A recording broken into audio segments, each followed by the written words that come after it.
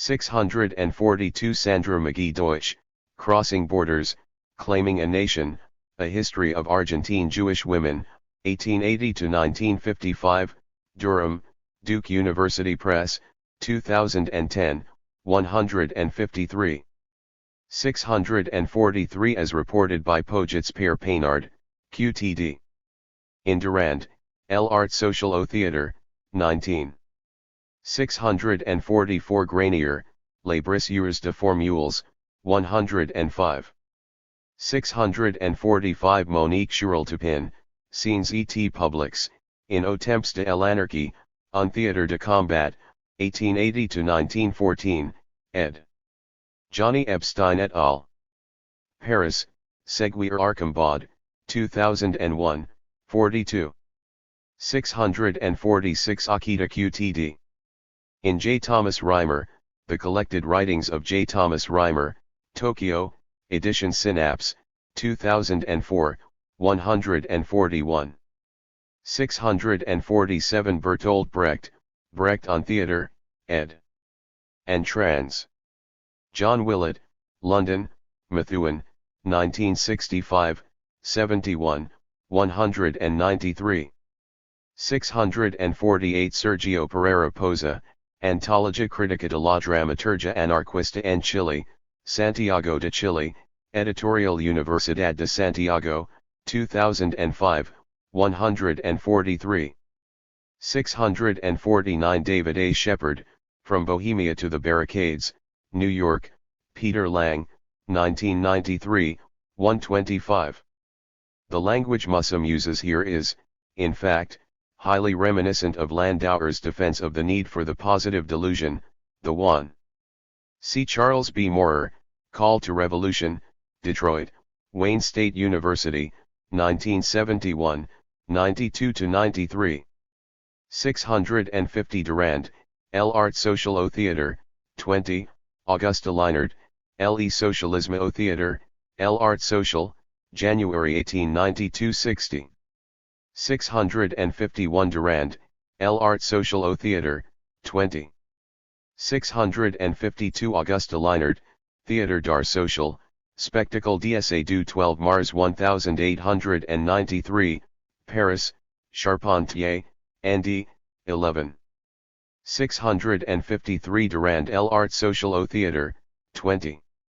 654 Brecht, Brecht on Theater, 71, Modifications Mine. 655 Thus, The Manifesto of the Theater and Camaraderie Initiative, Paris, 1907, optimistically proclaims that the theater has the advantage drawing to of our gatherings a greater crowd of people than any other mode of action can reach. Moreover, this expectation influences their repertorial choices. Obviously, we don't intend only to perform purely anarchist works. That has to be abandoned. Theater and Camaraderie, L'Anarchie 2.91 January 3, 1907, 4. 656 Ito Matsuo QTD. In Tshuden, Hirasawa Keishichi, 178, Tshuden, Ibid, 178. 657 Ibid 182. 658 Reimer, The Collected Writings, 141, Akita QTD. In Reimer, 141. See also Paul Avriche, Sacco and Vanzetti, The Anarchist Background, Princeton, New Jersey, Princeton University Press, 1991, 54-55, and Niccolo Balderi, El Attentato a Mussolini, Research DS/Confine 1.1, 2010 86-87 on the importance of the Filodrammatica in the Italian anarchist movement. 659 White, Anarchist Theatre in Paris, 105-106. 660 Antonia Fernandez, Evolution de la Propaganda, 73, Suriano, Paradoxes of Utopia, 108, 111. 661 Eva Galiskayo de Montoya, Pactos de Representación en un Teatro Militante, in de la Colonia o la Postmodernidad, eds. Peter Roster and Mario Rojas, Buenos Aires, edit. Galerna, 1992, 110 to 111. 662 FOS, Anarchistas, Libertarios, Actors, 190. 663 Valdeperes QTD. In Robert Marist, El Teeter durant la Guerra Civil Española, Barcelona, INST del Teeter, 1978, 295. 664 Alves de Lima and Teresa Vargas, Teatro Operario, 58.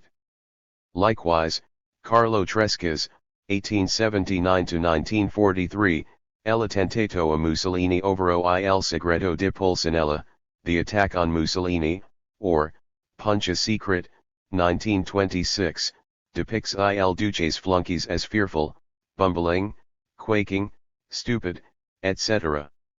Nunzio Pernicon, Carlo Tresca, Portrait of a Rebel New York, Palgrave Macmillan, 2005, 344–345. 665 Ito Matsuo and Ozanai Kaira QTD. In Tsudan, Hirasawa Keiichichi, 178. 666 Jacques Julliard, Autonomie ouvrière, Études sur le syndicalisme d'Action Direct, Paris, Gallimard, 1988, 49, Boal, Theatre of the Oppressed, 155, 122. 667 Granier, Les Brisures de Formules, 99. 668 Kenneth H. Brown, The Brig, A Concept for Theatre or Film, New York, Hill and Wang, 1965, 87. This is not to say that the anarchists embraced Piscator or vice versa, although they did cross paths. Eric Mussum was on the board of Piscator's theatre, which produced works by him, Judas and Staatsräson, 1928, and Ernst Toller, Hoppla, Wir Leben, 1925. I did not refuse Piscator my cooperation, grumbles Mussum, but the Piscator theatre is no proletarian theatre, proletarisk theatre, Final 2.1 October 1927, 23–24, trans. Chris Edmonston. 669 Gilliman QTD. In Eva Galiscayo de Montoya, Elementos para una teoría teatral libertaria, Latin American Theatre Review 21.1, Fall 1987–85. One may note that these are also virtues shared by the middle-class playwrights favored by anarchists, example Ibsen and Zola. 670 Galiscayo de Montoya, Pactos de Representation, 110–111. 671 Galiscayo de Montoya, Teatro y Folletines Libertarios Rio Platenses, 9. 672 Fernandez Cordero, Queremos Emanciparos, 8–9, Zavala, Colonialism and Culture, 135. Although it is never easy to be sure of the demographics of an sometimes clandestine global workers' movement, we can find some indirect evidence for this dual audience.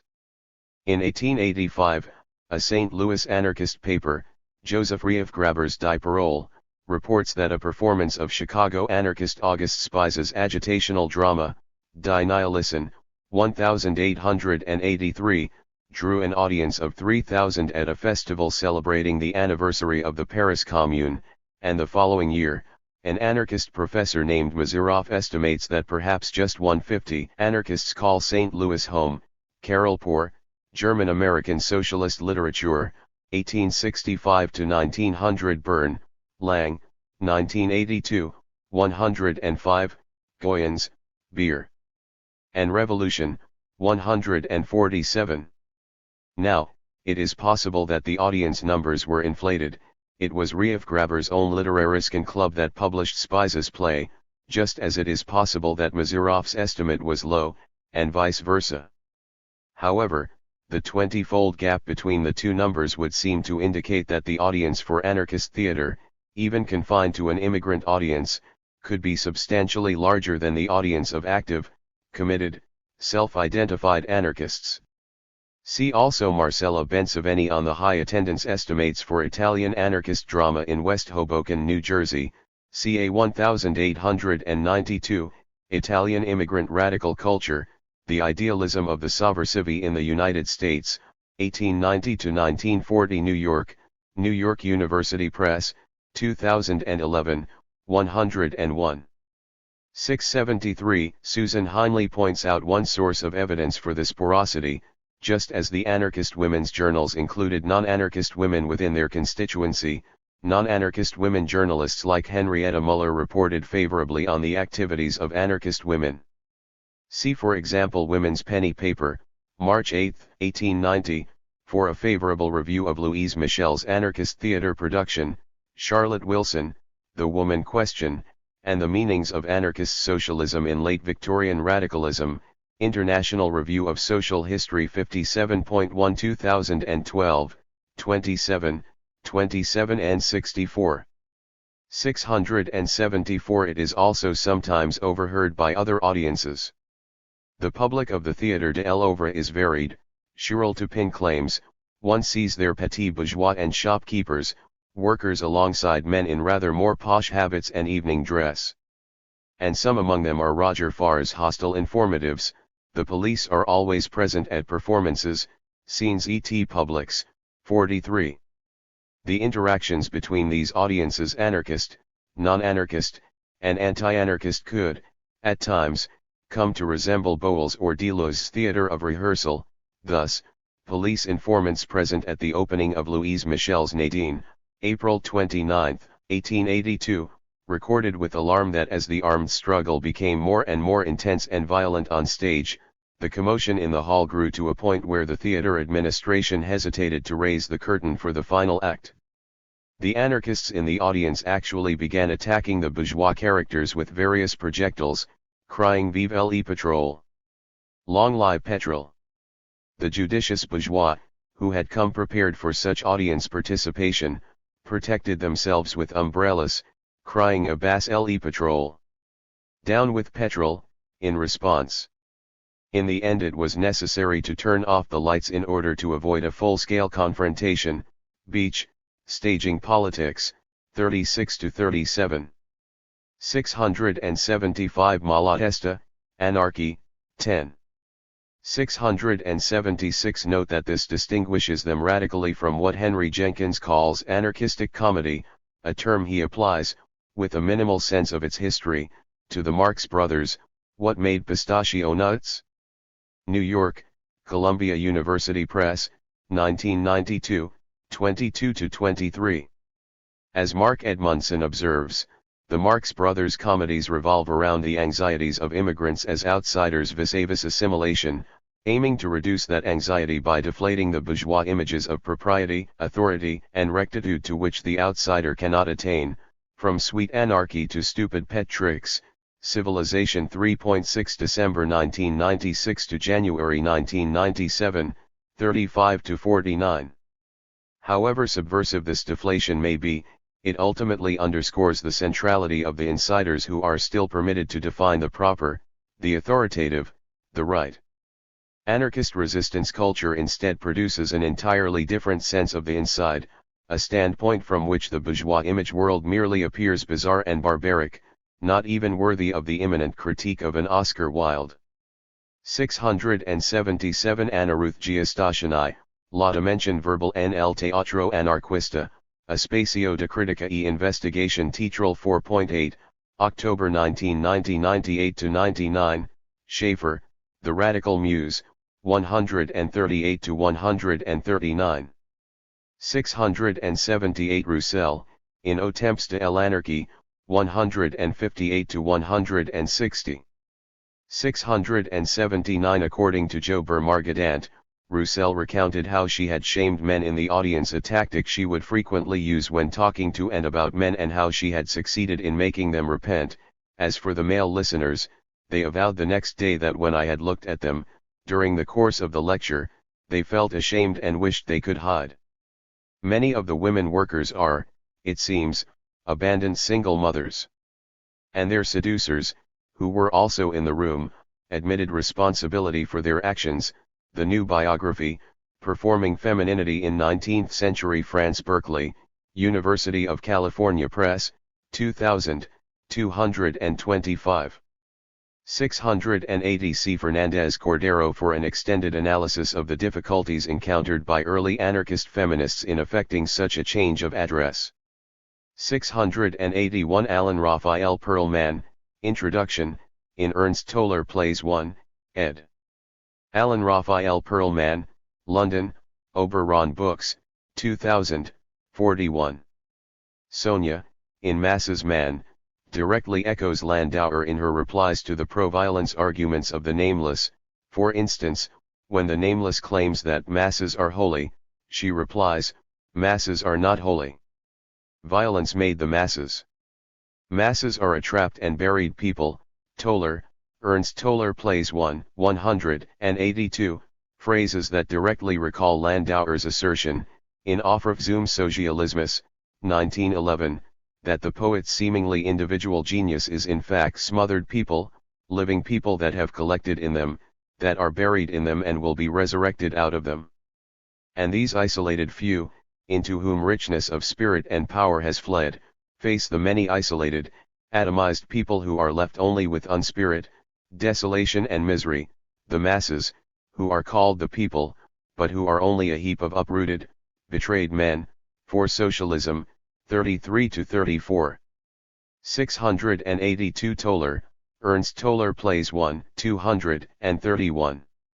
683. Giustatiani, La Dimension Verbal, 98, Galiskaio de Montoya, Pactos de Representation, 116. 684. Nelly Roussel, Par la Revolte, 4th edition, Paris, IMPLETA Cresson, 1905, 12-13. 685. Schaeffer, The Radical Muse, 138. 686. Again, in spite of the inevitable difficulties that surround any demographic studies of the anarchist movement, there is a considerable amount of anecdotal evidence favoring this assertion, and once again, this seems to have been true globally. Thus, in the U.S. context, circa 1880 to 1914, Goyens notes that the German anarchists' festivals and picnics were intended to draw women's attendance, often successfully, while around the same time in Buenos Aires, circa 1890 to 1910, Suriano estimates that a significant number of women, 1/3 of attendees, were present at such gatherings. Paradoxes of Utopia, 93. See, for instance, Goyens, Beer and Revolution, 147, 158, José Moya, Italians in Buenos Aires' Anarchist Movement in Women, Gender, and Transnational Lives, eds. Donna Argabasaya and Franca Iacovita, Toronto, University of Toronto Press, 2002, 205-206, Kerwin R. Schaeffer, Prostitutes, Bad Seeds, and Revolutionary Mothers in Cuban Anarchism, Studies in Latin American Popular Culture 18, 1999-8. At the same time, play production was strongly masculinized. The scarcity of women in what was principally a male environment, White remarks, led to frequent appeals for female volunteers to play the parts of mothers, wives, and sweethearts, and imposed still further restrictions on the choice of repertory. Anarchist Theatre in Paris, 106. One wonders, if anarchists had given more effort to theatre, and if, after the example of Nelly Roussel and the anarchist women's philodramaticos that sprung up here and there, more women had been involved in production, might not the movement have assumed a more genuinely feminist character? Would an anarchist movement equally of women and men, endowed with greater powers of social reproduction, have weathered the disruptions of the 20th century better? It may not be too late to ask such a question in practice. 687. Pereira Posa, Antologia Critica, 128. 688. Bakhtin, Problems of Dostoevsky's Poetics, trans. Carol Emerson, Minneapolis, University of Minnesota Press, 1984, 251, and the Dialogic Imagination, trans. Carol Emerson and Michael Holquist, Austin, University of Texas Press, 2006, 17, Pereira Poza, Antologia Critica, 129. 689 Rodolfo González Pacheco, Cartels, Buenos Aires, Ediciones Anarquía, 2009, 52, italics mine. 9. The Mirror Stage. To faithfully reproduce in a realistic manner all of this sad, gray existence is a kind of sadomasochism, declared members of the anarchist Compañía de Espectáculos Ibéricos, writing in the post-Franco-anarchist journal Bicicleta, 1977-1982, .690. This disastrously sterile reproduction of the real is a danger courted by novels of denunciation as bitter as Octave Mirbeau's, in which the bitterness threatens to spread, like an ink blot, to color everything. Nor is anarchism necessarily founded in this bitterness. Rather than comprising a sum total of antis, anti-capitalism, anti-clericalism, anti-statism, anti-militarism, anti-colonialism, etc., Coulson argues, anarchism can best be conceived as an affirmative force that breaks the chains of domination through revolt only in order to better affirm, in the very movement of rupture, another possibility, another composition of the world. 691. And so it is that anarchist fiction, on the model of Lazare's social art, seeks to evoke a sense of possible worlds worth fighting for, that is to say, to offer what Gooden aptly names hope and clarity. In his study of victim narratives, Gooden observes that the problem of hope, the forces of oppression and evil, must not be depicted as so trivial that they are not worth fighting, nor as so dreadful that they cannot be fought at all, is matched by an equally serious problem of clarity. On the one hand, unless the forces that oppress the victim are given a rationale and a logic of their own, they become simply mysterious, arbitrary, ill-delimited, producing a confusion, one form of which is Mirbeau's misanthropy. On the other hand, as Gooden puts it, as the presentation of antagonists becomes fuller, they almost inevitably turn into victims themselves and start to command sympathy.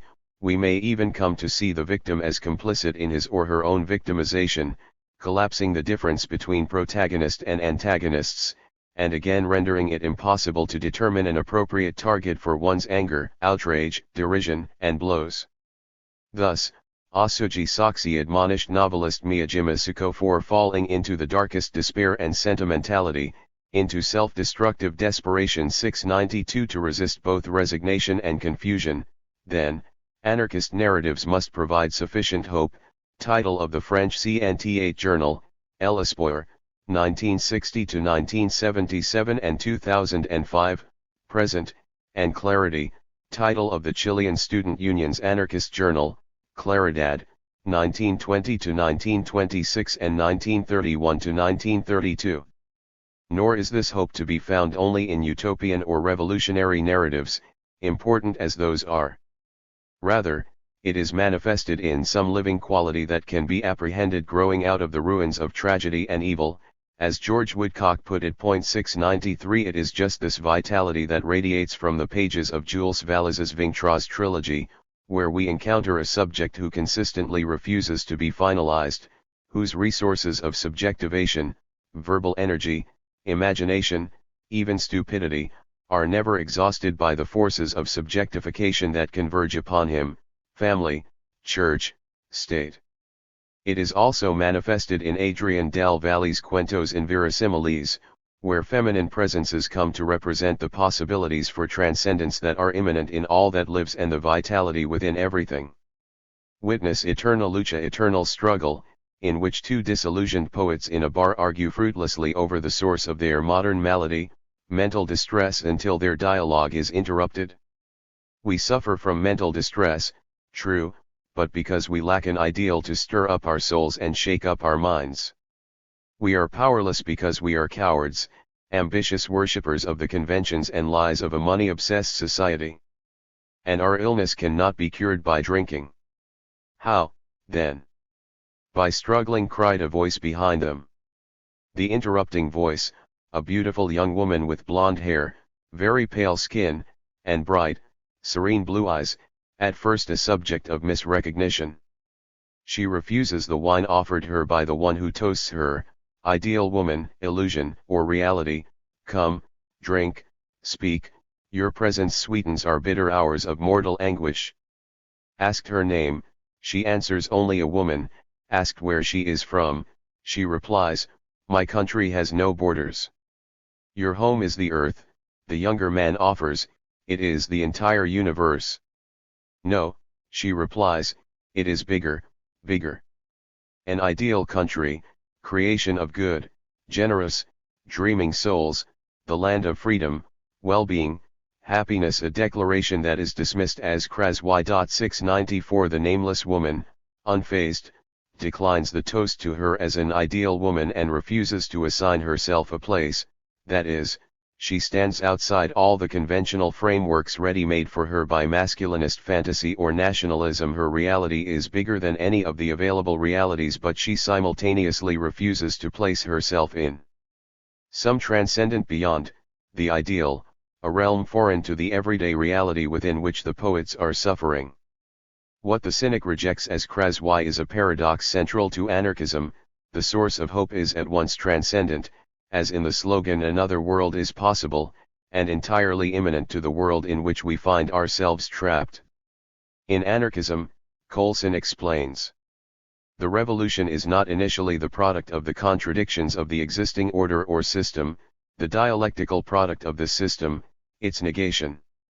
It is born from the outside of the system, from what this system does not manage to enclose, from the infinity of possibilities that this currently dominant system ignores, plunders, repels, and denies, potential forces that always haunt it with the fact that it is itself merely one possibility among an infinity of other possibilities.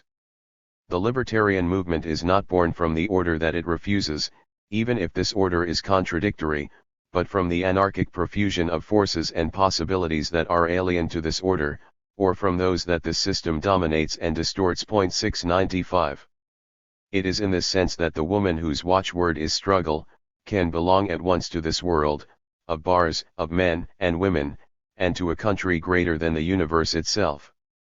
Instead of simply staging reality, then, an anarchist poetics aims, in the words of the manifesto issued by the Compañía de Espectáculos Ibéricos, to distill and refine the quintessence of what is distillable and refinable in reality, thereby showing a different view of it, full of magic, new sensations, surprises, sensuality, offering something that makes us vibrate anew, awakening our sensibilities.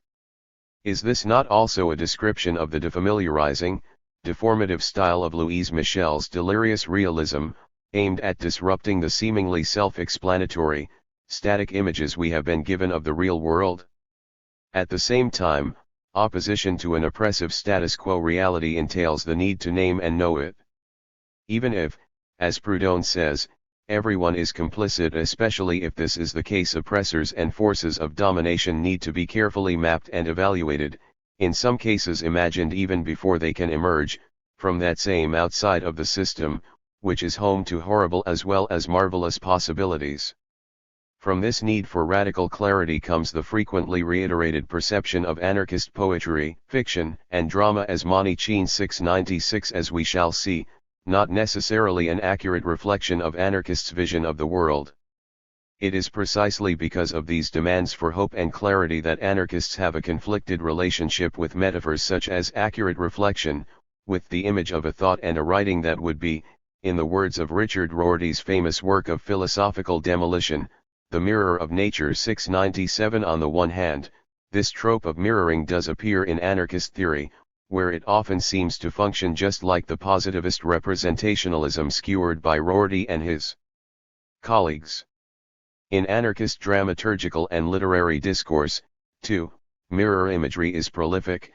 Emma Goldman praises modern drama for serving as the reflex, the mirror of life, and Voltairine de Cleyre speaks of literature, the mirror of man, while Rudolf Rocker claims that the artist's very ego is a kind of mirror in which is reflected the whole environment in which he or she lives and works. 698. On closer inspection, though, the trope turns in unexpected directions, thus, in Goldman's case, such literature, such drama, is at once the reflex and the inspiration of mankind in its eternal seeking for things higher and better.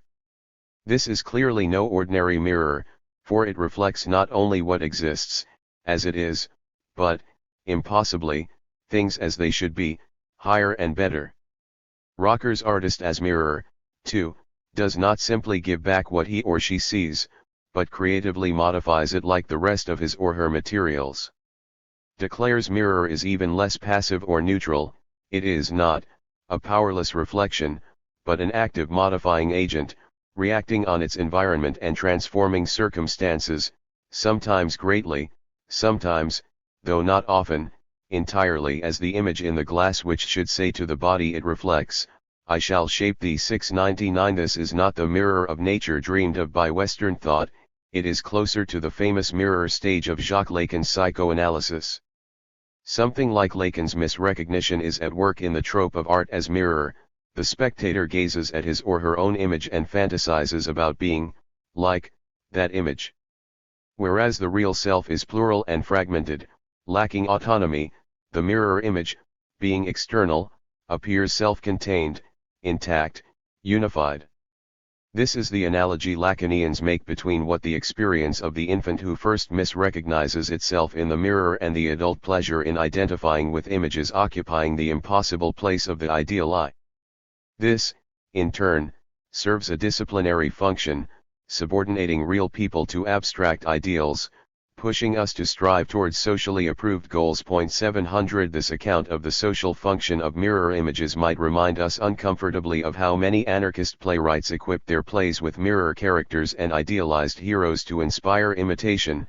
Indeed, it sounds similar to what the anarchist Max Baginski, 1864–1943, described as the social function of the old drama, which presented itself as a mirror of life intended to show the terrible consequences of uncontrolled human passion, and teach man to overcome himself, atone and make good. As the reflection of conventional social morality, an apparatus of chastisement and resignation. This kind of narrative mirror naturally produces docile subjects, not rebels. 701. However, rather than opting for a non-representational theater or a stage clear of personages espejos, Baginski praised the social dramas of playwrights like Gerhard Hauptmann for broadening the scope of dramatic reflection, violating the code of decorum governing what could be displayed on the stage. The new drama means reproduction of nature in all its phases. It rehabilitates the human body, establishes it in its proper place and dignity, and brings about the long-deferred reconciliation between the mind and the body, and stealing focus from the tragic hero of the privileged classical type, the persons of high position and standing who then fall from their heights, in favor of the neglected people, the ordinary man, the man of the masses and the whole social ensemble. 702 Likewise, Gustav Landauer lamented modern playwrights' tendency to produce family catastrophes instead of genuine social dramas. Modern pieces sometimes offer us too much interiority, he opined.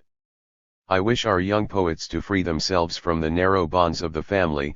I wish them to go into the street and to give themselves to the whole public, so that if the power of fate should nevertheless be at work, it will be not only in family catastrophes but also in the intervention of power, which is, after a well-known saying, the modern fate, i.e., politics and society. 703.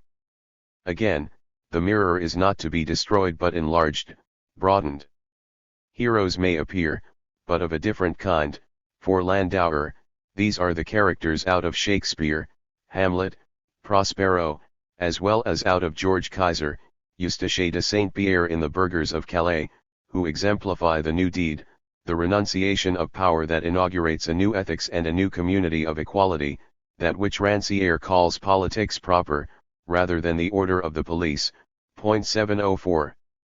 Without reducing this new community to a utopian blueprint, a static and finalized image, the anarchist stage nonetheless presents us, as Galili Shahar paraphrases Landauer, with the shape of the revolution, rendering revolutionary thought visible.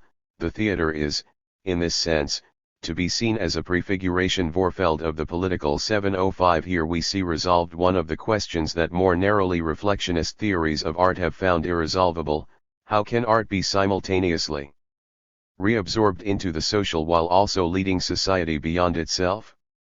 How can it become an agent of transcendence while remaining steadfastly immanent?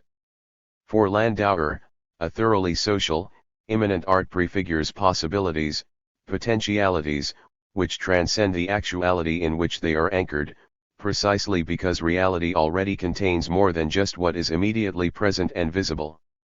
The goal, for Landauer as well as Baginski, is to prefigure reality in its plenitude, its irreducible heterogeneity, its messy and mutable truth. Anarchist narratives struggle against homogeneity and enclosure in so many ways, even against narrative closure as such. If the mark of the well-made play is its tight sense of closure, with all the loose ends of the plot tidily gathered up by the end, then the anarchist tradition of dramaturgy could perhaps be captured, on one end, by the single-act sketch or bozzetto as exemplified by works like Roussel's Par la Revolte and Capetillo's Influencia de las Ideas Modernas, and on the other end by Federico Urles's, aka Joan Montsony's, El Castillo Maldito, 1903–1904, a work of impossible theater. Impossible, as Eva Galiskayo de Montoya specifies, by virtue of its sheer size: 84 pages of script, more than 60 actors without counting extras, as well as by the violence of its protest. 706 Likewise, the implacable unity that marked the modern short story à la Poe and the rejection of the loose baggy plot by the modern novel à la Henry James can be contrasted to Felix Finian's flippant nouvelles introlignes, news/novels in 3 lines, which end almost before they begin, and to Louise Michel's sprawling, proliferating Les Microbes Humains, which threatens never to end. 707. Le Guin's work also resists ends and endings, the THOK, of the spear-shaped masculinist narrative, in favor of that baggy middle. I would go so far as to say that the natural, proper, fitting shape of the novel might be that of a sack, a bag. The means are the end, a slogan espoused by the protagonists of The Dispossessed, also holds true of the novel itself, with its circular structure, ending where it began. 708 Derek Jensen's Lives Less Valuable manifests an equally trenchant skepticism about beginnings, as Malia writes what would otherwise seem to be a classic expository letter to her ex-lover Anthony. You could say it started because one night I stayed downtown too late and got mugged coming home from work. Chance. Wrong place at the wrong time. But women are mugged and worse constantly, yet rarely does that lead to, what do I call it? Murder. Terrorism. Stupidity. Brilliance. One of the only sane things an environmentalist has ever done. So where do I start? My parents. The mugger's parents. Why don't I cut to the chase and go all the way back to Columbus landing in America and the Indians not slitting his throat? In any case, it's much too complicated. 709.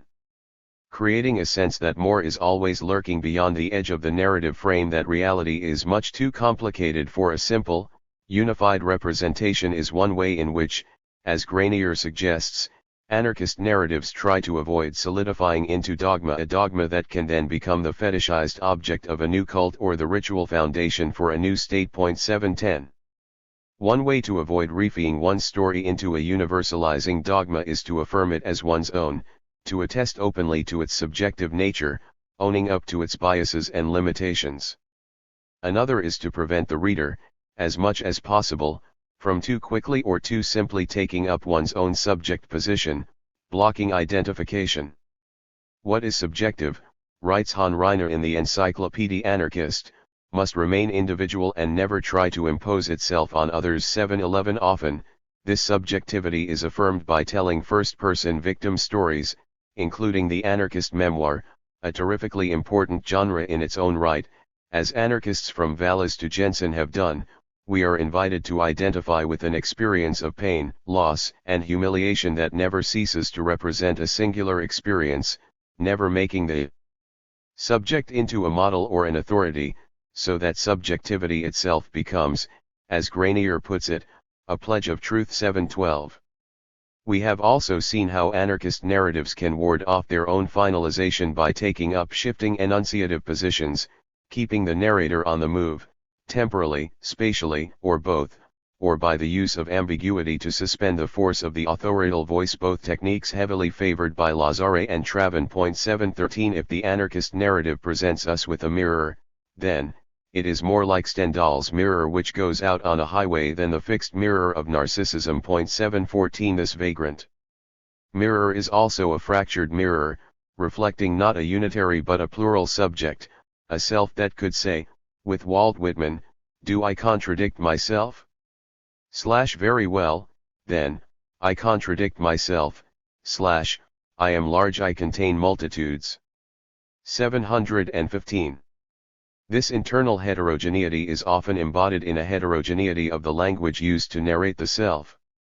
In a study of Jules Vallé's, for instance, Donald Bruce notes the coexistence of foreign discursive elements, example Latin and Greek expressions, revolutionary slogans, bourgeois platitudes, all juxtaposed uncomfortably within the split consciousness of a boycott between his bourgeois upbringing and education and the rebel desires arising from his body, refractory experiences his prejudices cannot assimilate, the radical currents he encounters and increasingly participates in. 716 This interweaving of different discourse types by juxtaposition or interdiscursive mixing can also be observed in Gilliland's The Free, where the narrative voice sometimes shifts unpredictably between discourses, each reflecting a distinct point of view. In the first version of the novel, this is especially notable in the chapter that is nominally focalized by Christo Riley. Riley, a one-time wheeler-dealer in the trade union, has been sidelined, first by massive deindustrialization and offshoring, leaving him with no more deals to cut, then by the rise of the free union and co-ops. It was Christo himself who negotiated the deal, whereby the co-ops took over the redundant Northwest Works and leased the plant there. He had lost credibility on that deal, for they had moved in and never paid a penny for rent or hire. Yet they had set up an apparently thriving business, repairing and adapting their fleet of alcohol-powered lorries, branching into factory and farm machinery repairs, scrap metal, and workshops of every description. It was economic nonsense, of course, yet they still expanded. Christo disliked them, this horde of new tinkers. The place had become a warren, whole families even lived there, amongst the great piles of scrap metal, wood, and tires. They took what was not theirs, and there was not sick place for the likes of Christo and their scheme. Yet their ideas caught rapidly. For Christo and the Union these last years had been a growing nightmare, as the screws tightened and his power faded away. The works had been his life, and bureaucratic infighting his breath. And now the Free Union, mushrooming suddenly within the works itself. Demanding the impossible, trebled wages. Refusing negotiation, building up to a strike, and putting enormous pressure on Christo to come up with the goods. Cowboys, extremists, Christo had determined to fight them all the way. 717. We oscillate between Christo's own point of view, concerned for his credibility, mourning the loss of his life, and contemptuous of the tinkers squatting the works, outraged by their impossible and extremist positions, their disregard for property rights, and a point of view identifiable with that of the free, contemptuous of the likes of Christo and their scheme, seeing his career as one of bureaucratic infighting, triumphant at the prospect of his power fading away. The phrase demanding the impossible occupies both registers at once. It is both a denunciation of anarchism from the perspective of bourgeois common sense and an old anarchist slogan, demand the impossible. What we are reading, then, is the discursive face of a shift in relations of force. Christo is caught up in a transition. By the end of the chapter, Christo finds himself giving in to his granddaughter and, humbled, joining the free. 718. A mirror maze is literature, writes Voltaire Declare, wherein man sees all faces of himself, lengthened here, widened there, distorted in another place, restored again to due proportion, with every possible expression on his face, from abjectness to heroic daring, from starting terror to icy courage, from love to hate and back again to worship, from the almost sublime down to the altogether grotesque, now giant, now dwarf, but always with one persistent character, his superb curiosity to see himself. 719. It is easy to miss what is distinctive about anarchists' writing. The resort to commonplace genres often masks unexpected uses of those forms. Here, de Clere's use of the trope of reflection masks a less than commonplace epistemology, a way of thinking of the relations between reality and ideas, self and non-self, plurality and singularity, the changing and the persisting, that is nowhere better embodied than in the stories anarchists tell about themselves and their world. 690 Compañía de Espectáculos Ibéricos, del Teatro a la Anarquía, Bicicleta 1.8, September 1978-77. 691 Coulson, Petit Lexique, 33. 692 Asuji Saksi, Mouvement ouvrier et littérature ouvrière, the workers' movement and workers' literature, trans. Jean-Jacques Tchudin, Ebisu 28.28, 2002 164.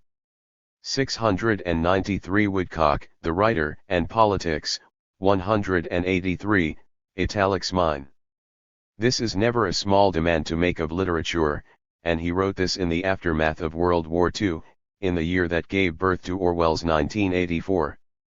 694 Del Valle, Cuentos Inverosimiles, 105 to 106. 695 Coulson, Petit Lexique, 24 to 25. 696 Galascayo de Montoya, Pactos de Representación, 111. See also, for instance, Suriano, Paradoxes of Utopia, 109, Litvak, El Cuento Anarquista, 54, Granier, Les Brisures de Formules, 120, 237, Salon, Romancero Libertario, 26, Lucien Domergue and Marie Lafranc, à propos de contes anarchistes, in Federico Urls, Cuentos de Amor y Otros Cuentos Anarquistas en la Revista Blanca 1898-1905, Toulouse, Presses Universitaires du Mirail, 2003, 242, 254. 697 Richard Rorty, Philosophy and the Mirror of Nature, Princeton, New Jersey, Princeton University Press, 2009, 170. 698 Emma Goldman, The Social Significance of the Modern Drama, Boston, R.G. Badger, 1914, 3, Rudolph Rocker, Nationalism and Culture, trans. Ray E. Chase, New York, Covasai Fried, 1937, 474, de Clare, Selected Works, 359. 699 Goldman, Social Significance, 6, Rocker, Nationalism and Culture, 474, de Clare, Selected Works, 83, 80. 700 Jacques Lacan, Écrits, the first complete collection in English, trans. Bruce Fink, New York, W. W. Norton & Co., 2006, 76, Bruce Fink, A Clinical Introduction to Lacanian Psychoanalysis, Cambridge, Ma, Harvard University Press, 1999, 87-88. 701 Max Baginski, The Old and the New Drama, Mother Earth 1.2, April 1906 36. 702 Ibid, 38-39. 703 Gustav Landauer, Zeit und Geist, München, Bohr, 1997, 21, 23. 704 Landauer, Shakespeare, 254, Galili Shahar, Theatrum Judaicum, Bielefeld, Aesthesis Verlag, 2007, 107. 705 Jacobi, Picture Imperfect, 14, Shahar, Theatrum Judaicum, 107. 706 Marie Lafranc, El Castillo Maldito, Urals Etle Theater, in Federico Urls, El Castillo Maldito, Toulouse, Presses Universitaires du Mirail, 1992, 113. 707 Brander Matthews, The Short Story, Specimens Illustrating Its Development, New York, American Book Co., 1907, 24, Henry James, The Tragic Muse, London, Charles Scribner's Sons, 1908, 1.x. 708 L. Egan, Dancing at the Edge of the World, Thoughts on Words, Women, Places, New York, Grove Press, 1989, 168, The Dispossessed, 144. 709 Derek Jensen, Lives Less Valuable, a Novel, Oakland CA, PM Press, 2010, 5-6. 710 Granier, Les Brisures de Formules, 65. 711 Ibid, 335, Reiner, Subjective, Subjectivisme, Subjektiviteit, Encyclopédie Anarchist, 2673-2674. 712 Granier, Les Brisures de Formules, 227. 713 Donald Bruce, Translating the Commune, Cultural Politics and the Historical Specificity of the Anarchist Text, TTR, Traduction, Terminology, Redaction 7.1, 1994-71. 714 Stendhal, The Red and the Black, A Chronicle of 1830, trans. Horace Barnett Samuel, London, K. Paul, Trench, Trubner & Co., 1922, 366. 715 Walt Whitman, Leaves of Grass, Philadelphia PA, David McKay, 1900, 51. 716 Bruce, Translating the Commune, 68. 717 Gilliland, The Free, 3rd ed., 55-56, italics mine. 718 Ibid, 61. 719 Declare, Selected Works, 380. Part 4, Breaking the Frame, Anarchist Images. In the theater or at the cinema or even watching TV, because the frame or the proscenium arch is always the same, you usually block it out. You don't notice it, and you get sucked into the picture that much more quickly. Dave Gibbons, Pebbles in a Landscape. We believe in the hegemony of the image, in the visual preponderance of our time. Alfonso Longue, El Cinema y la Realidad Social. We're the smashers of images.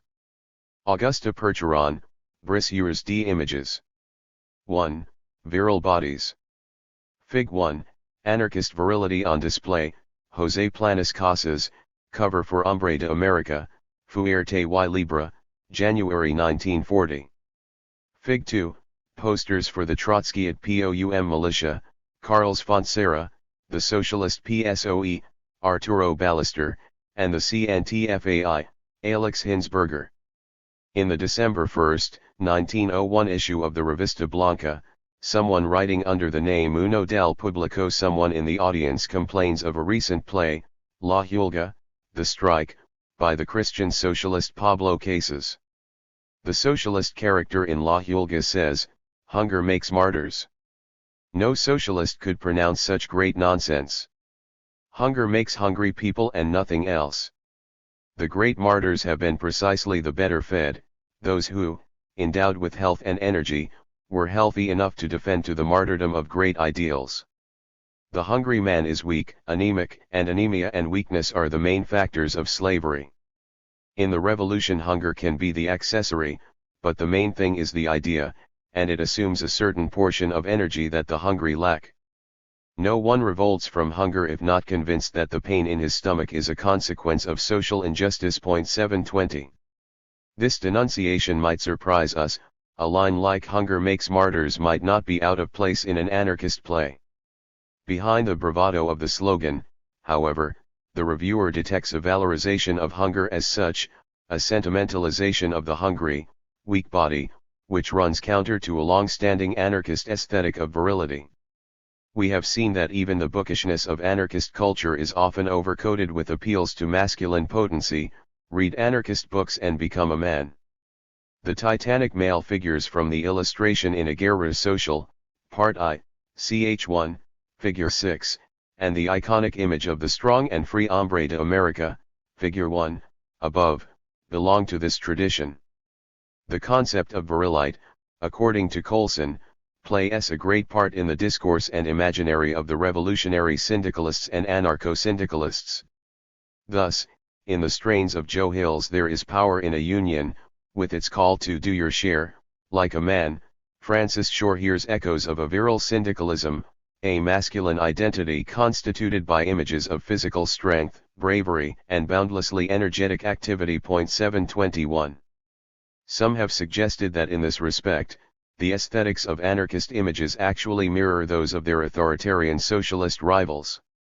In his study of the culture of work in the Spanish Civil War, Michael Seidman notes the predilection shared by anarcho-syndicalists and Stalinists alike for productivist images of resolute, virile, block-shouldered workers never tired, hungry, or ill, and indistinguishable except by their implements and positions marching in unison toward a radiant future. 722 Both movements, at least in the 1930s, employed persuasive and coercive images that were designed to convince workers to work harder, and they reflected shared values, namely a glorification of labor, and the vision of the worker as producer. Figure 2, 723 Liberation, seen through this optic, does not consist in the unification of art with life, a diffusion of aesthetic sensuality into the experience of the everyday. Instead, it is located at the point of production, at the workplace. This history of workplace utopianism, with its combination of productivist and masculinist themes, runs from the patriarchal Proudhon, who warns that the feminine energies of art should be subordinated to the virile faculties of reason and labor, to CNT filmmaker Mateo Santos, who expresses a concern that Spanish cinema not be allowed to degenerate into a female cinema cine hembra. What we need here is a masculine cinema cine macho, strong, vigorous, with impudence. 724 Likewise, writing from the humiliation of defeat and exile, Felipe Alaiz advocates a style of writing that is close to the clear language of the people by contrasting it with the abnormal and extravagant excesses of avant-garde writers such as André Gide, by explicitly identifying the latter with French homosexuality and the former with a virile Spain. 725 Nor is this necessarily a dead tradition. A flyer produced during the May-June 68 events in France featured a detorn photograph of a semi-nude model, flat on her back, in whose mouth have been inserted words declaring her disdain for the little prick s from the reformist and institutionalized left-wing factions. These turds bore me stiff. But tonight it's going to be different. Some comrades from the Council for Maintaining the Occupations are going to come and fuck me violently. Judging by their practice, their theories must be truly radical. 726 Such emphatic advertisements of sexism, as if literalizing Stokely Carmichael's quip that the position for women in the movement was prone. 727, have become rarer anywhere on the radical left, let alone among anarchists. However, invocations of virility have not vanished from anarchism. Laura Montesinos Coleman and Serena A. Bassi note the persistence, within the British anarchist movement circa 2011, although this is certainly also true of the North American scene as well, of anarchist action man, the idealized image of the anarchist, enshrined in countless YouTube videos, as enacting physical and confrontational gestures, based on the destruction of a small, symbolic aspect of the existing order, the system-smashing nature of the actions, the focus on the individual, and the clear affinity of direct action with war and its rhetoric, recalls an image that dominates the modern Western imagery, that of the epic hero, single-handedly fighting against enemy forces for the triumph of good over evil. 728 In short, the iconography of contemporary riot porn, photographs and video of direct actions, centers around an ideal male body that is typically young, white, non-disabled, and dressed in a veritable anti-uniform comprised of mixed elements from confrontational subcultures, punk, hippie, Rastafarian, etc. 729 Virile anarchism, it would seem, is still alive. Fig. 3, frontispiece of Adrian del Valle's Cuentos Inverosimiles, 1903. Fig. 4, La Revolución, illustration from La Huelga General, January 25, 1903. However, the gender and sexual coding of this iconography may not always be as straightforward as it seems. Coulson insists that traditional anarchist conceptions of virility were synonymous with affirmation and force, and thus with a power common to all collective beings.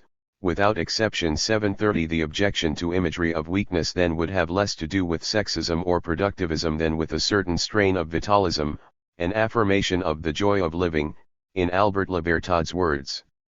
The ideological heritage of these celebrations of strength and vitality, and, conversely, denigrations of weakness, can be traced not only to Proudhon's theories of collective being and the origin of ideas in practice, a kind of labor pragmatism avant la lettre, but to thinkers standing outside the anarchist tradition who nevertheless influenced it deeply, such as Nietzsche and Bergson. 731 It owes a special debt to J. M. Guyot, author of an Esquisse d'une morale sans obligation ni sanction, a sketch of morality without obligation or sanction, 1884, to which Nietzsche and Kropotkin alike gave close attention.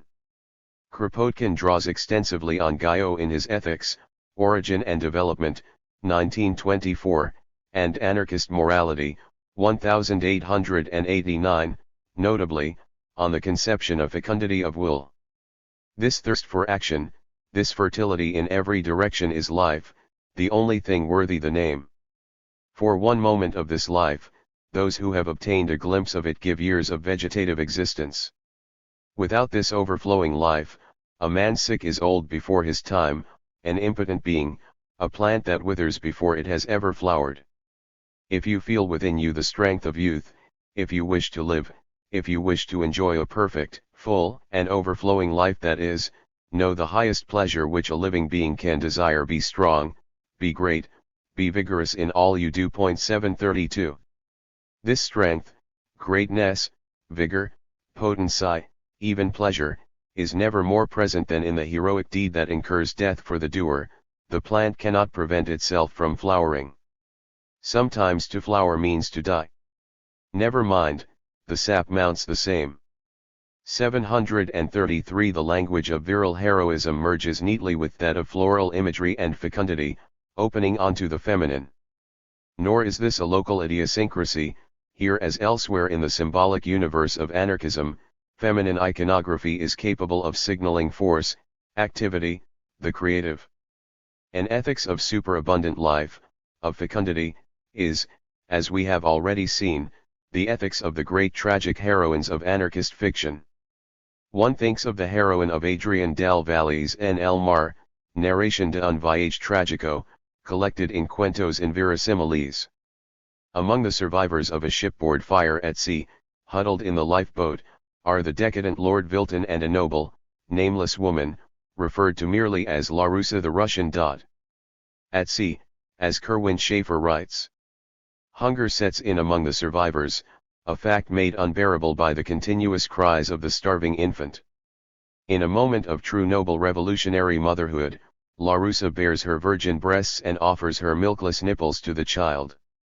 In contrast, Lord Vilton is so hungry that he pays a sailor £5,000 sterling so that Vilton can make a gash in the sailor's arm and suck the sailor's blood. After 3 days at sea, the baby dies from hunger and dehydration. Lord Vilton tries to wrestle the infant from Larusa's hands in order to eat it. In the ensuing struggle, Larusa throws Vilton's suitcase full of money into the sea, shouting, "Get it? Buy some shark's blood with it?" Then someone hits Vilton over the head and dumps him into the sea. Upon being rescued some time later, Larusa is still holding the little corpse. 734. Despite her appellation, something less than a private name, Larusa does not stand for Russians generally, as she clarifies to the narrator. When he compliments her choice of reading Tolstoy's Resurrection, the Russian soul, hungry for love and freedom, vibrates in its pages. She rejects the flattery this entails. No, no, the human soul, she replied fervently. In Russia, my poor Russia, there is only a small part of the human soul. 735 Refusing a national identity as well as a private name, she becomes an allegorical figure, like the frontispiece to Cuentos Inverosimiles, figure 3, carrier of a force of signification greater than death itself. Fig 5a, illustration from Cohn, Zeitschrift für Menschlichkeit, February 15, 1919. Fig 5b, illustration from La Tramontana, January 20, 1888. Fig 6, cover of Xing/La Nova Tempage, The New Era, June 27, 1908. Images of such women populate great swaths of the anarchist imaginary, their nude or draped bodies radiating power, at times in a manner strikingly parallel to their masculine counterparts.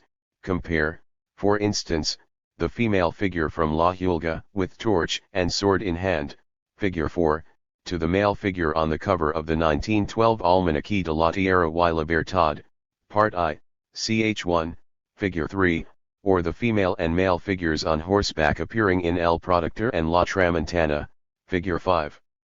In these neoclassical settings, both nudity and drapery, like the suppression of personal and national identity, tend to elegize the body, to render it more universal and ideal, rather than rendering it up for the visual pleasure of heterosexual male viewers. As a perpetual motif of anarchist visual culture, then, we encounter these figures of men and especially of women in gestures that convey both capacitation. They shatter chains, trample columns and cannon barrels, smash time clocks, topple the statues of gods and masters, figures 5 and 6, and, at the same time, emanate a kind of joy, a sensuousness, a pleasure in their own forms. It is not to be forgotten, in this connection, that a significant strand of the anarchist movement, primarily among the younger militants and the minority individualist tendencies, embraced nudism as part of its libertarian culture. 736 Whereas some forms of nudist ideology constructed the naked body as ascetically, asexually pure and understandable defense against the conservative criticism to which they were subjected, anarchists embraced a revolutionary nudism, as it was dubbed by the French individualist anarchist E. Armand, aka Ernest Lucien Jouin, 1872–1963, which did not care to completely desexualize the experience of public nudity. The detractors of nudism, moralists or hygienists, conservatives of the state or church, maintain that the sight of the naked, the relation between nudists of both sexes, arouses erotic desire. Contrary to what most nudist theoreticians argue, we do not deny it, but say that the erotic exaltation generated by nudist accomplishments, if it exists, is pure, natural, instinctive, and cannot be compared with the fictitious excitement produced by the half-naked, the gallant deshabille, and all the dressing table artifices. 737. At the same time, anarchist nudism was constructed as an ethical practice, a proving ground for the new, egalitarian sexual morality advocated by anarchists in general.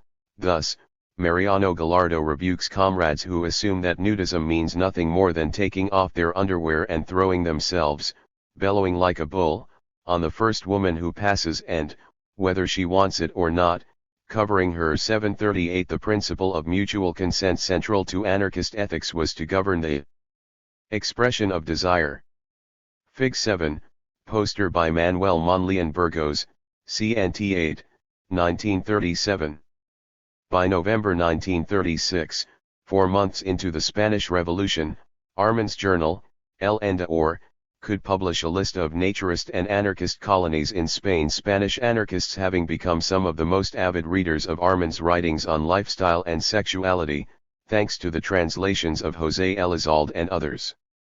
As in France, which was home to a number of libertarian colonies or milieux libres, free environments, nudist camps, and naturist communities, the Spanish settlements combined a variety of alternative lifestyle elements, from diet to dress, reminiscent of J. William Lloyd's fantasy of Vale Sunrise and a prologue to the communes that would emerge from the counterculture of the 1960s.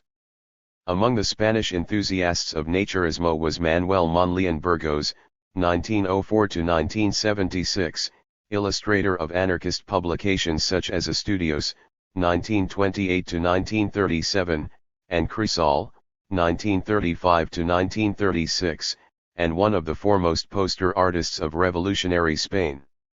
In his work, which he also gave to radical naturist publications such as Helios, 1916–1939, the nude body, male and female, is prominently displayed, always charged with desire and power, breaking bonds and smiting symbols of oppression, chains, snakes, swastikas. Their nudity is at once radical enough to be just a step away from the onstage nudity of the Living Theatre's Paradise Now, 1969, and classical enough to retain ancient Greek standards of beauty. There is no room, among these bodies, for the balding, beaky physique of a Julian Beck. Anarchist images of nude and semi-nude male bodies are also often sensual/sexual, invested with desire, even homoerotic desire.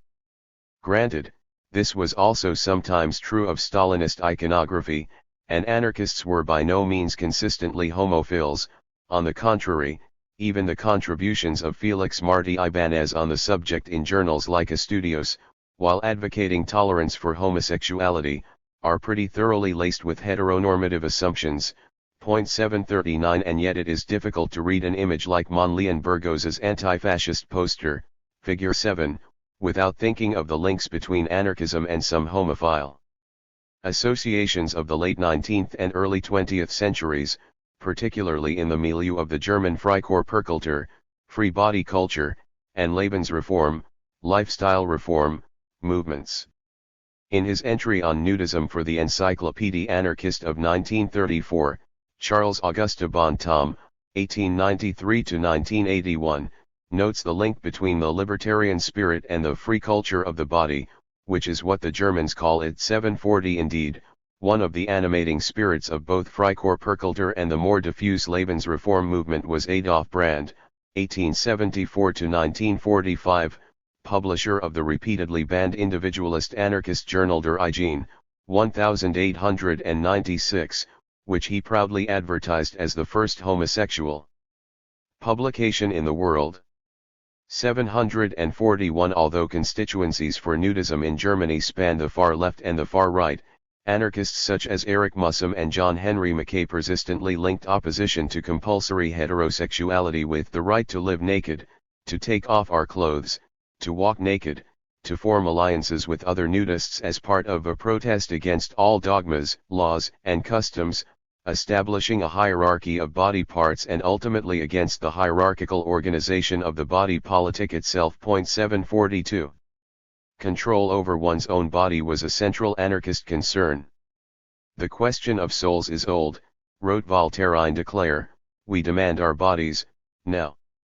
Your body is your own, ton corps est à toi, the title of a novel by Victor Margaret, 1927, became an anarchist slogan, repeated in the titles of pamphlets, articles, and lectures, synonymous with the fight for conscious maternity, birth control, free love, anti-militarism, and self-determination. 743 Even the German anarcho-syndicalist Free Arbeiter Union Deutschlands, FAUD, enlisted in the fight, with the Verlag der Syndikalist, 1919–1933, publishing works like Sexologist Wilhelm Schoffer's Das Recht auf den eigenen Körper, The Right to One's Own Body, 1926. Sovereignty over one's body was asserted, in turn, by a variety of corporeal practices, by turns hedonistic and ascetic, nudism and free love, to be sure, but also gymnastics, therapeutic air and sunbaths, the refusal of meat, alcohol, and tobacco. These elements of discipline, therapy, and refusal are never conceived as a chastisement of the recalcitrant, deviant, or impure body on behalf of a governing soul, but as intensifications of embodiment. 744 In this way, anarchists practiced what Michel Foucault calls after the Greek ascesis, or the practice of the self by the self, of the self on the self, whereas in Christianity asceticism always refers to a certain renunciation of the self. Stoic ascesis means not renunciation but the progressive consideration of self, or mastery over oneself. 745. The common ideological thread binding together these many varieties of libertarian body culture is, in the first place, a belief that discipline exercised over the body from the outside, example sexual repression, compulsory clothing, compulsory heterosexuality, is physically as well as psychologically unhealthy. On a symbolic register, this anarchist ascesis expressed itself in a political vision of the naked body, male and female, as both a sign and a source of strength and vitality. Stills from Cohn de Firas, clockwise from top left. Fig 8, time is out of joint. Fig 9, Picatost and Pablo in town, with Milichanos in the background. Fig 10, Lioness, dancer, and domador. Fig 11, Mark hits Marlene. Fig 12, Marlene dances with Pablo. Fig 13, Marlene, Perigordo, Pablo, and Picatost as new family. We can see an anarchist politics of the body at work in one of the great lost films of revolutionary Spain, Cohn de Firas, directed by Armand Guerra, aka José María Estíbaliz Calvo, 1886–1939, former collaborator in the Cinéma du Peuple cooperative in Paris, which began filming mere days before the outbreak of the July 19th revolution, figures 8–13, point 746. The plot of Cohn de Firas, a title which can be translated as savage flesh, but also as meat for the beasts, turns around the failure of possessive marriages and patriarchal families, on the one hand, and the construction of an alternative family based on generosity and respect, on the other. The events of the story are precipitated by an orphaned boy named Perigorda, a gutter rat, whose name means fat dog. When he is teased about this cheap name, Perigorda replies, matter-of-factly, maybe my life isn't worth more. One day, Perigorda falls into the pond in the park and nearly drowns but is saved by Pablo. Pablo, a prize fighter, is upbraided by his wife, Aurora, for jumping to the rescue of a mere street urchin. A heart of gold, exults Pablo's friend and trainer, Picatost. Aurora is not impressed. A nice mess you've made of your suit, she sniffs. A ruined suit can be replaced by another, he retorts. A lost life has no substitute. How can you let your woman treat you like that? Picatost scoffs. The first woman who treated me like that. I'd KO her for a whole season. Pablo demurs. He is already coming unglued from a culture in which love is paired with brutality. Aurora's emotional stinginess, we can see, is a displacement of her frustrated love for another man, Antonio, and her guilt over cheating on a husband who idolizes her. Events come to a head when Pablo, missing a train in downtown Madrid, comes home early to find Aurora and Antonio together. And why does he miss the train? Cross-cutting reveals, his watch is no longer in sync with the time kept by the clock in the square, figure 8. It stopped when he jumped in the pond to save Perigorda.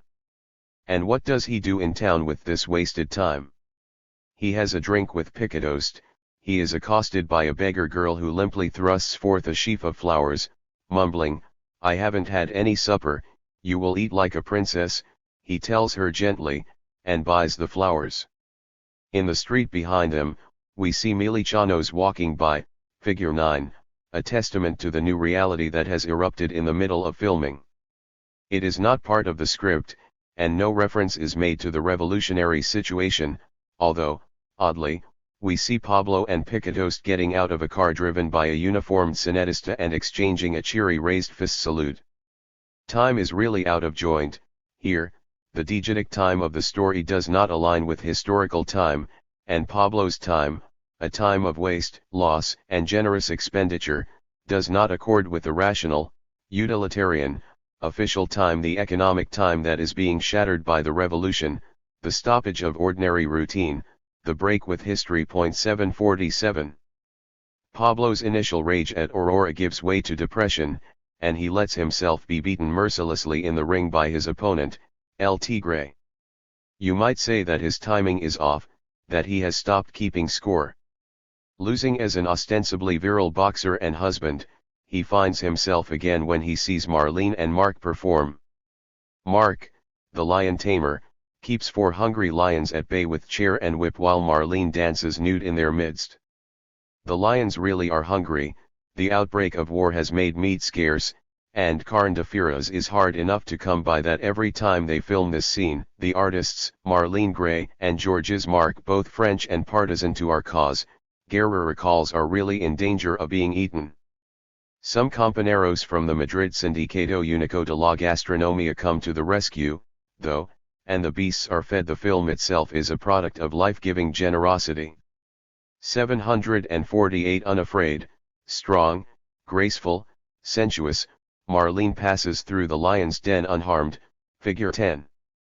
Fig 14, cartoon from the Almanaque de Tierra y Libertad para 1911, titled Anarchist Critique of Bourgeois Aesthetics, Artistico-Bourgeois Sensualism, or Art as Appetize, image courtesy of Rare Books and Special Collections, McGill University Library.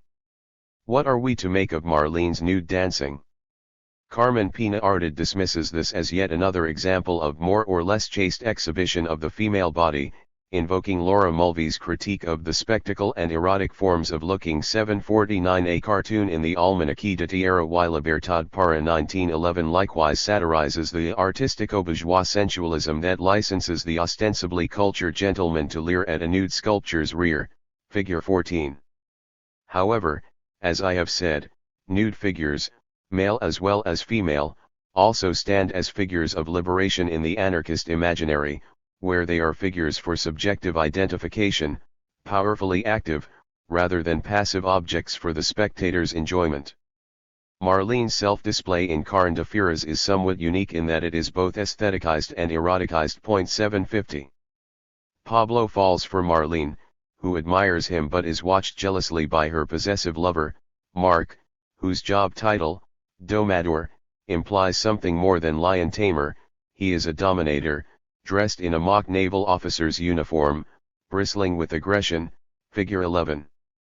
Of course they will end up together, figures 12 and 13. Carne de Feras follows the narrative logic of the Hollywood film, for which, as Mateo Santos writes, the formula for commercial success is nearly as precise as a chemistry or math: such a dose, or such a percentage, of emotion, such and such an amount of conventionalism, X doses, or even X hundred, of eroticism, etc., etc. However, Guerra's film does not obey the limitations of Hollywood commercialism, which dictate a happy outcome, with the obligatory moral that virtue is rewarded in the end, and that bad deeds never go unpunished. In other words, that in the plot there is to be no place for any theory which conflicts with the general moral norms governing in the countries where the bank, the church, or the army rules. 751 On the contrary, the romantic problems of Guerra's film play out in miniature: the problems of overcoming a society structured by the bank, the church, and the army, and the poverty they superintend. If all Spaniards did as we, Pablo reflects wistfully, there would be no more children of the gutter. At the same time, Carne de Feras avoids the trap of the social realist films that discourage and alienate audiences in the attempt to proselytize them. 752 Indeed, apart from the nudity, transgressive even by the standards of pre-Hays Code cinema, Guerra's filmmaking resembles that of Charlie Chaplin, of whom we shall hear more, in its linkage of a romantic plot to an ethic of generosity, a certain will to innocence, and a vaudevillian structure, with interludes of song and dance. Like Chaplin, like commercial cinema, it gives audiences something they want: pleasure, fantasy, escape, transcendence of the actual. But it does so in the act of making something that is possible visible, and using this possibility to critique the actual. Moreover, it does this in a way that is at once popular, working at the level of explicit statement, so that it cannot be easily recuperated for conservative interpretations, and subtle, working through implicit identifications of images and ideas via juxtaposition and association, particularly through the strategic use of dissolves and match cuts. It does not hide its politics, but it also expresses them through a series of associations, what Proudhon might have called the serial dialectic of film. Marlene's beautiful body is serrated not only with the feminine and the erotic but also with the lion's, with fierceness, with a power that is barely held within restraint. Mark's whip, his cap and buttons, his scowl, his possessiveness, form another series with the court, the law, punitive violence, fear, miserliness. Pablo's losing a watch, losing a match, and losing a wife are serrated with his saving a life, giving a gift, and falling in love. Ultimately, Pablo, Marlene, Perigorda, and Picatost are made to form a single series, figure 13. Carne de Feiras plays out this dialectic, transforming rather than merely reinforcing the meanings of things.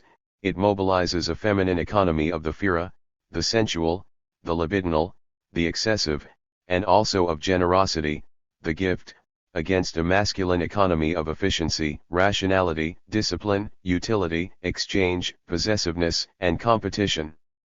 Not a bad example, perhaps, of an egalitarian vision of superabundant life, if not of another kind of virile body.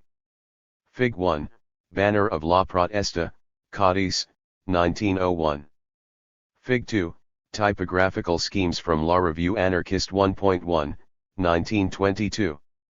Fig. 3, Seamless integration of words and pictures, Der Syndicalist, 1927. 721 del Público, en el Teatro Martín, La Revista Blanca 4.83, December 1, 1901 340.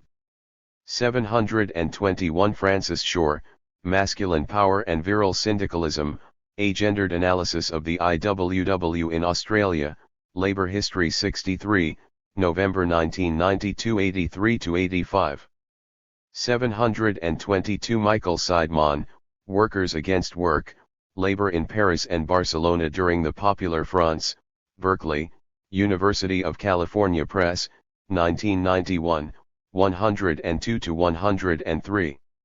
723 Ibid, 105. 724 Ibid, 311-312, Proudhon QTD. In Paul B. Crapo, The Anarchist as Critic, Michigan Academician 13.4, Spring 1981 462-463, Translation mine, Proudhon, De la Justice dans la Révolution et dans l'Église, Paris, Lacroix, 1868, 4.216, Santos QTD in Jeffrey B. Pingree, Modern Anxiety and Documentary Cinema in Republican Spain, Visualizing Spanish Modernity, ed. Susan Larson, Oxford, Berg, 2005, 306.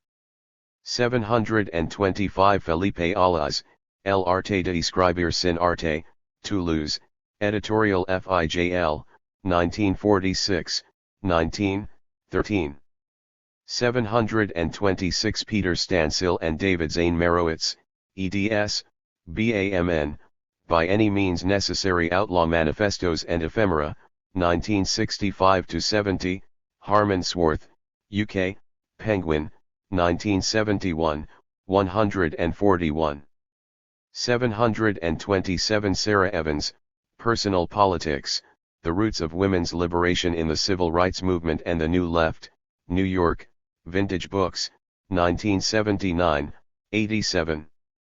To be fair, radical feminists were entirely capable of turning the technique to their own ends, demonstrating not only a stronger grasp of the situationist critique of commodity fetishism but also a sharper wit. One particularly incisive example, titled Rex Macho, S.O.B., simultaneously sends up the melodrama of soap opera strips like Rex Morgan, M.D., and the sexism of macho male radicals. The visuals tell a coherent story of a romantic dinner date, while the word balloons undercut the romance between male and female activists. Wistfully leaning over the dinner table set with wine glasses, Gertie Gorilla asks, "Could anyone as alienated as you ever make a revolution worthy of the name?" While her would-be beau grumbles, "Women are so illogical." This strong-jawed male lead is no match for Gertie, from predicting that if I can make her feel insecure enough she'll tell me their secrets and lay me too, he is reduced to wheedling, Why don't you struggle with my chauvinism instead of just being castrating? Finally stalking off with a resentful promise that when we make our revolution, we won't invite any heavy chicks. Her cool reply, who will do your typing? Stansil and Merowitz, BAMN, 206. 728 Lara Montesinos Coleman and Serena A. Bassi, Deconstructing Militant Manhood, International Feminist Journal of Politics 13.2, 2011 216. 729 Ibid, 215 to 216. 730 Colson, Petit Lexique, 349 to 350. 731 Pereira Poza, Antologia Critica, 227, 230, Daniel Colson, Nietzsche and the Libertarian Workers' Movement, trans. Paul Hammond, in I Am Not a Man, I Am Dynamite. eds. John Moore and Spencer Sunshine, New York, Autonomedia, 2004, 19. 732 Peter Kropotkin, Anarchism, a collection of revolutionary writings, Mineola, New York, Dover Publications, 2002, 110 to 113. 733 Ibid, 109 to 110. 734 Schaeffer, The Radical Muse, 145. 735 Del Valle, Cuentos Inverosimiles, 136. 736 Navarro, A la Revolución, 362. Navarro is careful to add, many sectors of militancy did not accept these practices and criticized their defenders, 363. Max Nettolo, for instance, writing in 1932 to 1934, laments the interest of young anarchists in the naturism which was based on diet, vegetarianism and so on, as well as the little centers of the simple life, which he considers a diversion of energy and attention. A Short History of Anarchism, ed. Heiner Becker, London, Freedom Press, 1996, 288 to 289. However, there was sufficient respect for these practices among anarchist and anarcho-syndicalist militants that the famous Zaragoza Conference of the CNT, May 8, 1936, at which libertarian communism was formally adopted as a goal, also passed a resolution specifically reserving the rights of naturists and nudists within the new social order. José Pirates, The CNT in the Spanish Revolution, eds. Chris Ealham and Stuart Christie Hastings, East Sussex, Meltzer Press, The Canada Blanche Centre for Contemporary Spanish Studies, 2001, 1.106. 737 E. Armand, El Nudismo, Initials 6, June 1932 5-6. 738 Gallardo QTD. In Xavier Diaz, Utopia Sexual a la Premisa Anarquista de Catalunya, Lida, pages, 2001, 158. 739 C. Clemenson, Sexuality and the Revolution of Mentalities. 740 Charles Auguste Bontemps, Nudime, Encyclopédie Anarchiste, 1810. 741 Florence de Magna, A History of Homosexuality in Europe, Berlin, London, Paris, 1919 to 1939, New York, Algora, 2006, 69. 742 E. Armand, Nudime Révolutionnaire, Encyclopédie Anarchiste, 1811 to 1812, Richard D. Son, Sex, Violence and the Avant-Garde, Anarchism in Interwar France, University Park PA, Pennsylvania State University Press, 2010, 111. 743 Declare, Selected Works, 350, Son, Sex, Violence and the Avant-Garde, 12. 744 Thus, for instance, Jules Méline's entry on vegetarianism in the Encyclopédie Anarchist speaks of excluding all that is likely to compromise the physiological and mental balance and, consequently, the strength of man, i.e., meat, fish, spirits, fermented beverages, incorrectly called hygienic, chocolate, coffee, etc., etc. 2852, Sophie Zakowska's entry on the same subject defines it as not indicating specifically what we should eat, but ensuring that what we eat is invigorating. 2850. 745 Michel Foucault, The Hermeneutics of the Subject, Lectures at the Collège de France, 1981-1982, ed. Frederick Gros, trans. Graham Birchall, New York, Picador, 2005, 317, Technologies of the Self, A Seminar with Michel Foucault, ed. Luther H. Martin et al. Amherst, University of Massachusetts Press, 1988, 35. 746 Eric Jerry, Armand Guerra, Cineasta y Pionera del Cinema Militante, trans. Marco Kamenisch, Bolletino Archivio G. Pinelli 18, December 2001 37. 747 Colson, Petit Lexique, 39-40. 748 Armand Guerra, A Traves de la Metralla, Escenas Vividas en los Frentes y en la Retaguardia, Valencia, Talleres Editorialger, 1938, 9. 749 Carmen Pina Ardid, La Representación de lo Diferente, Mujer y Personajes Femeninos en el Cine Español, Teatro and Cirque, Revista de la Escuela Navarra de Teatro 8, June 1997 25.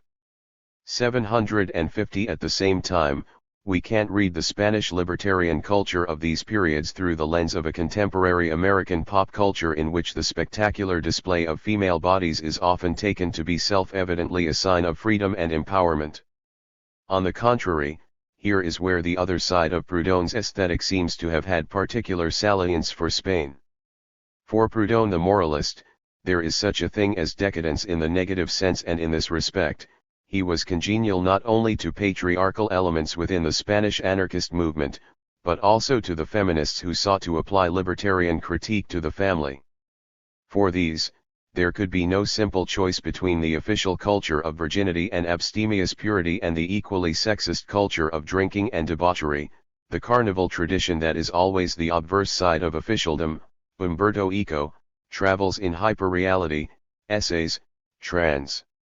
William Weaver San Diego, Harcourt Brace Jovanovich, 1986, 275. 751 Mateo Santos, Del Cinebergs al Cinema Social, Timon, Synthesis de Orientation Politico-Social, November 1938 135, 136. 752 José Cabeza Santiagracias, Vendiendo un sueño equivocado, Cine de ficción republicano durante la Guerra Civil Español, in el cine cambia la historia, ed. Julio Montero et al. Madrid, Ediciones Realp, 2005, 117. 2. He peddles signs, words and images. It cannot be said that anarchists welcomed the cultural prospects of what Benjamin called the age of mechanical reproduction uncritically. They brooded about the proliferation of popular amusements and distractions, café concerts, sports competitions, movies, radio, television well before Debord raised the specter of a society of the spectacle. These spectacles required not active collaboration but spectatorship, accustoming us to consuming representations of ourselves, to allowing ourselves to be represented. A politics of the radical subject, which, in Poget's words, teaches her willpower, instead of mere obedience, and to embrace her sovereignty instead of conferring her part upon a representative, could not content itself with merely appropriating the existing means of representation. 753. Nonetheless, a euphoria of human self-creation, as Robert Damian calls it, is visible not only in the anarchist iconography of the body, but in anarchist publications experimentation with visual form.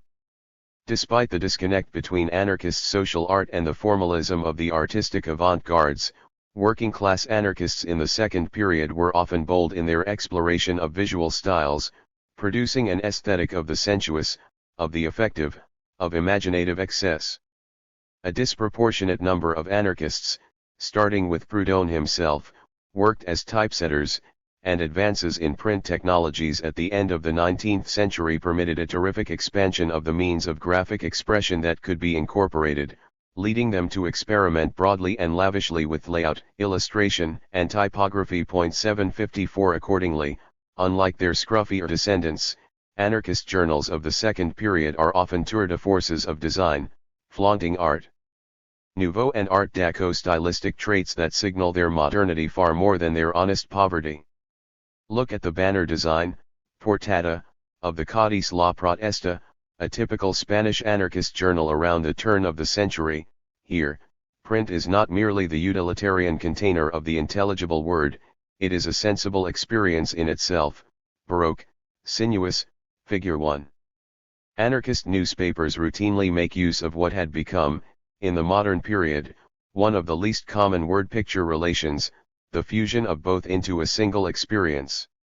The technology of early printing presses, displacing the illuminated manuscript, which integrated word and picture, in favor of solid blocks of text with occasional illustrations, and the elaboration of increasingly realistic forms of visual art, culminating in the rich tradition of oil painting, had tended to drive images and words apart, and certainly text predominates over images in some anarchist newspapers and journals. New York's Le Libertaire, 1858-1861, Boston's Liberty, 1881-1908, or Buenos Aires's Timon, 1938-1940, for instance. 755 Nonetheless, the typesetters, artists, and editors of anarchist periodicals like the Parisian Père Peinard, 1889-1902, Barcelona's Tierra y Libertad, 1904-1919, Berlin's Der Syndicalist, 1918-1932, San Francisco's The Blast, 1916-1917, or the Valencian photojournal Umbral, 1936-1938, sometimes achieved a striking, evocative integration of the set and the scene. This was sometimes achieved, as Litvak points out, through the creative use of typography. Contrary to the uniform layout identified with conservative newspapers, they display many different contrasts between headers and headlines, paragraphs and even whole sections printed on different typographical models. By these means, the reader is conditioned to understand the messages on two levels, one communicative and logical, and other typographical and emotional. 756. We can see something of this typographical diversity in a typical page from the October 1, 1929 issue of the Argentine anarchist journal La Batalla, 1910-1935, where not only La Poesía Selecta selected poetry, and El Cuento Breve the short story and Fabulas de Aesopo Aesop's fables receive differently styled headers, but the title of each poem and story appears in a distinctive typeface of its own. The header for the poetry section, set in what appears to be a hand-drawn ultra-modern typeface, seems to emphasize the modernity of the featured poet, Armando Vasseur, and the sheer diversity of scripts may indicate the will to form a pluralistic, anarchic society. 757. Fig. 4, a page from Acción Libertaria, September 1, 1933. Fig. 5, Portrait of Carlo Cafiero, 1846-1892, in Ciencia Social, August 1898. Another device by which anarchists sought to engage readers was, of course, the inclusion of illustrations and other forms of pictorial expression, engravings, lithographs, aquatints, engravings, and photography that serve to underscore, to echo, and to amplify the textual information, sometimes crudely, sometimes in a fairly sophisticated and subtle fashion. Notice, for instance, the cover of the April 23, 1927 Syndicalist, Figure 3. The banner title is literally a banner, a black flag waved by the virile worker, echoed underneath by the illustration of marchers carrying an anti-fascist protest banner. Not only does the verbal, the title, become the visual, while the visual, the illustration, becomes the verbal, the boundary between words, the text of the banners, and deeds, the act of defiant flag-waving, of protest, is effaced, very much in the spirit of propaganda by the deed. Or take the page from the September 1, 1933 Acción Libertaria, figure 4, on which the verbal imperative didn't la reacción. Stop the reaction. Finds an immediate, literally arresting, visual echo in the photograph of a hand.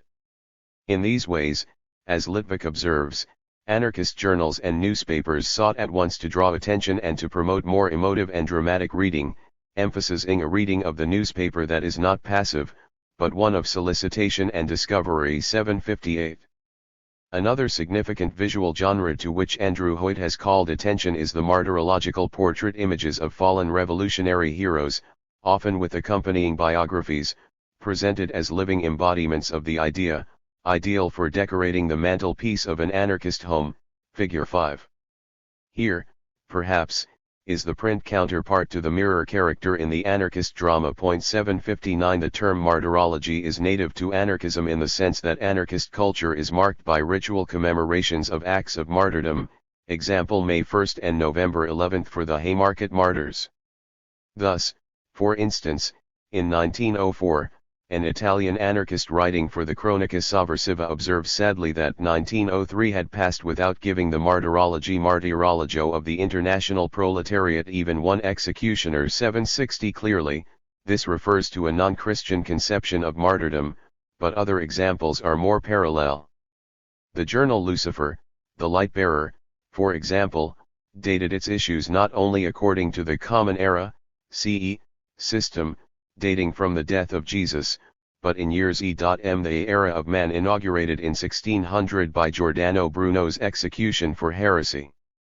All of this aroused discomfort among some anarchists, who warned against the formation of a hagiography, just like the Catholics. 761 In practice, however, this may have pulled against the spiritualistic traditions of the Church by concretizing and personalizing anarchist ideology. 762. Fig 6a, Monstering the Enemy, from Félix Dubois, Le Peril Anarchiste Lucien Pissarro, Le Capital Et la Charite, Père Paynard, March 8, 1891. Fig 6b, Maximilien Luce, Abominable, Insatiable Ghoul. A tough bitch, Madame Patrie, she devours her children. Almanach du Père Paynard, 1894. Fig 7, Albert Denins, L'Homme Machine, ca. 1922. Nor was anarchist pedagogy through the image limited to heroic portraiture, retratos diffamatorias defamatory portraits were also popular. 763 Caricature part of operatic tradition, a mode that motivates extreme departures from concerns of verisimilitude, according to Hans Christian Christensen. 764 formed another highly important anarchist genre, right from the first period. Proudhon wrote Du Principe de l'Art as an extended defense of a satirical painting by his protégé Gustave Courbet, titled Le Retour de la Conférence, also known as Les Cures, a scabrous caricature of the clergy, refused even by the Salon de Refuses. 765 Courbet, in turn, tutored the young Louis Alexander Gosset de Gins, better remembered as André Gille, 1840–1885, who quickly mastered the art of the portrait charge, the practice of drawing a large caricatural head on a squat comic torso. 766 Gille, a communard, a member of Courbet's Fédération d'Artistes, and a sometime contributor to Jules Valaise's La Rue, came to edit a series of influential, and frequently censored, satirical journals, mentoring a new generation of caricaturists.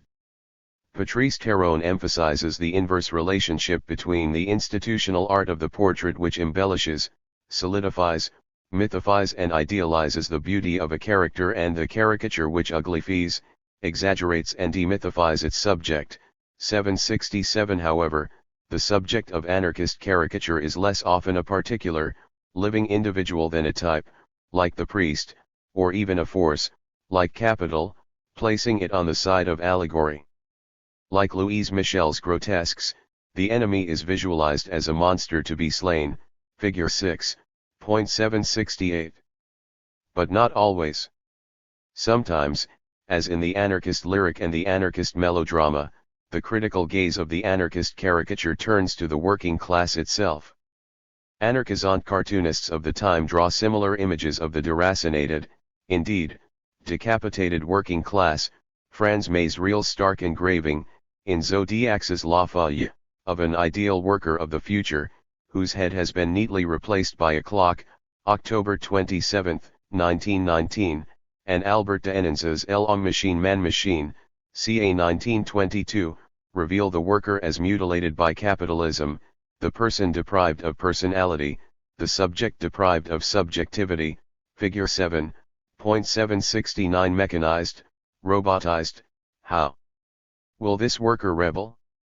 Regarding the baleful figure astride the man-machine's back, Eugen Rolgis writes, "This is the omnipotence of Capital 770. A similar motif appears in the revolutionary syndicalist Ernest Reeb's, birth and death dates unknown, comic strip, Mr. Block, which ran in the publications of the IWW. Wobbly organizer Walker C. Smith's introduction to a collection of Mr. Block strips hails it as a vital attempt to catch the eye and mold the mind of any block into whose hands it might fall. This pamphlet may enable the readers to see their reflection on a printed page without the aid of glass or quicksilver. Right off the reel we wish to state that these cartoons that please you are portraits of the other fellow, while the ones that arouse your ire are exactly as though you had looked in a mirror. 771.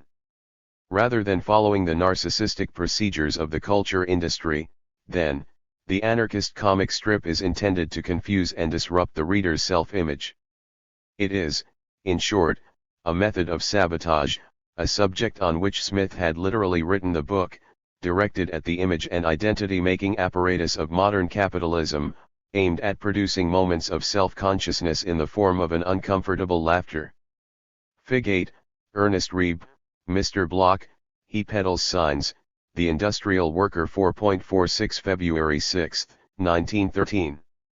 Reeb's Mr. Block never sees anything funny in his own person and behavior. He resolutely refuses subjectivity, resists seeing the world from the standpoint of his own material interests and conditions, thus impersonating the inanimate object that capital requires him to be, the producer mimicking his own alienated product.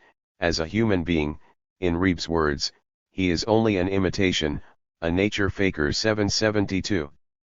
Mr. Block could have been developed as a single-panel, one-time image, a send-up of the American worker as wooden-headed willing slave. 773. Instead, he becomes the protagonist of a series of verbal as well as physical misadventures. How Block thinks is only partially manifested in his appearance, his literal blockheadedness. It is made even more manifest by the word balloons which tumble abjectly out of his slack cartoon mouth. This here paper is honest, he reasons, in an episode titled He Peddles Signs, because it is so very popular, everybody is reading it. Figure 8.774. Another unboxed caption indicates that the ideas enunciated by Block's wooden head are solid oak philosophy objectified, perhaps even too material to be ideas. Yet the job he takes is an exercise in idealism. He literally peddles signs for goods and services rather than the things themselves. Indeed, he is not material enough in his identity as consumer either. For his recreation, Reeb comments, he meekly accepts imitations of the good things of life. 775. He has been swindled out of his own material interests by a savvier sign peddler, the very newspaper whose representations he has taken for real on the basis of its popularity. The reproduction of capitalism lies in the selling of selling. The success of our salesman is phenomenal, trumpets the next advertisement he falls for, an endless proliferation of signs without reference, valueless tokens presented as the touchstone of value. 776. Reeb's comics consistently exploit one of the primary resources afforded by the comics. The primary resource, according to Robert C. Harvey, the duality and interplay of words and pictures.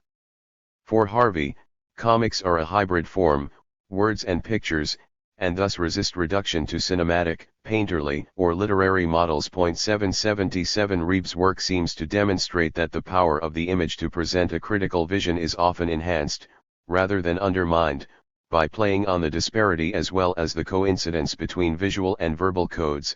One code can be used to criticize the other. Here, perhaps, is a source for Smith's relative optimism about the potential of comics in contrast with other anarchists' pessimism about cinema. Mr. Block indeed passes Harvey's litmus test of good comics art, rather than presenting us either with a predominantly visual narrative accompanied by essentially redundant captions, as in the model of the silent film, or a predominantly verbal narrative accompanied by decorative images, as in the model of the illustrated novel. Reeve plays off the visual against the verbal, using to the fullest the resources the medium offers him. 778 In this interplay, it is the visual register that most consistently tells the truth, the material truth of situations and actions. The verbal register is that in which lies and propaganda crowd out truth, in which empty signs proliferate. Some commentators have argued from this predominance of the visual that the wordless comic is the most prototypically anarchist genre.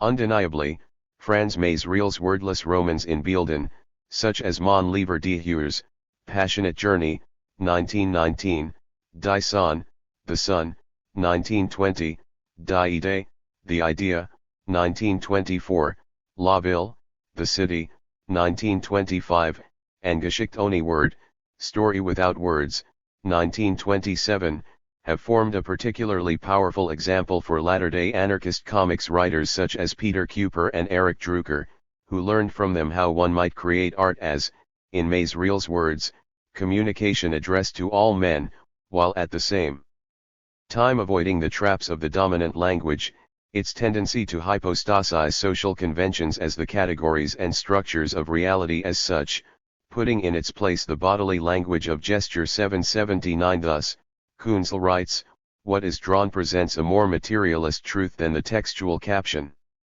Adding captions to Steinlen's wordless comic would only vulgarize and banalize, reducing the complex meaning of the images to an official line or received truth. Instead, Steinlen allows the conventional morality, expressed by captions that traditionally functioned as a kind of sensoriosocial superego, to fall mute, leaving the reader to visualize the social struggle, as it really is, rather than as we have been taught to read it. The adventures of Steinlen's Black Cat, the chat noir that was also the emblem of the satirical journal, and Montmartre cabaret of the same name play out scenarios of desire, danger, and death without verbal commentary, in a morally indifferent atmosphere that leaves the determination of their meaning to the reader's sense of sympathy or irony. 780. We will see whether this interpretation of the virtues of wordlessness holds up. However, one of the most recognizable and memorable styles of anarchist comics comes from the tradition of détournement, the creative appropriation of cultural commodities for subversive purposes. Blending left Marxism with anarchism, the friends of Marx and Ravicole, who produced the détourned comic book Le Retour de la Colonne du Rudi, The Return of the Du Rudi Column, 1966, the title of which represented an homage, albeit misspelled, to one of the Spanish Revolution's most intransigent heroes. 781 consistently reversed Kunzel's formula. Instead of supplying the voice of convention, returning the unruly image to order, here the text represents the invasion of an unlicensed narrative, the eruption of unofficial truths, public secrets, in Ken Knapp's fertile phrase, into the domain of conventional lies. Fig. 9, detail from André Bernard, Le Retour de la Colonne du Rudi, 1967. Fig. 10, detail from Contradiction, Wildcat Comics, 1971. Image courtesy of the Bain Eck Collection, Yale University. Most of the images in André Bernard's The Return of the Du Rudi column, Figure 9, apart from just a few crude hand-drawn pictures, are stolen from commercial product, an act of cultural reprise individuelle facilitated, really made possible by the liberal addition of captions and word balloons that radically alter their meanings. Tough-talking American cowboys spout French radical theory, a glamorous model smilingly denounces 2,000 years of Christianity, a pair of toothbrushes mock every political faction from the right, the fascists, the Gaullists, to the sectarian left, the JCR Jeunesses Communistes Revolutionnaires and the Anarchists of Le Monde Libertaire, the doomed king in Delacroix's famous canvas, The Death of Sardanapalus, pronounces on the critique of everyday life 782 without. Bernard's text, the images merely refer us back to their original contexts: entertainment, commerce, the institutions of official art. With the words, they become stolen artifacts, pregnant with new meanings. Ultimately, as Guy Debord and Gil J. Wallman boasted, any sign or word is susceptible to being converted into something else, even into its opposite. At the same time, it is worth noting what comics constructed through détournement, and particularly détourned comics, do not do. Although the panels of the Return of the Du-Ruddy column indeed must be read in a sequence, following the traditional top-to-bottom, left-to-right order of the Western printed page, the sequentiality of the comic is maintained entirely by the text. That is to say, the visual transition from panel to panel is always in the form of a non sequitur.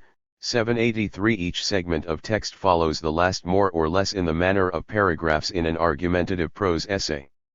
This is perhaps due to Bertrand's over-reliance on what Debord and Wallman called minor détournement, i.e., the détournement of an element which has no importance in itself and which thus draws all its meaning from the new context in which it has been placed, rather than the détournement of an intrinsically significant element, which derives a different scope from the new context. 784 Bertrand's written argument becomes the context that overcodes and determines the otherwise trivial or meaningless images he has appropriated.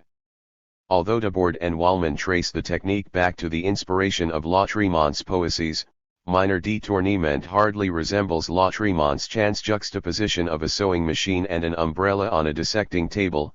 785 On the contrary, it can assume a unilateral, arbitrary character, an appropriation of one discourse by another, putting one's own words into somebody else's mouth. Indeed, the potential for authoritarian or vanguardist uses of détournement is a perpetual danger. Thus, Wildcat Comics, a comic strip intervention in a San Francisco wildcat strike of cable car drivers produced by Nab's Group, Contradiction, in 1971, Figure 10, superimposes word balloons written by white radicals, over photographs of black strikers, one lamenting that we let someone represent us, another agreeing that we never did grasp the significance of our action.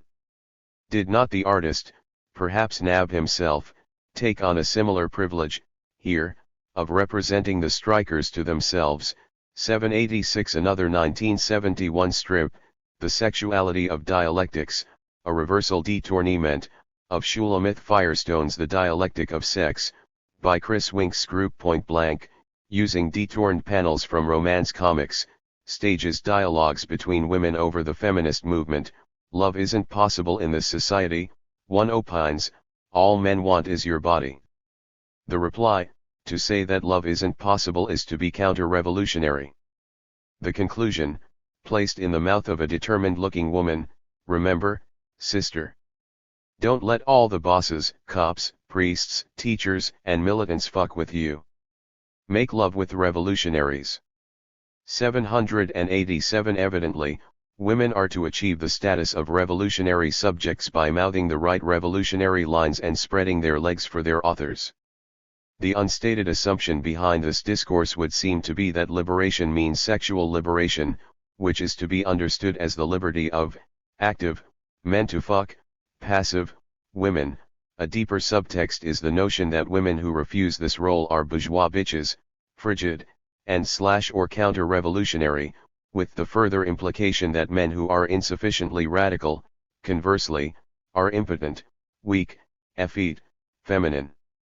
In the end, one may well ask, with Richard J. F. Day, whether the détourned comic is destined, by its form, to carry a radical content, or whether it is always in danger of failing to adequately distance itself from the spectacular representations on which it is parasitic. 788 At the same time, however, one of the more intriguing aspects of détourned comics is their occasional suggestion that they are not merely imposing a predetermined political script upon a passive receptive surface of images but discovering a latent or unconscious content within the images themselves that they constitute a certain utopian extrapolation, to borrow a phrase from Greber, a method of teasing out the tacit logic 789 deprived of their textual alibis. Children's humor strips like Desperate Dan and Beano reveal a universe of anti-authoritarian slapstick and absurdity, refusals of the politics of everyday life. Comics like Superboy divulge fantasies of escape, struggle, contestation, in other genres, too. There are scenarios of criminality, romance, enjoyment. In short, Detourned comics appeal to the essentialist hope that our ideas are in everyone's head. 790 That the reason the otherness of the comics can exist within a capitalist framework is because we in fact already desire something other than capitalism. 753 Émile Pouget, Direct Action, London, Kate Sharpley Library, 2003, 11, Modifications Mine. 754 Kathy E. Ferguson, Emma Goldman, Political Thinking in the Streets, Lanham MD, Roman and Littlefield, 2011, 101-105, Litvak, La Mirada Roja, 51-55. 755 Scott McCloud, Understanding Comics, The Invisible Art, New York, Harper Perennial, 1994, 143-148. 756 Litvak, La Buena Nueva, 14, trans. Mine. 757 Crispin Sartwell points out, conversely, that almost every attempt to standardize scripts has been accomplished under the auspices of political authority, from Alexander to the Roman emperors, Charlemagne to the French monarchy, Stalin and Hitler. Political Aesthetics Ithaca, Cornell University Press, 2010, 211. 758 Litvak, La Buena Nueva, 14.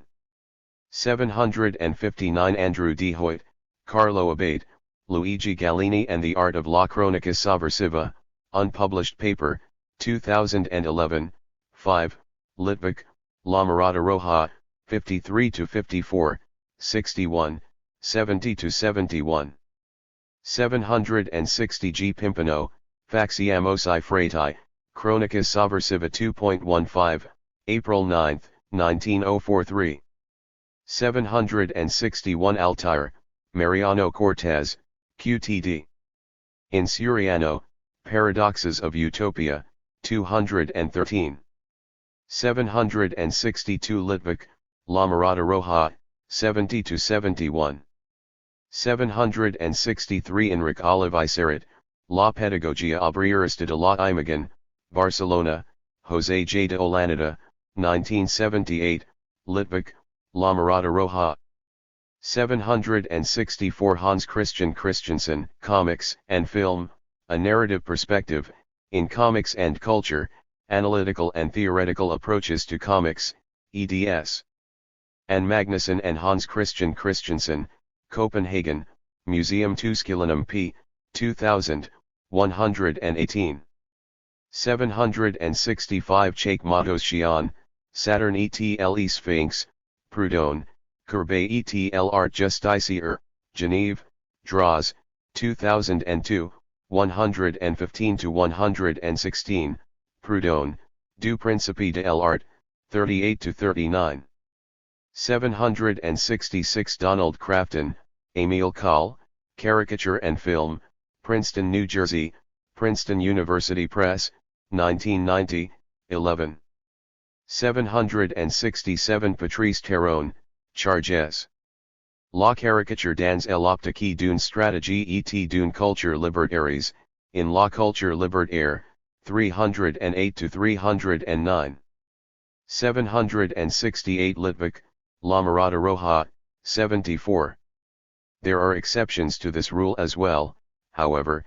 Hoyt notes the publication of portraits of oppressors and nemesis in Chronica Sovversiva, for instance, Carlo Abate, Luigi Gallini and the Art of La Cronica Sovversiva, 18, and Aristide Delanoy, 1874-1911, faced prison time for a caricature of General Diamade, Butcher of Morocco, In 1908, Robert Justin Goldstein, Censorship of Political Caricature in 19th Century France. Kent O.H., Kent State University Press, 1988, 255. 769. This trope of the headless proletarian can also be seen in Franz Maisreel's Debout les Morts, Resurrection Infernale, 1917, as well as in Robert Miner's cartoons for the Blast, Intolerance, cover of the January 1, 1917 issue, and Golo's Truda, At Last I've Found the Ideal Soldier Who'll Carry Out Orders Without Arguing. October 27, 1917. 770. Eugeneralgus, Peregrinations Europées, un dia en Bruxelles, trans. Immunes, La Revista Blanca 2.10.213, September 1, 1932. 198, Transmine. 771. Walker C. Smith, Introduction, in Mr. Block, 24 IWW Cartoons, ed. Franklin Rosemont, Chicago, Charles H. Kerr Publishers Company, 1984, 1. 772. Ernest Reeb, Mr. Block and the Profiteers, Chicago, All American Publishing Co., 1919, 4.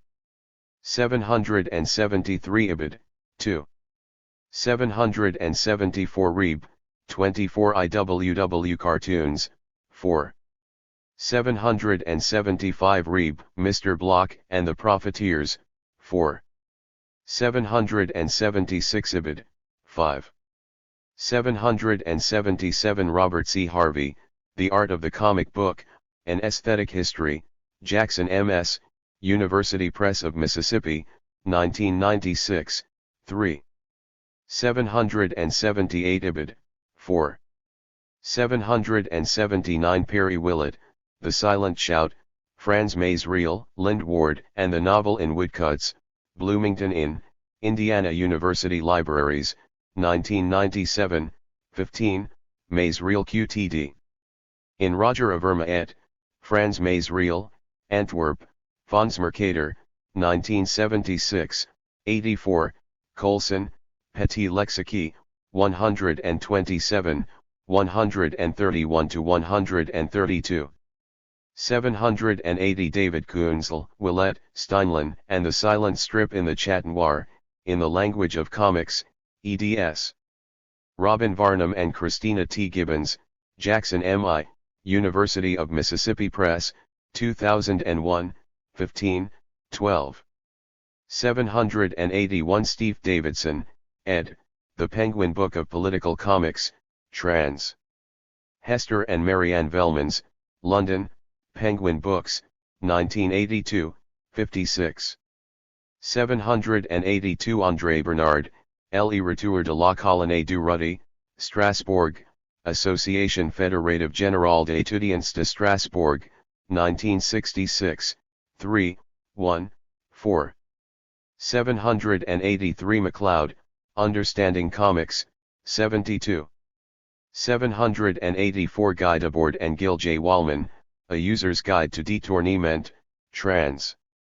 Ken Knabb, Bureau of Public Secrets, Web, Emphases Mine. 785. Comte de la Tremont, Isidore Ducasse, Maldoror and Poems, trans. Paul Knight, Harmon Swarth, UK, Penguin, 1978, 216. 786. Davidson, The Penguin Book of Political Comics, 69. 787. Ibid, 73. 788. Richard J. F. Day, Gramsci is Dead, Anarchist Currents in the Newest Social Movements, London, Pluto Press, 2005, 22. 789. David Graeber, Fragments of an Anarchist Anthropology, Chicago, Prickly Paradigm Press, 2011, 32. 790. René Vinet, Les Situationnistes et les Nouvelles Formes d'Action contre la Politique et l'Art, International Situationiste 11, 1967. 4. 3. Evolution is Not Over Yet, Visual Narrative. Comics, as a medium, are not conducive to expressions of democracy, complains Phil Nugent. What comics are really good at expressing and embodying is anarchy, wild-eyed, raving satirical fantasies. For critics such as Nugent, it is the very openness of the comics medium to expressions of anarchism that is the mark of its essential immaturity, its affinity for unilateral declarations and position-takings, as opposed, presumably, to the more nuanced expressions of anguished liberalism in novels such as Ian McEwan's Saturday or Jonathan Franzen's Freedom. At the same time, one of the very features of comics that gives it its formal identity as a medium, the division of images into panels, presents the inherent possibility of multiple points of view. Indeed, one of the most common devices of the polarizing comics published in Émile Pauget's Le Père Peinard was the contrast between how things appear chez Lux, and chez nous, from their point of view, and from ours. 791 Often these two panels seem to be organized by a logic not of time but of space, the transition from chez Lux to chez nous being a matter of place, both geographically and socially. A bourgeois dining at his leisure appears to be spatially perched above a squalid scene of death, so that his dinner is seen to literally depend upon the misery of others, figure 2.792. Nonetheless, it can be said that this juxtaposition of scenes does not amount to a juxtaposition of perspectives. And as we have already seen, while the detourned comic demonstrates the presence of subversive fantasy within the most banal forms of entertainment, it often does so at the cost of the dialogic dimension of sequential art. A single voice speaks from these pages, no matter how many balloons and boxes it may appear in. However, like the novel, comics are capable of representing more than one perspective at once. J. Daniels's The Adventures of Tintin, Breaking Free, 1989, attempts to combine this kind of polyvocaly with the subversive fun of détournement, figure 3. Fig 1, Detail, Clifford Harper, Class War Comics, 1973. Fig 2, Cartoon from Le Père Peinard, reproduced in Félix Dubois, Le Peril Anarchist, The Mind/Those Who Live on the Mind/Those Who Die from It. Fig 3, J. Daniels, Breaking Free, 1988. Fig 4, Clifford Harper, Class War Comics 1, 1973. Daniels steals not only a few particular images, but an entire graphic vocabulary, from one of the most famous and lucrative comic book series in the world, Hergé's Tintin. For the first few pages, the reader is invited to laugh at the spectacle of the erstwhile inhabitants of Marlinspike Manor. Tintin, the boy adventurer and campaigner for good Catholic values against godless communism, and his faithful pal Captain Haddock, memorable for his euphemistic, made-up oaths, blistering blue barnacles, etc. Spouting a sometimes gleefully foul Cockney English, Tintin, me old mate, how's it going? Well, things ain't that hot to tell you the truth, you see, they cut me dole last week, 793 soon. However, the fact that these characters inhabit the bodies of Hergé's creations fades in importance in the face of the larger situation inhabited by these bodies, the frustration of proletarian life in Thatcher's Britain, juxtaposing labor precarity with the rollback of the welfare state, the squalor of decaying council flats with yuppie gentrification, race riots, and the rise of neo-Nazism. Daniels's real preoccupation is with finding the radical potential hidden in this landscape, the possibility of solidarity. This solidarity is conceived, on fairly traditional anarcho-syndicalist terms, primarily through class identity. 794. However, the story does attempt to grapple with some of the other identity politics and new social realities that have emerged since the heyday of Ernest Reeves' IWW, and a few of the best scenes play out in miniature the conflicts between these emphases and priorities, simulating the kinds of dialogues through which they might be resolved. I mean, it's all this women's liberation stuff, it's crap. Tintin fulminates to his friends Nikki and Mary. You know, lesbian feminists in woolly hats, middle-class wonkers. 795. Here we are back with Mr. Block, the object who cannot recognize his own subjective interests in those of his kind, but whereas Reeb was content to satirize, Daniels pushes his objects toward ever greater subjecthood, toward the mutual recognition that makes a pluralistic revolution possible.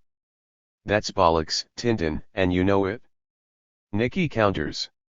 In the end, there ain't no contradiction between her struggle and his. 796. The status quo is effectively preserved by strategies of divide and rule, and ultimately, as the captain puts it, we're all in the same boat. 797. Struggles against sexism, racism, heterosexism, ecocide, and exploitation converge in a general uprising strongly reminiscent of Gilliland's The Free, from the same Brixton publisher that pits a reassembled working class against the increasingly isolated managing elites. Clifford Harper's remarkable early work, Class War Comics, also attempts to explore this perspectivist potential. Figure 4. In one page after another, we watch a group of revolutionary communards attempt to sort out their considerable differences. Here, once again, is an ambiguous utopia, a utopia in process or intention. The ratio of words to panels in Harper's comic is quite high, with considerable attention given to the hand lettering, done in an incongruously pretty Art Nouveau font, while the images are done in an extremely photorealistic style, which gives each panel a curiously static appearance. From the first panel on the first page, the images announce that their subjects will be stripped bare, that they will be seen, as Bakhtin puts it, not in heroic attitudes, frontally, but disrespectfully, from the back and rear. 798. The heroic gestures and kooky capers selected for visual attention in the comics of Point Blank or Contradiction are absent here.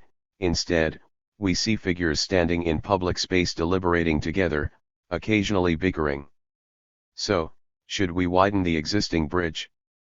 Or can we build another bridge somewhere else, one asks. Or leave things as they are, interjects another. I've thought about it a lot and I think Jim's overestimated the dangers. It seems to me we can't afford to spend time and energy on dismantling the bridge when there are so many other more important jobs to be done in the commune. Like bullshit, breaks in a voice from off-panel. 799. The sentences that clutter these frames are relatively free from stammers, hesitations, emphatic particles, and some of them have a certain dramatic closure or wholeness that smacks of speech-making. If we sit back and let them get away with this, a woman warns, one day we will wake up to find our freedom has passed away like a dream. 800. Nonetheless, the total effect tends to foreground something quite different from the defiant declarations and scenarios of rebellion advanced by THIRD Comics, the density and disorder of actual argument, the process of negotiating the use of power among free and equal people. The reliance of class war comics on the word balloon to carry the weight of narrative may obscure other modes which other anarchists have exploited. Thus, Paul Glover's eco-utopian Los Angeles, A History of the Future, 1983, uses sequential images and caption boxes to narrate the process of a Santa Monica neighborhood, evolving toward self-sufficiency in 7 stages, showing how a square mile of car-clogged road grid in Boyle Heights gradually becomes orchard looped with bikeways and solar rail, figures 5 and 6. Glover's choice of visual angles, however, the God's eye view of the cartographer, rendering everything legible from above and outside, seems strangely inappropriate to the anarchist vision. This is transformation envisioned from the vertical perspective of a planner, not the horizontal perspective of citizens on the ground. 801 here, perhaps, illustrations recently added to the original work, panoramic paintings of the process by Thomas Slagle, 1993, not only flesh out this urbanist vision in color and depth, but do more to invite us to imagine ourselves as potential participants in the process. Fig. 5, Los Angeles, A History of the Future, Paul Glover, 1983. Fig. 6, Los Angeles, A History of the Future, Paul Glover, 1983. Chad McHale, 2, narrates the attempts of a small, urban community to create its own utopian society in a series of drawings titled Evolution is Not Over Yet, 1999, in which we watch as roads are dug up, money is destroyed, people build homes and grow food, soldiers leave the armed forces, armor dissolves, land is shared, and ultimately everything is shared. 802. While evolution is not over yet lacks the strong sense of chronology manifested by Los Angeles, A History of The future in McHale's vision, evolution seems to erupt spontaneously in every area of life, all at once. It, too, is clearly narrating a process of revolutionary transformation, the force and profundity of which is also conveyed by the recurrence of erotic body imagery, men and women in business suits stripping down and plunging into a pond, and surreal motifs, a banquet of skeletons. This libidinal content is nonetheless also strangely at odds with its form. The drawings use a kind of Ligny-Claire style that flattens out color values and erases depth, effectively closing us out of the frame, distancing us from what we are looking at rather than pulling us in. A better world is set out, one by which we may judge our own, critics complained, but there is no longer any sense that any political action we might take, revolutionary or reformist, could ever bring us closer to this utopian state. It is all impossibly idealistic. Yet like Glover, McHale uses the rhetoric of the schematic, the diagram, the very form of contemporary technological realism. Indeed, in McHale's object world, the cars, buildings, machines, and articles of clothing stand out in crisp outline, as if traced from photographs reminiscent of the corporate clip art appropriated by David Rees in Get Your War On, while his subjects are left weirdly faceless, as if equality has left individuals interchangeable. This may be why McHale's drawings have been compared to Chinese propaganda cartoons from the Mao era. 803. Once again, subjects seem reduced to objects. Perhaps, however, this impression is misleading. In the vocabulary of the history of art, abstraction is often taken to signify this kind of objectification or distancing. The flattened, stiffened lines of a Byzantine Madonna and Child, for instance, are commonly said to represent the compromise reached with iconoclasm, an attempt to observe, even in the breach, the commandment against making likenesses and thereby reducing the sacred difference or distance between the spiritual and material worlds, whereas a Renaissance treatment of the same subject in terms of codes of verisimilitude, depth, texture, light and shadow, etc., signifies a humanization of the divine, and so on.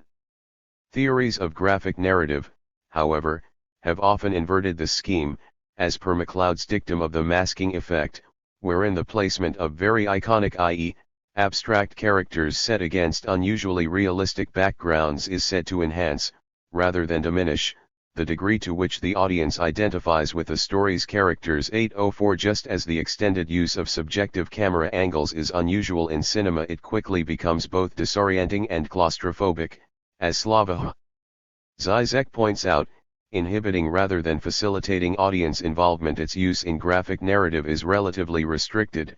Viewer identification tends to be facilitated instead by inviting viewers to mask themselves in a character. 805. By leaving his revolutionary protagonists blank, open, McHale allows us to project ourselves onto them, to inhabit them. Indeed, it is interesting, in this context, to note that one of MacLeod's first examples of the masking effect is the Tintin series appropriated by Daniels, and that another is the work of Jacques Tardy, a French graphic novelist with markedly libertarian tendencies. 806. Indeed, Tardy's most politically engaged work is Anti-Militarist C'était la guerre de tranchées, 1993, and his 4-volume graphic realization of Jean Vautrin's novel of the Paris Commune, Lecri du Peuple, 2001 to 2004, make abundant use of this principle. Within the anarchist tradition, the trope of the mask has a range of connotations. In the 19th century, while the theme of the mask is important, according to Caroline Granier, it is generally a negative theme, associated with the lies and hypocrisies of bourgeois society. In recent years, however, with the intensification of surveillance and societies of control, masks appear to have been recoded, in the figure of the black bloc, in conjunction with another traditional motif of anarchist culture. The manifest taste of 19th-century anarchism for the internal, the private, and the secret, as opposed to the external, the explicit, and the public, Coulson argues, beyond merely reflecting the exigencies of politics in a time when worker organization was almost entirely illegal, embodies a certain critique of the person, the unified subject produced by a dominatory social order self-identical, identifiable, representable, and docile. 807. It is interesting to see, in this connection, how Alan Moore and David Lloyd's V for Vendetta revives the appeal of propaganda parle fate in the figure of V, the masked anarchist superhero.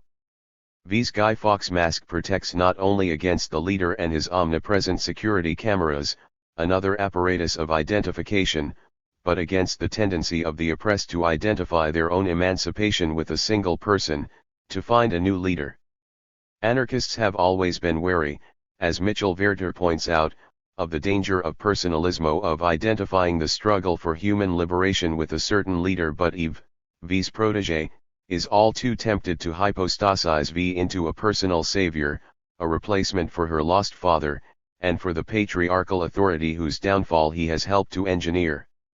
When V is mortally wounded, in what appears to be a kind of suicide by proxy, he boasts that there's no flesh or blood within this cloak to kill. There's only an idea. Ideas are bulletproof. 808. As the Mexican anarchist saying has it, las personas mueran, pero los ideales buenos son eternos. Persons die, but noble ideals are eternal.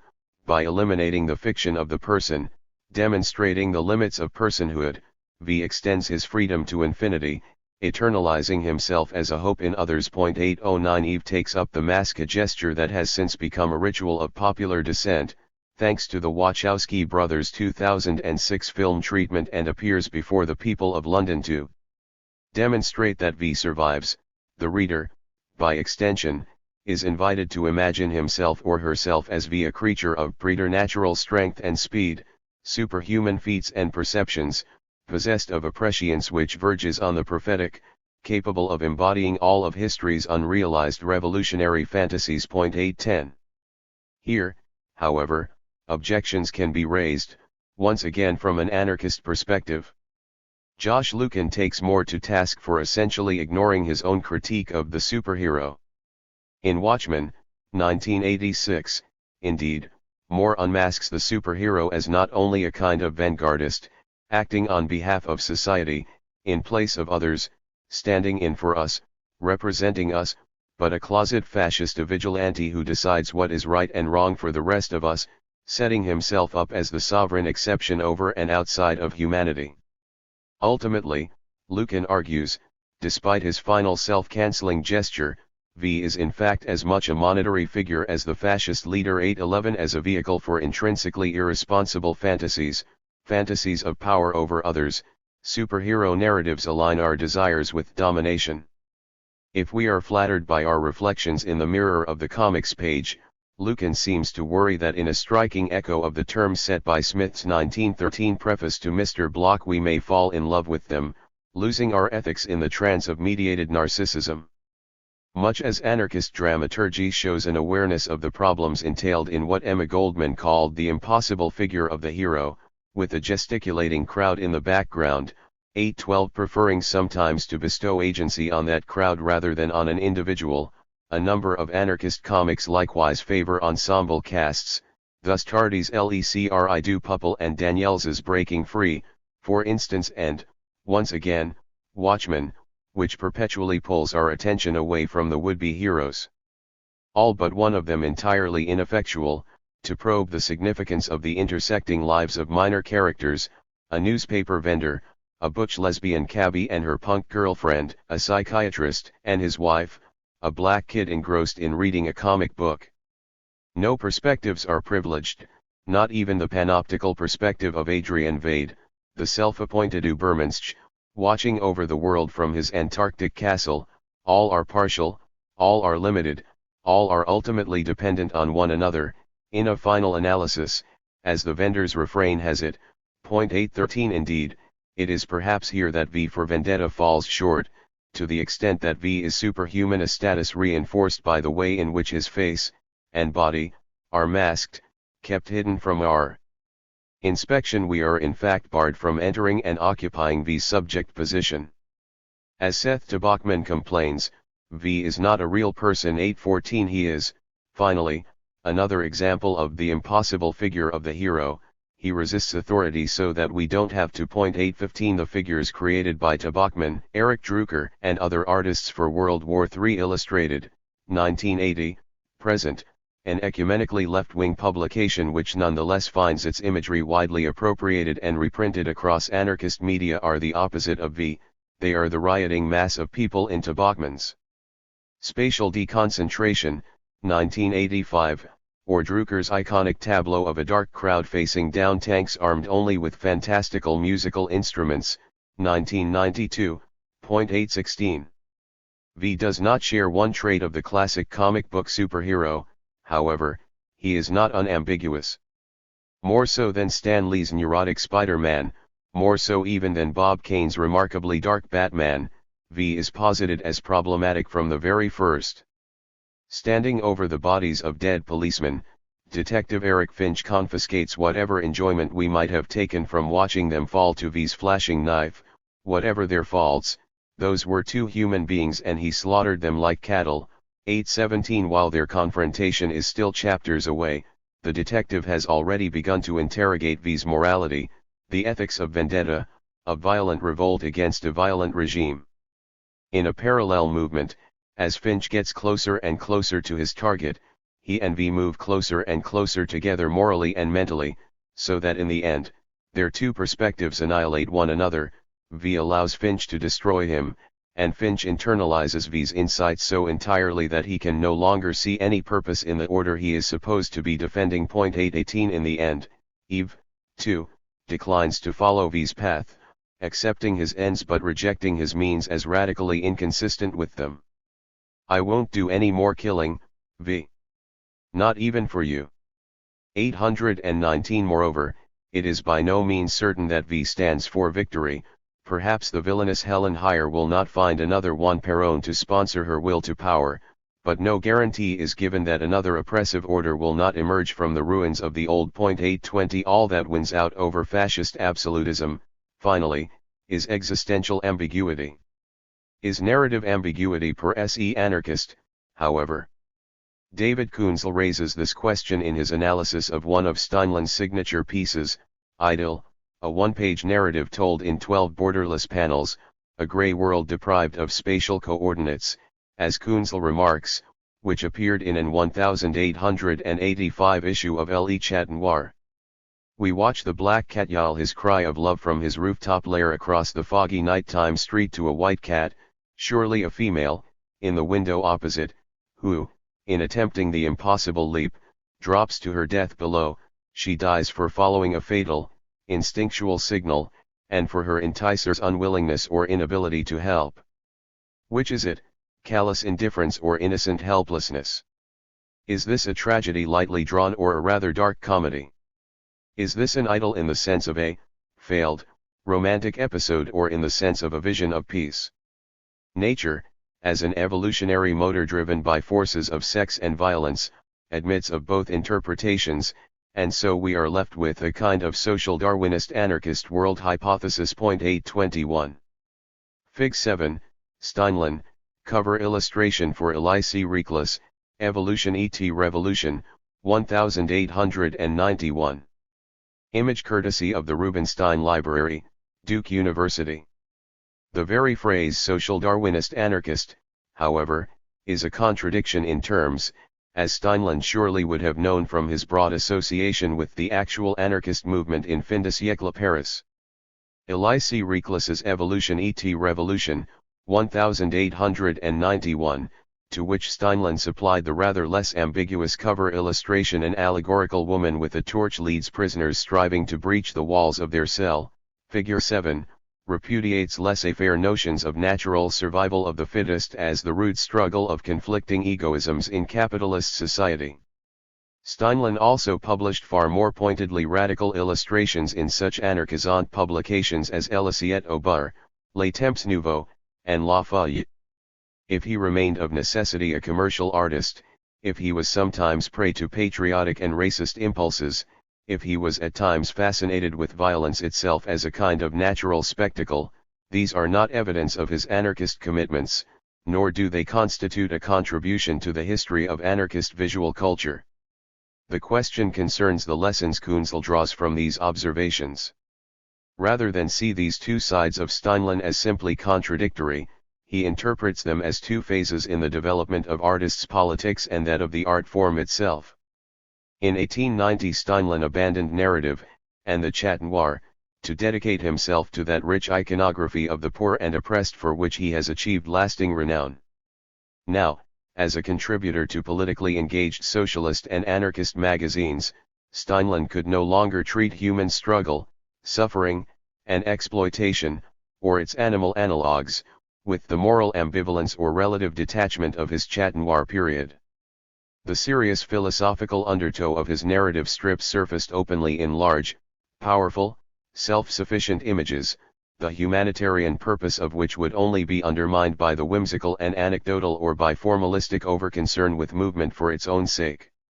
At this point in its development, then, by the fin de siècle, the comic strip form had become an impediment to serious, radical political commitment. 822.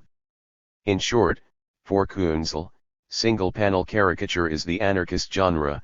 The attempt to narrate, to add time and motion to the image, leads to formalism and the abandonment of political content. A political content, an ideal, is static, not mobile, fluid, or living. Once again, nothing could be further from the anarchist tradition, which conceives of the idea as neither an ideal, nor a utopia, nor an abstraction, but as a living force. Witness Mays Reel's depiction of Elide as a woman in struggle with the world, as if literalizing Brust's insistence on the embodiment of thought in action, so that the idea shall walk in flesh and blood and bone, or D. Jack's description of the idea as a lover and demands of art that it provide forms which, if they are not living in the sense of real life, nonetheless excite in our imagination the memory and sentiment of the living, real individualities that appear and disappear under our eyes. 823. If Steinlen fails to find these forms, it is not proof against the content. The work of Frans Mays Reel, stemming from strong Flemish and Belgian traditions of social art, makes an even more vigorous attempt than did Steinlen to wed form and content, aesthetics and ethics. 824. While Mays Reel is more frequently remembered as a pacifist, his anarchist credentials are firmly established. As Joris van Parijs points out, his commitment to a radical conception of liberty and solidarity was lifelong, and even as an old man, he believed in an anarchist communism, a communism without coercion. 825. And he never ceased to associate himself with other anarchists, contributing illustrations to Joseph Ischel's, 1888-1966, Free Vistas and Zodiacs, 1864-1930, La Feuille, and as well as drawing satirical cartoons against fascism and militarism for the local anarchist federation. 826. As a young bloke, in his own words, Mays Reel had picked up his aunt's Flemish translations of Peter Kropotkin's Idealen en Werkelijkheid in de Russische Literatuur, Ideals and Realities in Russian Literature. 1915, and Wederkerig Dienstbetoon, een factor der evolutie, mutual aid, a factor of evolution, 1904. 827. In the first, he would have read the anarchist's admonition that realistic description in literature must be coupled with an idealistic aim. 828. The latter book, however, exemplifies this strategy, locating the anarchist ideal within the material processes of nature, wherein, demonstrably, mutual support not mutual struggle, has had the leading part. 829. These two ideas seem to recur in Mays Reel's woodcut novel, Mon Livre de Heures, literally, My Book of Hours. A Book of Hours is, of course, a medieval religious genre, an illuminated prayer book for lay worshippers, and Mays Reel does testify in a letter of 1922 to being deeply Gothic and more religious than you seem to believe. 830. Nonetheless, the book's title seems to testify less to his affinity with Gothic spirituality than to the kind of Gothicism espoused by Kropotkin, along with Morris, Ruskin, and the Pre-Raphaelites, tied to an emphasis on craft and populism. The medieval artist, wrote Kropotkin, spoke to his fellow citizens, and in return he received inspiration. 831. At the same time, the possessive my modifies the sense of a book of hours, the choice of a quotation from Walt Whitman's Song of Myself as an epigraph, behold. I do not give lectures, or a little charity, when I give myself, suggests that this book too is if not a genuine autobiography then a song of myself on Whitman's model, a picture poem in which dreams and fantasies merge with the memory of everything that he really experienced. 832 It is indeed possible to read Mon Livre de Heures as a kind of constellar roman tracing the artist's journey from youthful innocence, through the joys and sorrows of experience, toward a kind of self-transcendence. The gestures of transcendence, however, are also directed at the society against which this journey unfolds a radical content that is frequently disavowed by commentators intent on confining Maisreel's narrative to a mystique of the inward. When he wrote his preface to Maisreel's Mon Livre de Heures, in 1926, Thomas Mann had just published his portrait of the radical as utopian fanatic in The Magic Mountain, and was in the process of redefining himself as the man who would be an ideological hero for post-Nazi Germany, the non-political modernist as liberal humanist for whom irony is both a call to sobriety and a prophylactic against all forms of political idealism. 833 It is telling that in his sympathetic portrayal of Maisreel, he resists calling Maisreel subversive or a revolutionary, while acknowledging that his work accuses and condemns our civilization. He insists that Maisreel has no intention of teaching or exhorting, for the protagonist's journey is really too planless to be considered a virtuous life, the life of a revolutionary. It does not involve principles. So it is not incongruous to see our hero burst with laughter at the sight of a bejeweled priest and then, one day when his anguish and disgust are great, to encounter him in a church, bowing his head and kneeling in the mystic atmosphere of muted sorrow. 834. Thus man reads Mon Livre de Heures, after the manner of his own work, as a human moral rather than an engaged novel at the cost of distorting it almost entirely. In order to do so, he must supply the novel with its missing captions, explicating its inarticulate conclusions. Do you understand? Mann asks the reader, in a pedagogical tone, adding quickly, in case we do not, that its meaning is clearly conveyed, the catharsis of human suffering. His heart, not socialism, made a revolutionary of him, even when he indulged in pranks and follies. For the true revolution is not in principle, not in the idea, but in the human heart. 835 The final lesson of the wordless novel, then, is to be oneself wordless, inwardly free and outwardly quiet. It would seem, however, that the meaning is not clearly conveyed enough by the visual narrative, since it requires this exegesis, which seems particularly preoccupied with asserting that socialism has no place in such a human story except as part of a young man's experiences and follies. 4 of the 165 pictures present him listening to a speaker at a mass meeting, studying social problems in a library, even making a revolutionary speech himself and stirring a crowd of men to revolt. Then come other adventures, showing that he has also sown his socialist wild oats. 836 In fact, despite his apparent disillusionment with mass politics, the protagonist returns repeatedly to acts of political defiance, snatching the whip from a father beating his daughter, knocking down a slave master in colonial Africa, mocking the bourgeois citizen, refusing to go to war, laughing before the courtroom and its law, and, amid a popular riot, climbing the statue of a medieval hero in the town square to crown it with the bourgeois bowler hat. 837 Man has even gotten the sequence of panels wrong, inverting the order and hence the meaning of events, whereas an earlier episode of rejection and despair drives the protagonist to fall on his knees in a church. By the end of the book, he has regained himself and shows his contempt for its consolations by lifting his coattails to fart at a priest. 838.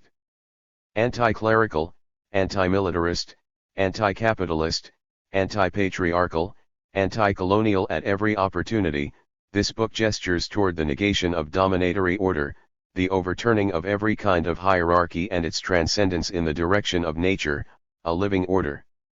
It is perilously open to man's kind of reading, however, not only because of its muteness, which opens a space for the critic to become its representative by default, but because of its mise en page. Since we encounter just one image per page, juxtaposition is enacted only by a page turn.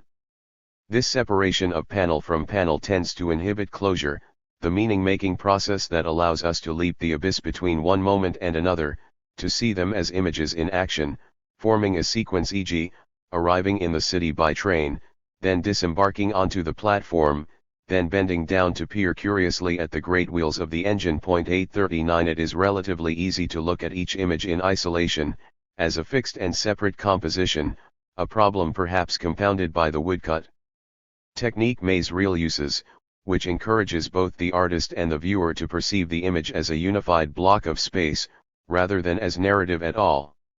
Here, once again, for all the disruptive and unruly forces present in anarchist culture, we have to strongly question theorizations of it that ask us to read it as intrinsically anti-narrative, seeking, as Yuri Eisenzweig has it, to unhinge narration as narration. 840 While Kunzel argues that the trajectory taken by Steinlen signals a more decisive turn in anarchist aesthetics toward radical political commitment and away from the comic strip form, it would appear that anarchist work in the visual field actually may require the force of narrative if it is to prevent its own recuperation.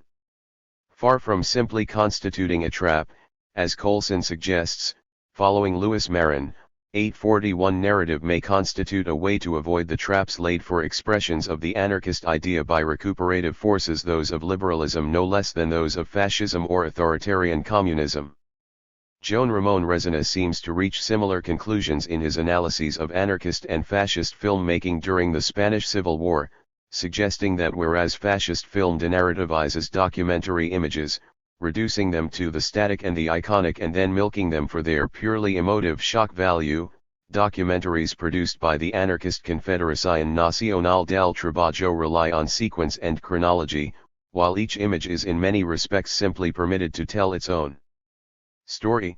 The editing provides a meta-narrative framework for the ensemble of images, giving a teleological center of gravity to the visual content. 842 This, in turn, suggests that an authentically anarchist sequential art would be characterized by an aesthetic aiming to produce a participatory dialectical play of forces between the producers and consumers of images, one in which otherwise ambiguous visual contents are invested with unambiguously contestatory meaning by the narrative form into which they are inserted.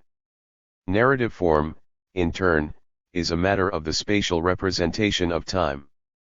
Such considerations of spatiality deserve further consideration, and it is to these that we now turn. In Ursula K. Le Guin's The Dispossessed, Tukver, an amateur sculptor, creates a series of mobiles that she names the occupations of uninhabited space. 843 The title is fitting. There is a rather long tradition of anarchist thought concerning space, its inhabitation, its occupation, as testified, more recently, by the anarchist presence in the Occupy Wall Street movement. Kropotkin and Reclus were geographers, and their work exerted considerable influence on the regionalism of Patrick Geddes and the urbanism of Ebenezer Howard, whose conception of the Garden City attracted the interest of anarchists such as Landauer and Martinez Rizzo. 844 This preoccupation with occupation continues into the 20th century with the writings of thinkers such as Paul and Percival Goodman, Communitas, 1947, Michel Ragan, Au Vivren's News Domain, 1963, and James C. Scott. Seeing Like a State, 1998, and in journals like Black and Green, 1981 to 1982, and the Radical Office Workers Zine, Processed World, 1981 to 2005. 845. For Marxists of a certain stripe, the spatial focus of anarchism is evidence of its inability to come to grips with the temporal, hence its ahistorical character. 846 On the contrary, anarchist geographers and urbanists have generally been convinced that the only way to really understand spatial relationships is in terms of time, as structures that arise historically, and that then condition the unfolding of future social relations from the plan of New Delhi, as discussed by the Goodman brothers. Bearing the imprint of British colonialism, to the classroom structured so as to organize students by ranks, training their attention upon the teacher, the subject presumed to know, as discussed by Paul Goodman. 847 In both cases, an entire ideology, a set of social relationships, has been encoded in spatial relationships, in layout. Layout, what the French call mise en page, is perhaps the dimension of comics, apart from caricatural abstraction, that most distinguishes it from cinema. It is true that the very phrase, as applied to the study of comics, is modeled after mise en scene, a cinematic term borrowed from theater, where it refers to the disposition of light, color, line, and shape on stage. However, unlike the fixed proscenium arch or movie screen, the comic's frame can change shape. Moreover, the spatial relations of panels on a page can be experienced in terms of simultaneity, viewing the page or multiple panels as a single design unit, sequential repetition, reading left to right and top to bottom, but backtracking to reread, or non-sequential meandering, roaming around the page, jumping back and forth between regions of relative visual salience. Point 848. In other words, the comics page offers a degree of freedom that other art forms do not. Given this range of options, it is surprising to discover that the form of mise en page favored by anarchist comics has historically been what Benoit Peters calls conventional, that is, determined by a strongly codified system in which the arrangement of the panels on the page, by repeating itself, tends to become transparent. 849. In short, the formal possibility most explored by anarchist comics artists has been the one that obscures form in favor of content. This is perhaps in keeping with the pedagogical function of much anarchist culture, which places a priority on accessibility. The grid is the easiest layout to find one's way through, so it makes sense that comics addressed to a broad public such as Paul Robin and Felix Lockhardt's flyer advocating birth control, Figure 8, or Paul Glover and Jim Houghton's pamphlet explaining the way a local currency works, Figure 9, would arrange themselves into geometrical tiers of more or less identical panels. Both examples deviate from the strict waffle iron pattern to a minor degree. Lockhart gives the upper left and upper right panels a decorative shape, giving the ensemble the look of panels in a church window, and Houghton staggers the frames a bit, alternating closed with borderless panels, and violating gutter boundaries occasionally to suggest exchange, but both allow the reader's eyes few decisions about where to begin, how to proceed, what to rest on, and when to stop. In French, the phrase sens unique can indicate a single meaning or a one-way street. To closely determine the direction, sens, of reading is to exercise maximum control over the reader's production of meaning, sens. Is this compatible with an anti-authoritarian ethos? Peters himself is quick to point out that conventional form doesn't necessarily spell conventional content. 850. Indeed, anarchist uses of the conventional mode for unconventional ends like those employed to such subversive effect in Moore and Gibbons's Watchmen might seem to undermine Peters's entire taxonomy of mise en page. 851. Fig 8, L'Histoire de Croque-Mitaine, Paul Robin and Felix Lockhart, 1906.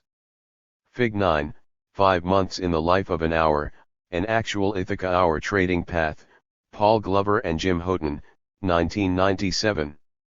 Fig 10, Detail, Clifford Harper, Vision No. 1, Autonomous Terrace, 1975. Without departing from the pedagogical tradition, however, Harper suggests another model for anarchist mise en page, once again, the diagram, Figure 10. In the diagram, the reader encounters a field of images juxtaposed so as to suggest certain relations between them without dictating the order in which they are to be read. As Gunther Kress and Theo van Leeuwen remark, on such pages, we find only semi-linear structures to guide the reader's eyes, so that where the eye will move, is difficult to predict, and there is neither chronology, nor a clear hierarchy of salience. It is perhaps rightly that they call this an anarchic scheme of mise en page, a decentered, paratactic, nonlinear page that enables multiple reading paths. 852. Might this not be the kind of space that corresponds to an anarchist temporality, a multiple and qualitative time, as Coulson puts it, which is determined not by any universal clock, but by the relations of composition, recomposition, and decomposition among a plurality of beings. 853. The diagram, distanced from its techno-bureaucratic uses, links formal experimentation to pedagogical populism. It presents not fantasy persons with imaginary agency, but networks of relationship, social structures, systems. They can be rhizomatic, spreading in all directions without a root, presenting a world in which the center, the origin of force is scattered and disseminated, simultaneously everywhere and nowhere. 854. The dichotomy between grid and diagram, however, can be overstated. As can be seen from Mikhail's work, diagrams often incorporate little linear strips of panels, and grids can be manipulated to enable multiple reading paths as well. Short of abandoning the strip and tier form altogether, some anarchists have found ways to use it to approximate the virtues of diagrammatic Mies en page. Glover and Houghton's 5 months in the life of an hour, figure 9, tracing the circulation of alternative labor note currency from hand to hand. There are no invisible hands here. Pushes conventional layout in the direction of the diagram, dislodging the character from the center of narrative and allowing us to see lives in terms of their interconnectedness. 855. 791 Dieter Scholz, Pinsel und Dolch, Anarchistische Ideen in Kunst und Kunsttheorie 1840-1920, Berlin, Reimer, 1999, 120. 792 Dubois, Le Peril Anarchist, 271. 793 Jack Daniels, The Adventures of Tintin, Breaking Free, London, Attack International, 1989, 1. 794 Ibid, 67. 795 Ibid, 25. 796 Ibid, 26, 104. 797 Ibid, 125, 44. 798 Bakhtin, The Dialogical Imagination, 23. 799 Clifford Harper, Class War Comics 1, Princeton, Wisconsin, Kitchen Sink Enterprises, 1973. 1. 800 Ibid, 3. 801 James C. Scott, Seeing Like a State, How Certain Schemes to Improve the Human Condition Have Failed, New Haven Court, Yale University Press, 1998, 43. 802 The website for Mikhail's project is archived at https://web. /20,917092436/http://www.springalpha.org/pages.php, content equals story. 803 Ralph Rumney et.al., The Map is Not the Territory, Manchester, Manchester University Press, 2001, 25, Richard Cork, Annus Mirabilis, Art in the Year 2000, New Haven Court, Yale University Press, 2003, 31. 804 MacLeod, Understanding Comics, 43, 42. 805 Slavoj Zizek, Looking Awry, An Introduction to Jacques Lacan Through Popular Culture, Cambridge, MA, MIT Press, 1991, 41-42, MacLeod, Understanding Comics, 43. 806 Ibid, 42, 43. 807 Colson, Petit Lexique, 165, 231-233. 808 Josh Lucan, I'm Not Your Boss, The Paradox of the Anarchist Superhero, Anarchist Studies 5.2, 1997 139, Alan Moore, David Lloyd, et.al., V for Vendetta, New York, Vertigo/DC Comics, 236. 809 QTD in Mitchell C. Werther, Persons Die But Noble Ideals Are Eternal, Waste.org, March 29, 2007, trans. Werther. 810 Lucan, I'm Not Your Boss, 137. 811 Ibid, 143. 812 Emma Goldman, Observations and Comments, Mother Earth 1.1, March 1906, 5. 813 Moore and Gibbons, Watchman, 3.25.9. 814 to Bachman QTD. In Lucan, I'm Not Your Boss, 137. 815 This criticism, however, ignores the increasingly important roles played by other, non-superhuman characters in the later chapters of the book. Ally Harper, the gangster who inevitably becomes the law's left hand; Rose Almond, the victimized and humiliated widow who ultimately becomes the leader's assassin; and Valerie Page, the prisoner who teaches freedom in the face of death. 816 Seth to Bachman, You Don't Have to Fuck People Over to Survive, San Francisco, Pressure Drop Press, 1990, 70-73, Eric Drucker, Flood, A Novel in Pictures, New York, 4 Walls 8 Windows, 1992, 149-150. 817 Moore and Lloyd, V for Vendetta, 24. 818 Ibid, 252. 819 Ibid, 64, 66. 820 Ibid, 265. 821 Kunzel, Willett, Steinlen, and the Silent Strip. 822 David Kunzel, History of the Comic Strip, the 19th Century, Berkeley and Los Angeles, University of California Press, 1990, 212. 823 Colson, Petit Lexique, 152, Bruce and D. Jack QTD. In Ibid, 152, Bakunin, God and the State, 57. 824 Joris van Parijs, Maze Real, Ein Biography, trans. Siegfried Thiesien, Zurich, edition 8, 1999, 28. 825 Ibid, 28-29, Maze Real QTD. In Ibid, 29. 826 Ibid, 61, 64, 179, Pierre Worms, Gesprach mit Franz Maze Real, Zurich, Limat Verlag, 1967, 42. 827 Parijs, Maze Real, 27. 828 Kropotkin, Ideals and Realities, 86. 829 Kropotkin, Mutual Aid, 300. 830 QTD in Parijs, Maze Real, 93. 831 Peter Kropotkin, The Conquest of Bread, New York, Putnam, 1907, 139.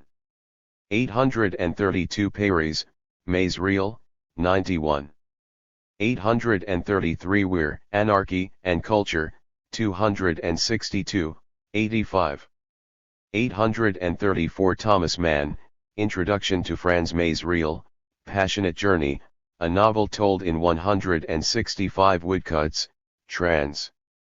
Joseph M. Bernstein, In Arguing Comics, Literary Masters on a Popular Genre, eds. Jeter and Kent Worcester, Jackson M.S., University Press of Mississippi, 2004, 17-19. 835 Ibid, 19. 836 Ibid. 837 Franz Maze Real, Mon Livre de Hures, Geneva, Albert Kundig, 1919, 84, 99, 134, 140, 160-161, 167. 838 Ibid, 97, 159. 839 Ibid, 23-25. 840 Eisenzweig, Representations Illegitimes, 79. 841 Colson, Petit Lexique, 317. 842 Joan Ramon Resina, Historical Discourse and the Propaganda Film, Reporting the Revolution in Barcelona, New Literary History 29.1, 1997 78-79, 82. 843 L. Ginn, The Dispossessed, 183.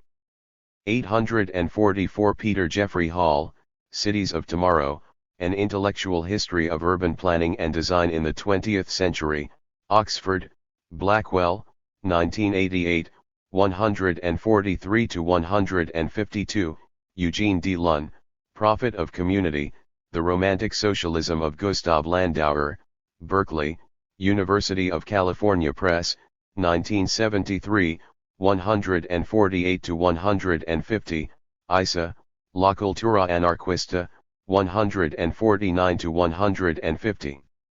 845 C. Dan Chodorkov and Matthew Sieg, Lois Aida, Community Self-Reliance in New York City, Black and Green 2/3, Fall/Winter 1982, Bradley Rose, The Walling of Awareness, Processed World 9, 1983, and Tom Wetzel, San Francisco's Space Wars, Processed World, 2001. 846 C. Nicholas Spencer for one version of this trope, After Utopia, The Rise of Critical Space in 20th Century American Fiction Lincoln N.E., University of Nebraska Press, 2006. 847 Goodman and Goodman, Communitas, 3-5, Goodman, Utopian Essays, 156-181. 848 Gunther R. Kress and Theo van Leeuwen, Reading Images, The Grammar of Visual Design, London, Routledge, 1996, 139. 849 Benoit Peters, Case, Planche, Recit, Lire la bande dessinée, Paris, Cast Erman, 1998, 42. 850 Ibid. 851 Jan Beetens and Pascal Lefebvre, Pour un lecture moderne de la bande dessinée, Brussels, Centre Belge de la bande dessinée, 1993, 60, Thierry Gronstein, Système de la bande dessinée, Paris, Presses Universitaires de France, 1999, 116-117. 852 Kress and van Leeuwen, Reading Images, 220. 853 Colson, Petit Lexique, 230. 854 Kropotkin, Anarchism, 117. 855 In this respect, it is strangely reminiscent of Peter Kuper's wordless graphic novella, The System, 1997. Here, too, we follow the money as it travels from hand to hand, from cabbie to prostitute to pusher to cop to suit, weaving together enterprises licit and illicit, establishing the system in which they all have their place, The System New York, DC Comics, 1997, 34-35. Where the hour links labor power to labor power, neighbor to neighbor, economy to community, community to itself, the dollar links work to hunger, hunger to crime, crime to law, law to wealth. In both cases, frames are repeatedly broken. 4. The stuttering image. Anarchist cinema. Is the great age of cinema over, in the era of YouTube? For anarchists, it might seem as if it had barely begun. As Andrew Hedden points out, the anarchist movement was weakest during the years of film's ascendancy as a medium. 856 Perhaps this ascendancy itself was a sign of doom for anarchism, a harbinger of the society of the spectacle as well as of the society of control. Even now, the camera eye that at once confers celebrity and exercises surveillance holds a baleful look for those who would change the world. Thus, in June 2010, the old Toronto Film Studios became the closed set of another kind of production when it served as a jail for about 1,000 protesters of the G8 summit. Divided into large cages, it was fitted with video cameras, placed on the ceiling about every 5 meters to monitor prisoners from the time they entered to the time they left. 857. The studio as prison, here, ironically, is one of the dominant anarchist conceptions of cinema.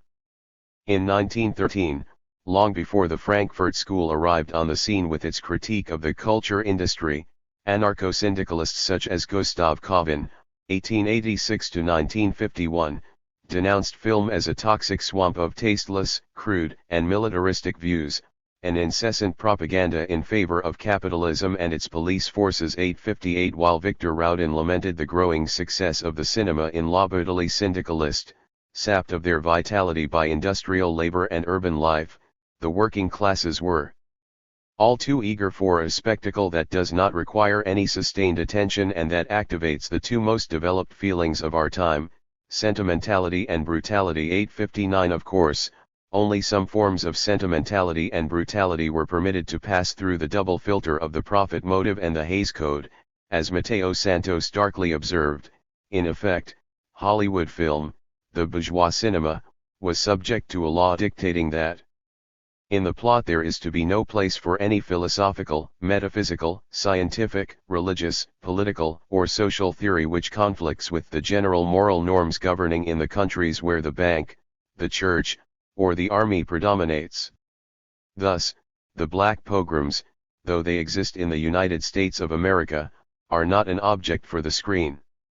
On the contrary, cinema was a marketing device for Americanism and its general moral norms, a hegemonic long-range weapon. 860 For Henry Palale, cinemas were the vendors par excellence of modern capitalism's big lie, the fantasy of a redistribution of wealth, of upward mobility, and Jackson Mac Low saw popular films as vicious fictions which are made to appear by every device of bureaucratized sick art to be the real thing. This is real life.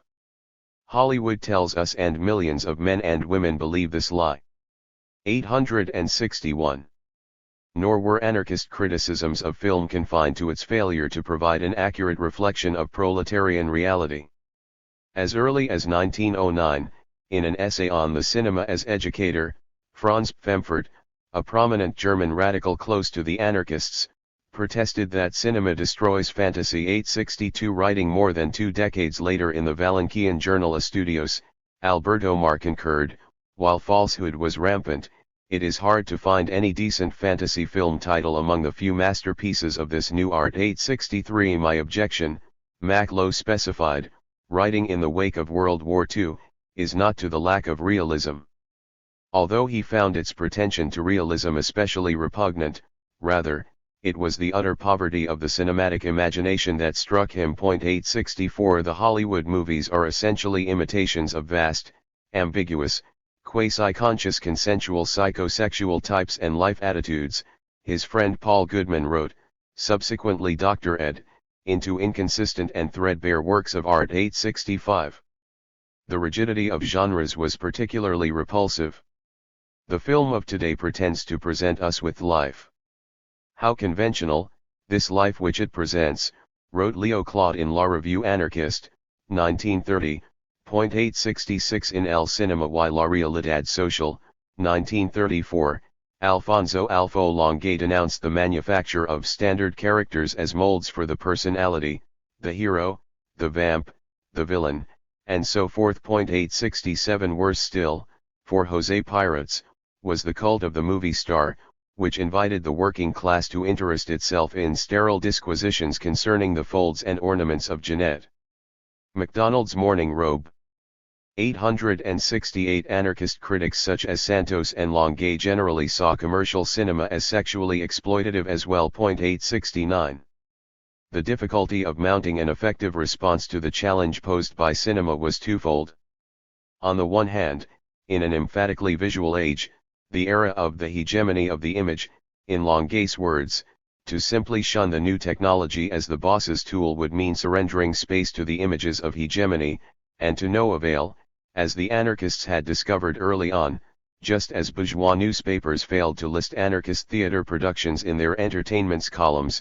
Isabelle Marie-Nunn observes, the movie theater's offerings were not to be found among the listings in French anarchist newspapers between 1895 and 1908, while workers' attendance at these spectacles grew apace. 870 Within 2 decades, the once thriving anarchist community of São Paulo found that the same theaters that had once provided both a meeting space for workers and a stage for anarchist plays were being converted en masse into movie theaters screening the latest entries from Hollywood, a process that further reduced the strength of the anarchists, who failed to deal with it. According to Gabriel Passetti. 871 On the other hand, to compete on the same technological terrain required an investment of capital that an already hard-pressed movement could ill afford. 872 Whereas anarchists had, in certain times and places, been able to field a journalistic apparatus capable of competing with the official presses, the advantage of increasing technological efficiency state-of-the-art printing presses just 14 years after Proudhon's death, for instance, were capable of producing at 40 times the rate of the machines he had apprenticed on did not apply to this new realm, where expensive equipment was required to mass-produce an entertainment that was remarkably cheap to attend. 873 Nor was the technical capability anarchists brought to the production of newspapers, labor provided by skilled typographers, readily available for cinematic production, while a few militants worked in the new industry. 874 These were not many in comparison to the veritable army of technicians fielded by capital, and by the state capital of the eastern apparatchiks. Nevertheless, anarchists did contest the reigning cinemas of Hollywood and Moscow alike, and not only by the rejectionist route. Anarchists like Raphael Barrett saw stuttering flickers of poetic potential in the new medium, which lets us see what we have never seen. 875 Cohn, too, felt that if commercial film was a poison in the brains of the people, then it could also furnish the antidote. 876 Even in his horror at the bourgeois cinema, and, even worse, the fascist cinema of which he was perhaps the first to write a study, El Cinebajo La Svastika 1937, Mateo Santos dreamed of an educational cinema, a teacher of masses, of multitudes possessed of an effectiveness lacked by other pedagogical systems, because its lessons profit the cultivated and the unlearned equally. Since, as Palale put it, the cinema says realities with reality, educational film could present lessons gathered directly from life, with the multiplicity and variety of its everyday events. Bypassing the mediation of teachers. 877 Claude dreamed of a cinema freed from the constraints of capital and state that could present scenario and technique elevated to the same height, a vision close to that expressed by Henry Palale in his plea for a human cinema. 878 Pirates spoke for this tendency in titling his 1934 pamphlet on the subject Para una nueva concepción del arte, lo que podría ser un cinema social, for a new conception of art, the possibility of a social cinema, Figure 1. Fig 1, a 32-page pamphlet on cinema by José Pirates, published by La Revista Blanca, 1934. Fig 2, La Commune, Dir Armand Guerra, 1914. Power securely located behind a desk. Fig 3, La Commune, General Thomas accosted by National Guardsmen and civilians. Increasingly, particularly as the era of the talkies opened, one means of struggle was film criticism, conducted both within anarchist publications, such as La Revue Anarchiste and Umbral, and in broader public forums, such as Popular Film, a Spanish journal that drew participation from several prominent anarchist intellectuals. The prevalence of the cinema that we find detestable, argued Pirates, rests less on government censorship and the materialism of the companies than on the apathy and ignorance of the public. 879 Santos agreed, the public that does not exercise its right to be critical debases itself socially. 880 Subjecting film to rigorous scrutiny, anarchist critics sought to educate audiences against too easy an acceptance of what they were being given to watch. Here, too, was room for praise as well as censure. What many anarchists called a social cinema conceived, as Isabel Marinon notes, along lines markedly similar to those of Bernard Lazare's conception of social art. 881 could be glimpsed in potentia in just a few of the films thrown up by statist and capitalist production systems. Anarchist film critics were highly ambivalent toward Soviet film before the era of Stalin.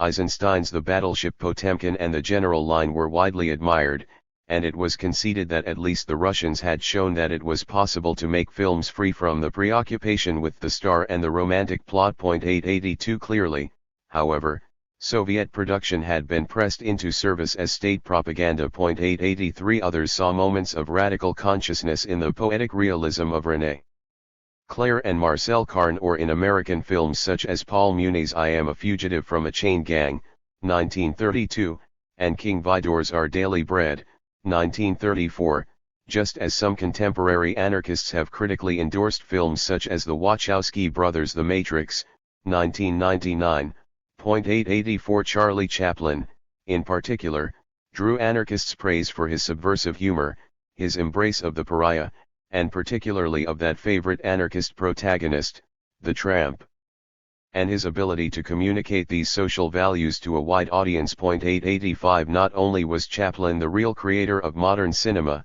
to one reviewer for the Chilean anarchist journal Claridad, but he was a unique being in the Stirnerian sense of the word. He is the owner of his spirit.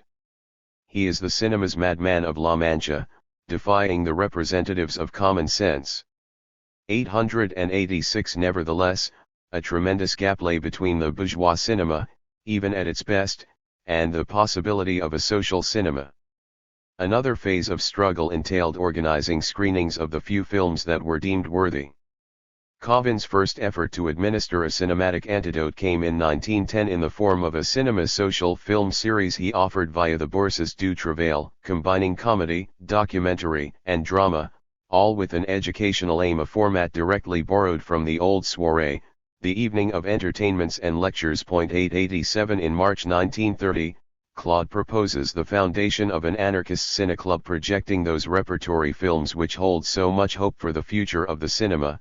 2 summers later, in Spain, Pirates and Santos create an extensive series of lectures and cultural events, with the title Projections of Social Art, which aim to contribute, in the words of its organizers, without evasions or accommodations, to the rise of a contemporary art with a social orientation. 888. Finally, anarchists did succeed a few times in making films of their own. In a French film archive, we find the work of a cooperative studio, the Cinéma du Peuple, established in 1913 by a group of French anarchists, syndicalists, and socialists. 889. Despite its ecumenical character, this organization, based in a CGT Union Hall in Paris, was founded on anarchist principles.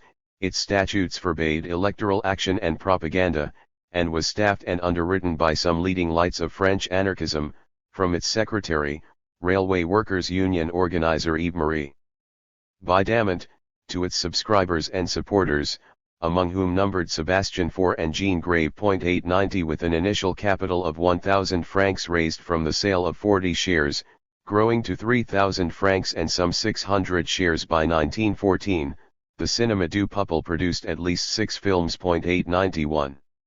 If public memory has not been kind to the 4,895 meters of film reportedly shot by the Cinéma du Peuple, memory's official custodians have at least made available a small sample of this production by which we may imagine the rest. And so a 1995 restoration sets before us the flickering images of director Armand Guerra's La Commune, 1914. Before the image, there is the word. The film is punctuated by prolix intertitles, apparently produced not by Guerra and his assistants but by the French archivists. The first announces: after the defeat at Sedan and the fall of the Second Empire, Adolphe Thiers was named chief executive. In Paris, the populace is on the brink of insurrection. On March 18, 1871, Thiers summons General Cohn to the Quai d'Orsay. He orders him to retrieve the cannons held by the National Guard. In spite of his reservations, Cohn obeys. Were these intertitles a recreation of what the film's original audiences would have seen, or are they for the benefit of a contemporary audience that does not remember what the Commune was, that does not arrive already knowing the significance of March 18, already reputing Thiers a treacherous murderer and Cohn a bumbling thug? On opening night March 18, 1914, these scenes unfolded before a house seating many men and women as old then as my parents are now, who would have remembered these events as clearly as my mother and father remember the march on the Pentagon or Kent State.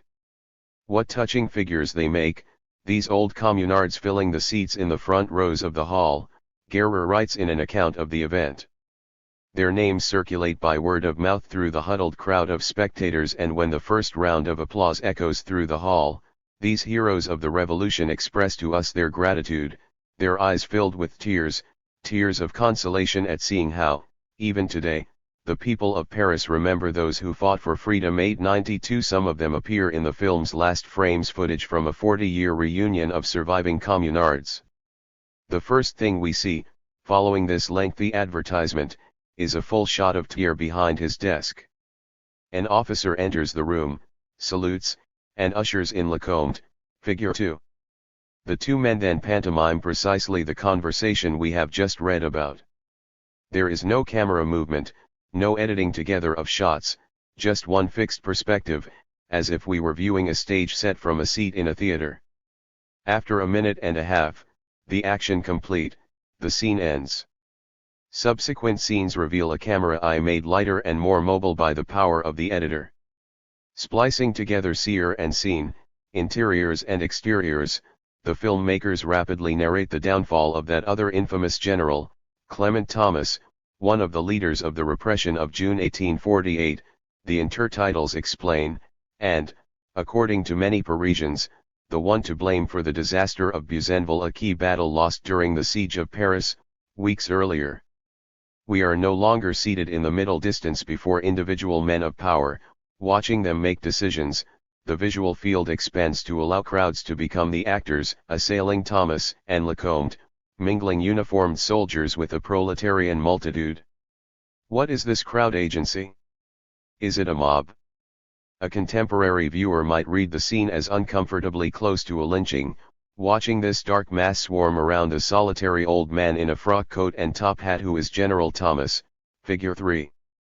What is Thomas doing, peering out over a wall, when the soldiers spot him? Here, the intertitles do not supply enough information to fill in the gaps. It is the fateful 18th of March, and Thomas, in civilian disguise, is surveying the preparations for what will become an uprising. In this light, we might read his movements as furtive, suggesting that he is a spy. When he is apprehended, we might read his gestures not as pathetically warding off menace but as blustering, as the attempts of a man who is used to being obeyed to make himself obeyed once again.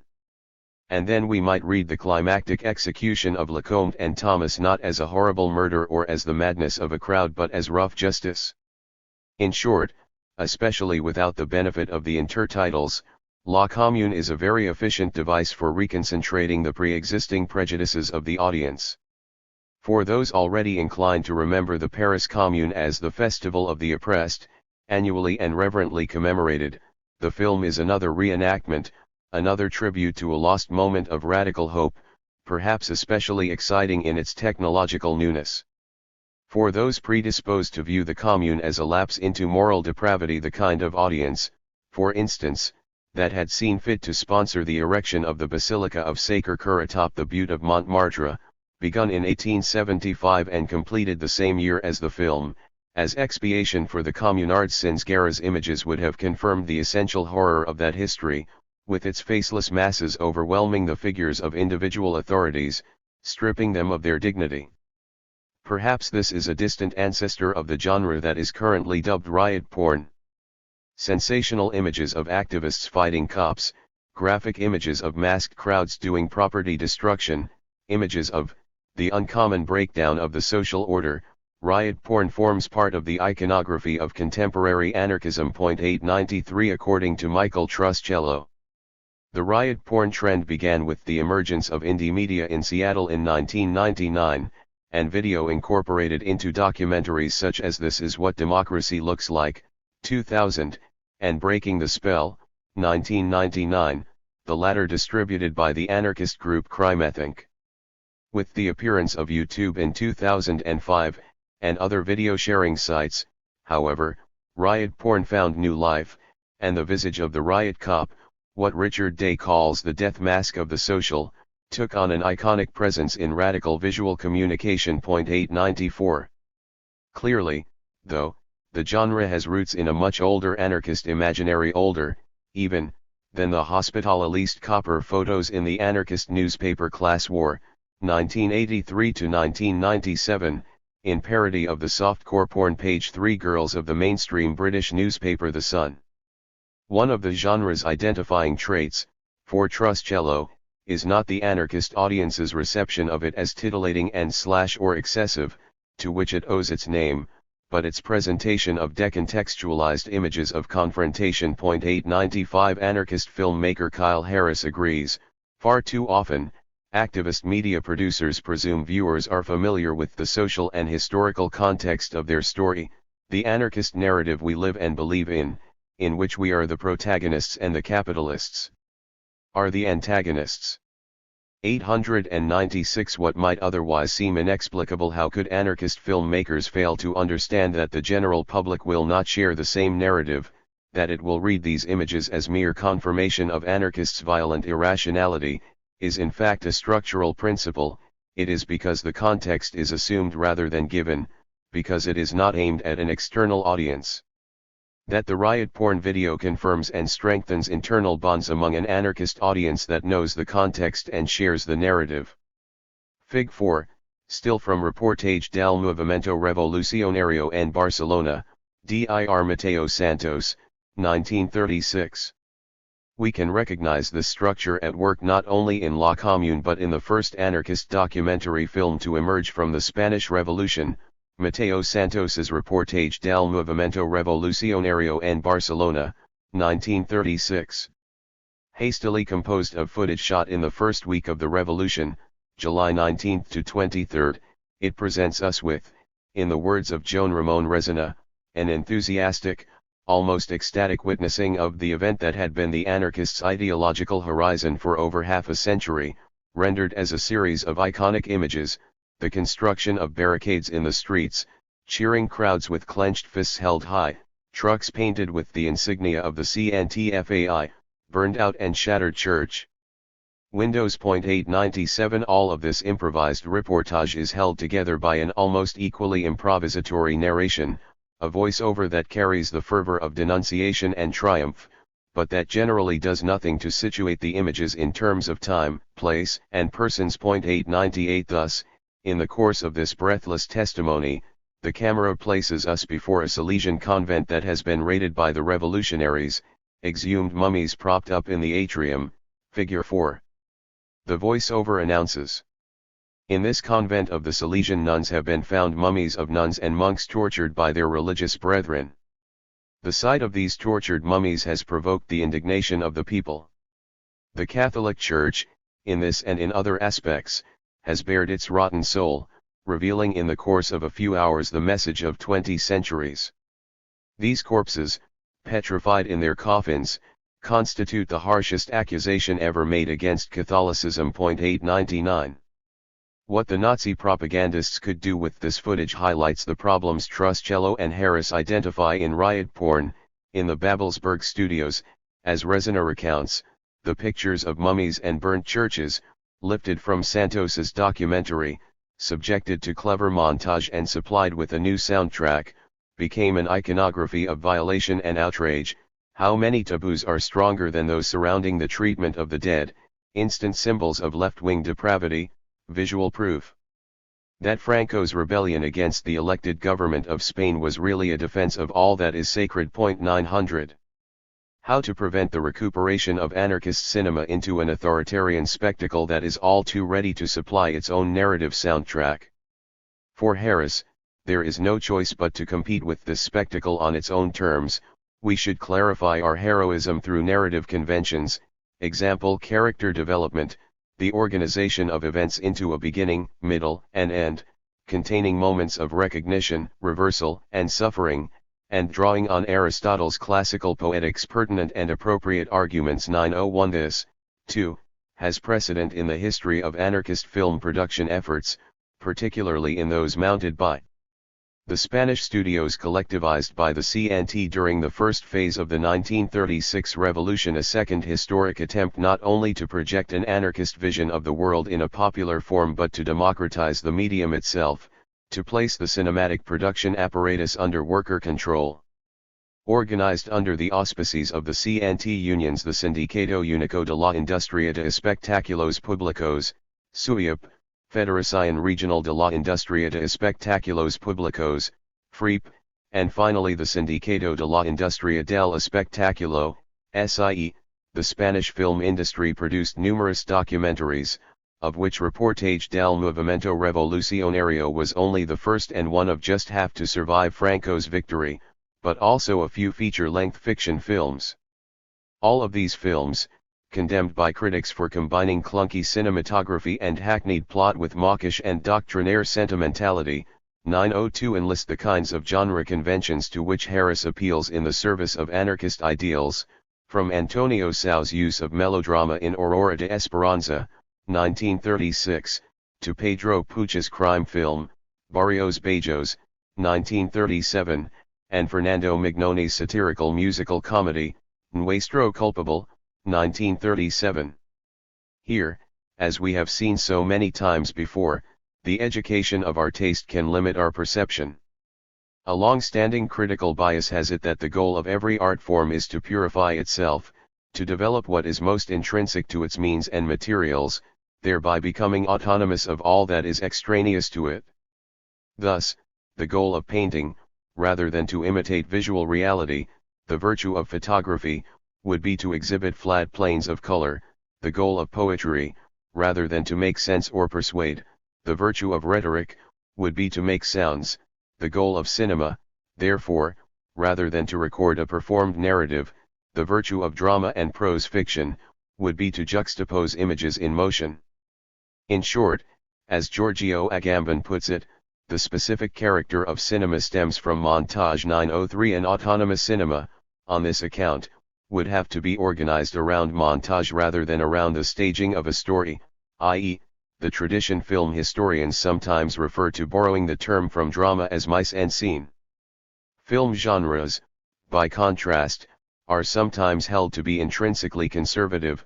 Genres hold the world in place, for Michael Ryan and Douglas Kellner, establishing and enforcing a sense of propriety, of proper boundaries which demarcate appropriate thought, feeling, and behavior. 904 The authentically anti-authoritarian film, then, would be anti-generic, sui generis. On this account, then, the prototype for anarchist film might be something like the early Soviet filmmaking of Gigi Vertov, who, intriguingly, once placed himself among the anarchists' individualists. 905.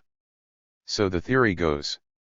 However, as Vittorio Frigerio points out apropos of the anarchist narrative traditions we have examined, sentimental romance, swashbuckling adventure, and melodrama form an important part of the fictional arsenal with which 19th-century anarchists viewed themselves and their situation. These recycled genre conventions were arguably felt as providing a better representation of the living conditions of the people and of the struggle of the militants than the highbrow, modern fragmentary aesthetic of the avant-garde. 906. And so, for all the lack of avant-garde subtlety in Aurora de Esperanza, the story of Juan and Marta draws us into its representation of the pre-July 19th world by melodramatic means, primarily by enlisting our sense of indignation.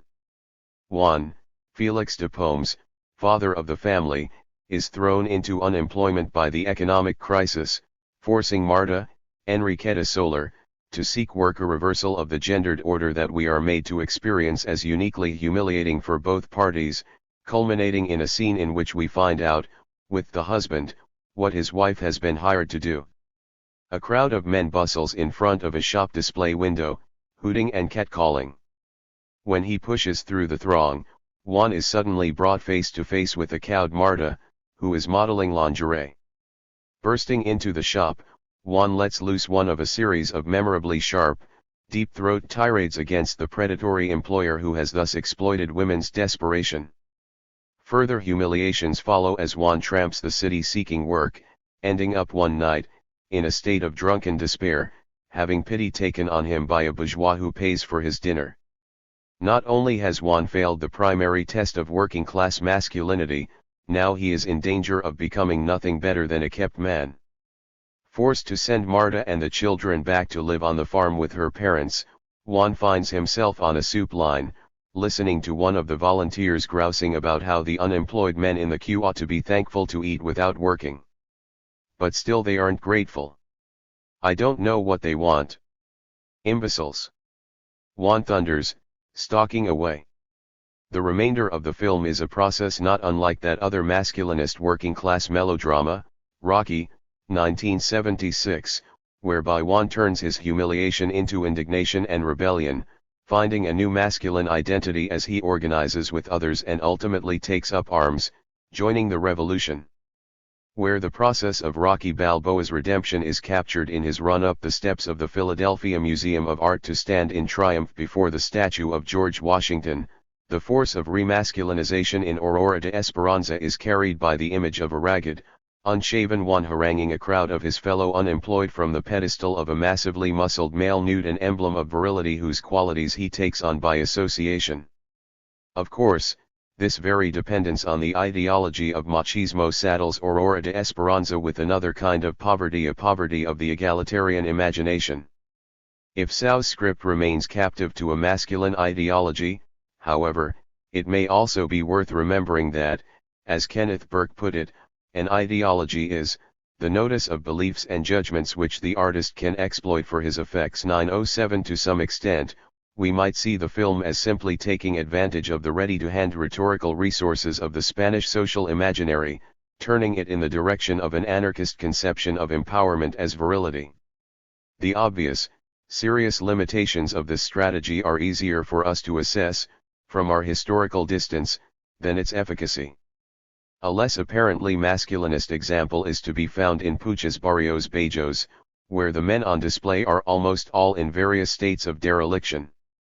Here, again, is a vision of a pre-July 19 Barcelona, a society that is to disappear, in the words of a reviewer for the SIE's House Organ, a spectaculo. 908 loosely transposing Gorky's lower depths into the Barcelona setting of his own 1935 satire, No me mates o los misterios del barrio chino. Puig takes us to its notorious barrizines or Chinese neighborhood, the Chinese, in Spain's Orientalist imaginary, signifying sleaze, where women are prey for exploiters, pimps and madams in the employ of a decadent bourgeoisie. 909 An atmosphere of decadence and despair prevails over barrizines, bracketed by heavily canted establishing shots, the Dutch tilt later popularized by film noir, connoting a world out of kilter, gloomily lit alleys strung with laundry lines, and the hard faces of bar patrons listening to what turns out to be the theme song, a melodramatic tango. Slums, your eternal madrigal / is rhymed by pimps and whores / with the point of a dagger. The shades of film noir, that space from which, as Paul Schrader says, no character can speak authoritatively, are not far off. 910 The action begins with a murder. Ricardo, a young lawyer, having caught his wife in flagranti with her lover, has shot him, fleeing into the depths of barrizines. There, El Valencia, a stevedore he once saved from a murder charge, hides him in his room above Paco's bar, down by the docks. Meanwhile, the wealthy pimp, Florial, and his accomplices are maneuvering to entrap a young domestic worker, Rosa, into prostitution. Watching Florial do business down by the docks, we gather that he's no small-time operator. He supplies the so-called white slave trade. The big-hearted El Valencia notices Rosa, who reminds him of his wife, 8 years dead. He gets her a place at Paco's, drawing the wrath of Florial and his thugs. Romantic tension emerges as Ricardo also falls for Rosa. Will El Valencia betray him? But no, after a final street fight, the dying stevedore says that he saw Rosa as a kind of daughter, not an object of romantic love, and gives his blessing to them both before expiring. Meanwhile, we meet other denizens of the barrio, such as the alcoholic ex-opera singer, Catiso, El Gran Catiso, Borracho, laughs one of the street buskers. Pitiso, her partner, corrects her, who finds his voice once again, for just a moment, outside the bar, winning the respect of the buskers, who eagerly include him in their act only to watch him relapse into abject, drunken muteness. Criticism of Barrios Bajos appealing, once again, to the standards of what Eric Mussum and Adrien Del Valle might have called bourgeois realism has tended to complain of the lack of human nuance in the characterization and plot, the use of histrionics in place of more naturalistic acting. 911 Santiago Juan Navarro, however, suggests that this places Barrios Bajos partially in the tradition of expressionist films like Fritz Lang's M. 1931, and Das Testament de Dr. Mabius, 1933, which, also partake of the melodrama, as well as the crime film. Point 912 here, too, are the hallmarks of anarchist visual culture as such: deformation, caricature, grotesque, polarization, defamiliarization, the elevation of the low, the debasing of the high, narrative decentering, multiple plot lines, a social cross-section, and perhaps even a form of détournement, textual poaching, the subversive appropriation of narrative resources. Melodrama is a resource, a reserve of popular spirit, on which anarchists are poaching freely, now that the game wardens of popular narrative have been chased out of the country. But to poach on another's narratives, as the anarchists administering the SIE found, is still to be beholden to that other. Experience was teaching the anarchists a bitter lesson in the politics of mass culture. For instance, when Madrid was under siege, in November 1936, the only 3 movie theaters remaining open, the Actualidades, the Capitol, and the Monumental, under the auspices of the CNT, the Socialist UGT trade union, and the Ministry of Education, showed almost exclusively political and educational films, including many borrowed from the Soviet propaganda repertoire, e.g. Los Marinos de Kronstadt, The Kronstadt Sailors, Yefim Jigam, 1936, and La Patria os Lama, Men on Wings, Yuli Reisman, and Grigory Levkoyev, 1935. Very quickly, the movie houses turned back to Gary Cooper, Greta Garbo, and Laurel and Hardy. Similarly, in Badalona, where some 8 movie houses had been taken over by the CNT, their marquees, predominantly featuring American films in October 1936, briefly gave way, in November, to a strange mixture of left-friendly American films, like Charlie Chaplin's Modern Times, and Soviet propaganda epics, Georgy and Sergei Vasilyev's biopic of Chapiv, before reverting to a mainly American diet, Frank Capra's Lady for a Day, Henry King's The Country Doctor, Edward Ludwig's Age of Indiscretion. 913 Public tastes had been shaped by Hollywood. Even in the virtual absence of any alternative entertainments, with no effective competition, non-Hollywood films fared so poorly as to frighten the Spanish anarchists away from their earlier aspirations to a more purely political and educational cinema. 914 The workers' movie houses showed the bosses' films. According to Emeterio Diaz, 80% of the 69 films screened in Barcelona during the 1936 to 1937 season were U.S. productions from the likes of Warner, MGM, Columbia, Paramount, Universal, Fox, United Artists and RKO Films. 915. A decision had to be made. Just as the CNTFAI, after its quick initial victory on July 19, 1936, had to choose between trying to go it alone without a sufficiently large popular base or accepting an alliance of convenience with the other anti-fascist forces, in the stark formulation of Juan Garcia Oliver, either we collaborate, or we impose a dictatorship. 916, so the SIE, finding itself in control of an entire apparatus of production and distribution, had to decide whether to screen only films that met its political criteria, thus going against the tastes of the public, as Cabeza Santiagracias notes, or to cater to those tastes, at the risk of abandoning its political mission. 917 Thus, Enrique Sanchez Oliveira observes, just as the CNTFAI entered the Republican government and dissolved its own militias into the Republican Army, the SIE decided to promote a film production that would be competitive and economically profitable by shunning partisan and doctrinaire approaches and embracing Hollywood. 918 By the summer of 1937, we find anarchist artist and filmmaker Gil Belmizonata arguing, in a spectaculo, for making commercial movies with an eye to the outside world. 919 This was the direction taken by the Consejo Superior Técnico de Cinematografía, inaugurated in August of the same year. 920.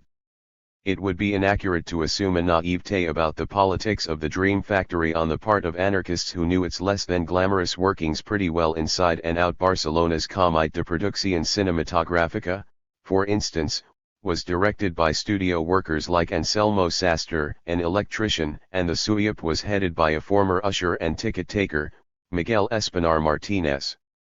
Nonetheless, in the final period of the Spanish Civil War, the Consejo Superior Técnico de Cinematografía, with a less working class and more politically diverse staff, the CNT delegate, Juan Sana, had solid anarchist credentials but no experience in the film industry, while artistic director Francisco Elias was secretly a member of a Falangist organization. 921 oversaw a further transition away from the kind of politically committed fiction film that the SIE had produced in its brief stewardship of the studios.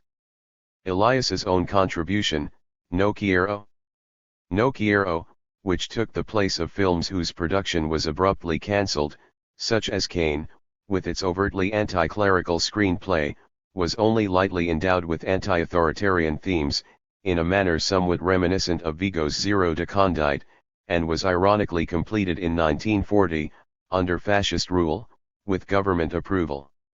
Was it a predictable betrayal? Many, then and since, thought so. For many militants in the CNT and FAI, the attempt to preserve political commitment in filmmaking while compromising with popular tastes had resulted in films that were neither fish nor fowl, failing as partisan propaganda and failing as popular cinema. 922 The lack of acceptance of this film Aurora de Esperanza by the Hispanic audience, Sau complained, was due to the fact that it was a departure, a renewal of the cinema that had been made until then, and the audience did not connect with this change as it was used to another type of cinema. 923 Here, once again, we find anarchists confronting what Paul Goodman described as the fundamental dilemma of radical art. It seems to require an audience that, by definition, is defunct or absent. 924. Faced with such a dilemma, some anarchists have insisted on a more intransigent, agitational, and avant-garde/vanguardist approach. More than a decade after the ashes of Guernica and Teruel had settled over the aspirations of the CNT-FAI in Spain, its exiled partisans revisited the question of an anarchist cinema. Writing in Ruta, the journal of the Federación Ibérica de los Juventudes Libertarios, the Iberian Anarchist Youth Federation, FIJL, based in Toulouse, José Torres declared that as the seventh art, film is a synthesis, not of the various arts, but of all the discontents, of all the hungers that are aroused in our senses by contact with life, which can only be realized in a burst of annihilation of the conventional world. 925 The most powerful examples of this annihilation, for Torres, were to be found in the surrealist cinema of filmmakers like Luis Buñuel, a director who, while declaring that I have never been an anarchist, and having never carried an SIE union card, leaving Spain mere weeks after the outbreak of the revolution, had nonetheless been close to the anarchists before the war. 926 Ironically, Buñuel's closest collaboration with the anarchists was perhaps his least surreal venture, Los Herds, Tierra Sin Pan, 1933, a gritty documentary about rural poverty, which he made during a period when he had distanced himself from the surrealist movement. 927 Another reviewer for Ruta, under the signature LN, lauded Buñuel's Los Olvidados, 1950, another venture into quasi-documentary realism, for having gone beyond realism and surrealism. The film's importance, the reviewer argued, was in its reflection of social cruelty, however distorted. 928 For Torres, however, authentically revolutionary film would break entirely with the conventions of realism.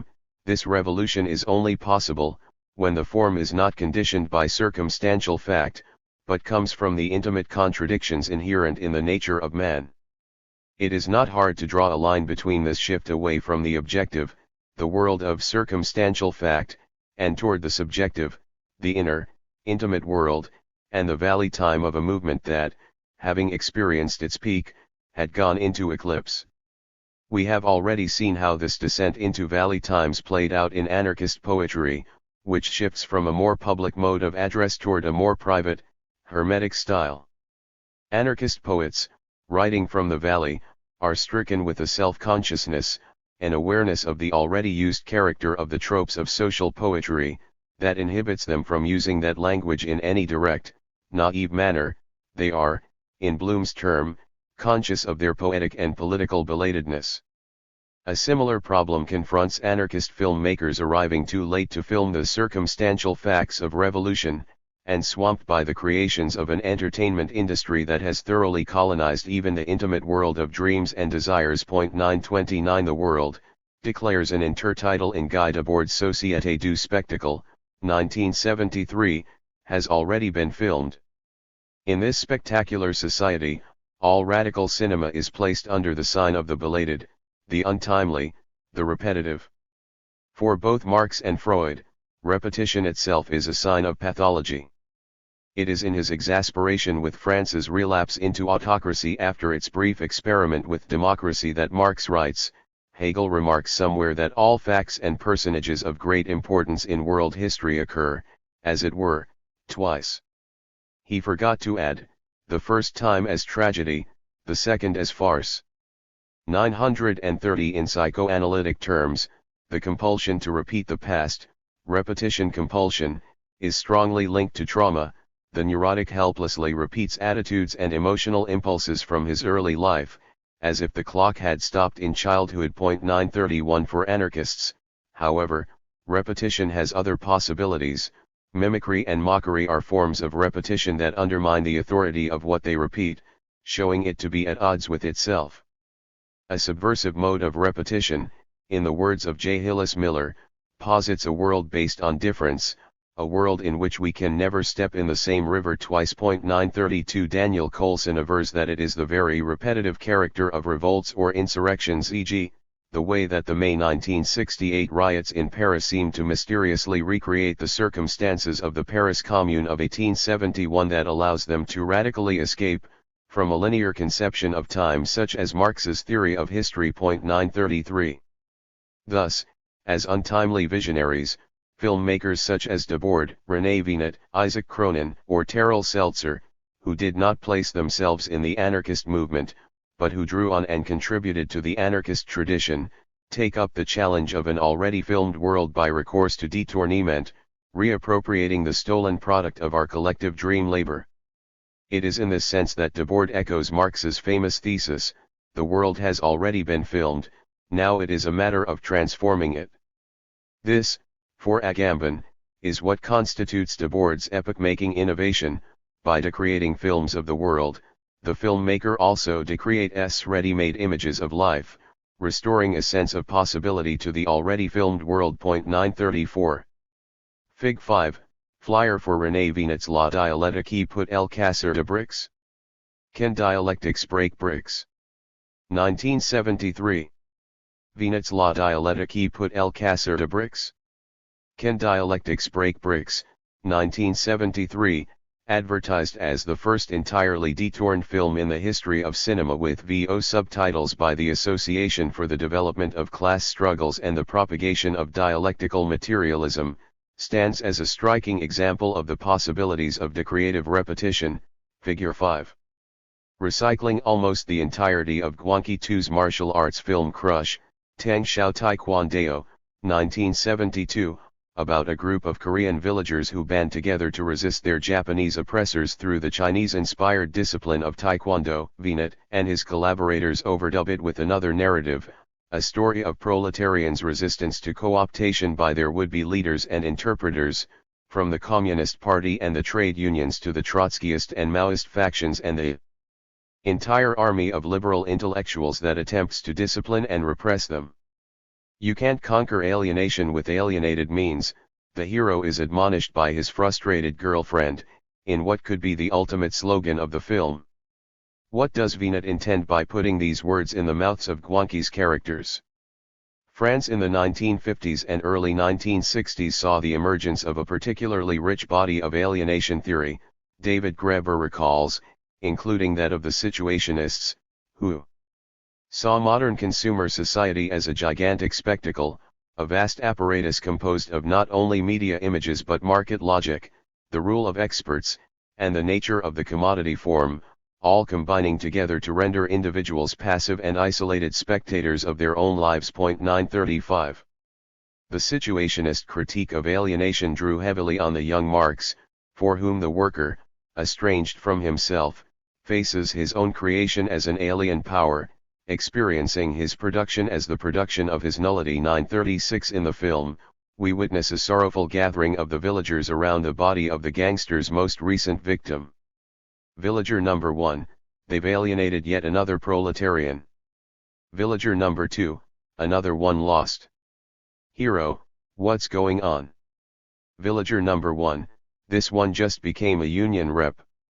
Villager number 2, as soon as he did, he repressed a wildcat strike, just before buying a TV on credit.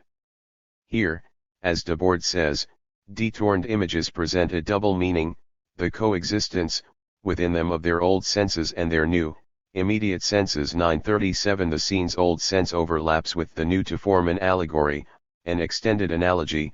Bureaucrats are a bunch of thugs, proletarians are like villagers terrorized by bandits, alienation is a kind of death. But this is not the end of it, since the original film offers a heroic plot, a fantasy of empowerment, which of course ordinarily substitutes for real action on the part of the passive, powerless spectator. The detorned film is able to take advantage of this plot while reversing its ideological signs. Tapping his forehead, a villager defies one of the head gangsters. Ideology can only shatter to pieces on contact with radical subjectivity. As if in response, the gangster's henchman promptly picks up a bottle, raises it, and shatters it on the head of the entirely unfazed villager. Clearly, radical subjectivity is not mere verbalism, it is more solid than mere ideology. As the hero later tells his enemies, the illusion of your power is only the power of your illusion. And so we are given hope, just as the villager has made the gangster's attempted show of force into a demonstration of the force of resistance, so we can turn the very weapons of the spectacle against themselves via the jujitsu of detournement. It seems their latest discovery is to detorn the mass media, one of the arch-gangsters observes nervously. These detournements disturb me.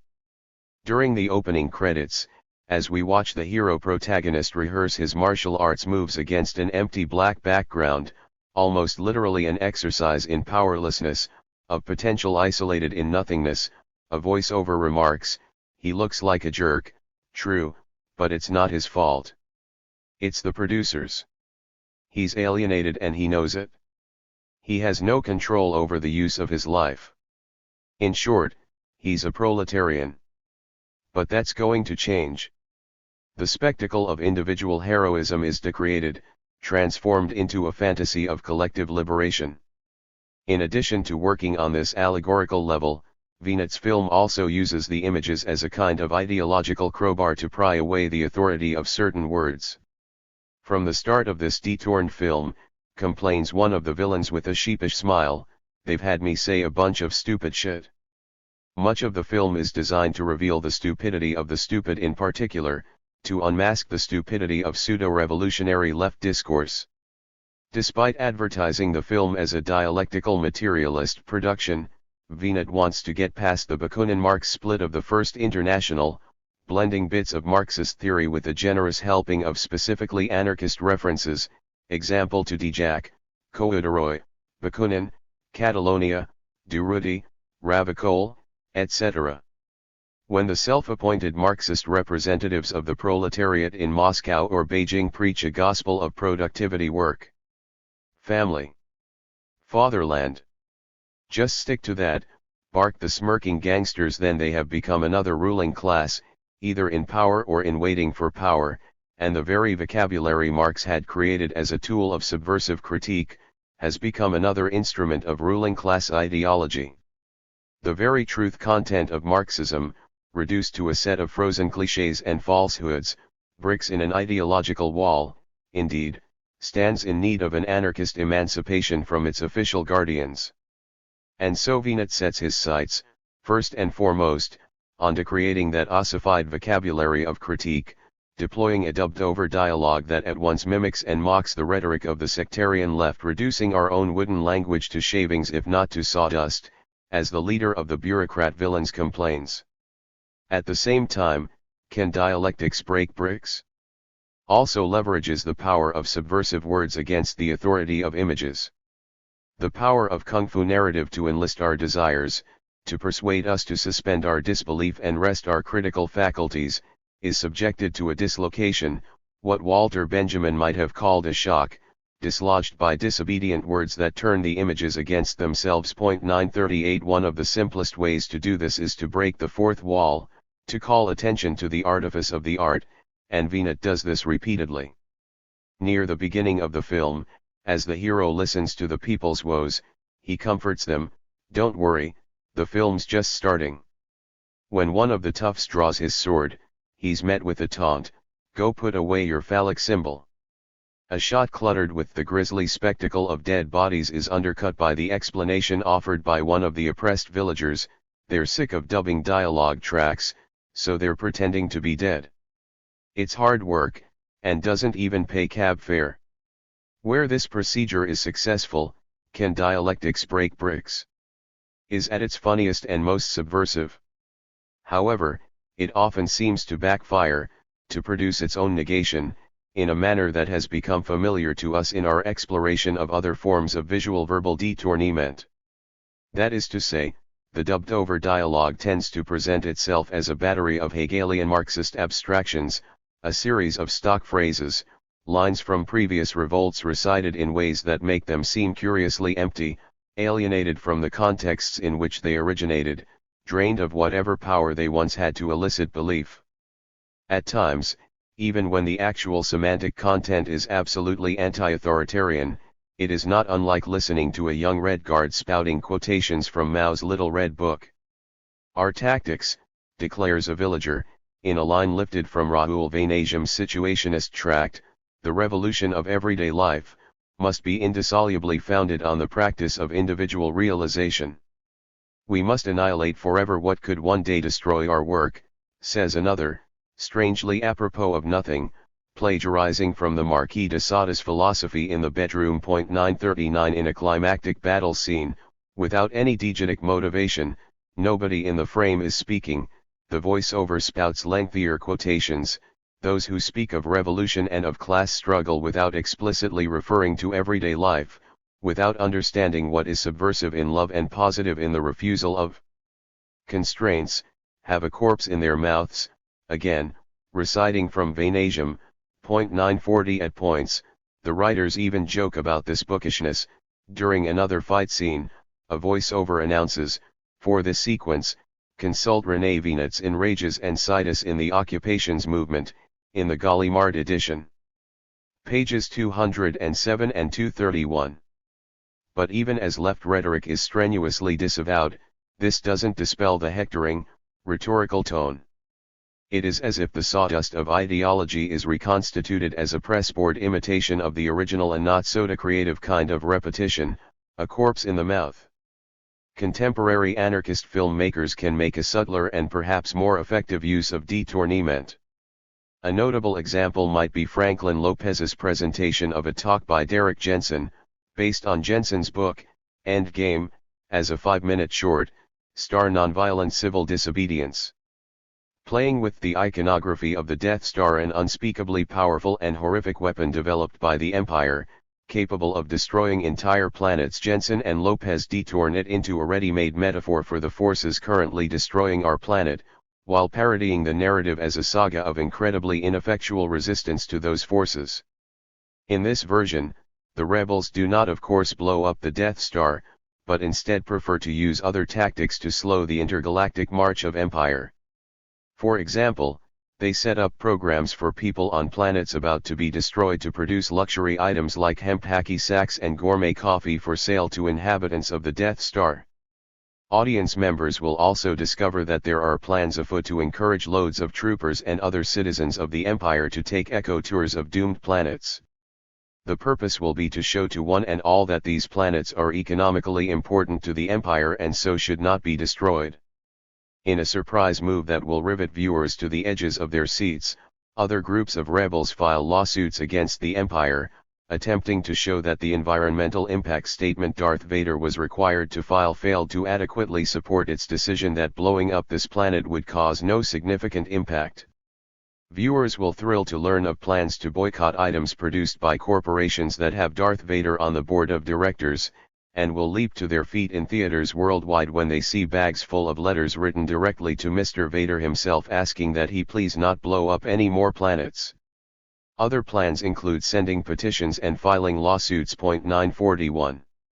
The increasing extravagance of Jensen's send-up of reformist and pacifist environmental politics is powered, of course, by our foreknowledge of the way the real narrative of Star Wars is supposed to go. Luke Skywalker is supposed to shoot the damn thing with a torpedo and blow it up. What looks silly, useless, and ridiculous by contrast is doing anything else. Some few rebels sneak aboard the Death Star and lock themselves down to various pieces of equipment. Stirring debates are held on screen among these rebels as to whether they should voluntarily surrender on approach of the troopers, or whether they should remain locked down to the end. In a brilliant and brave touch of authenticity, the rebels are never able to come to consensus.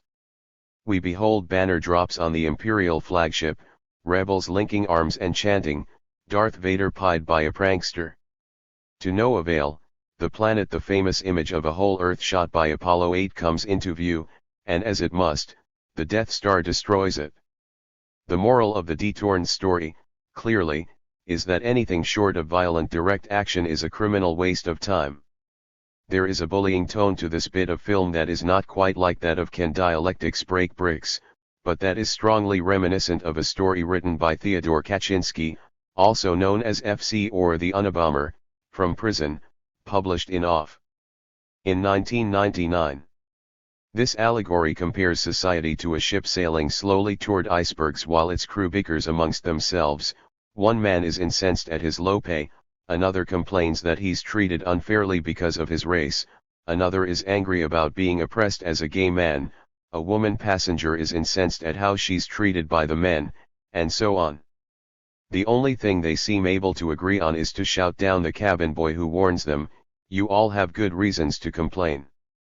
But it seems to me that what we really have to do is get this ship turned around and headed back south, because if we keep going north we're sure to be wrecked sooner or later, and then your wages, equal rights, and so on, won't do you any good, because we'll all drown. Nobody listens.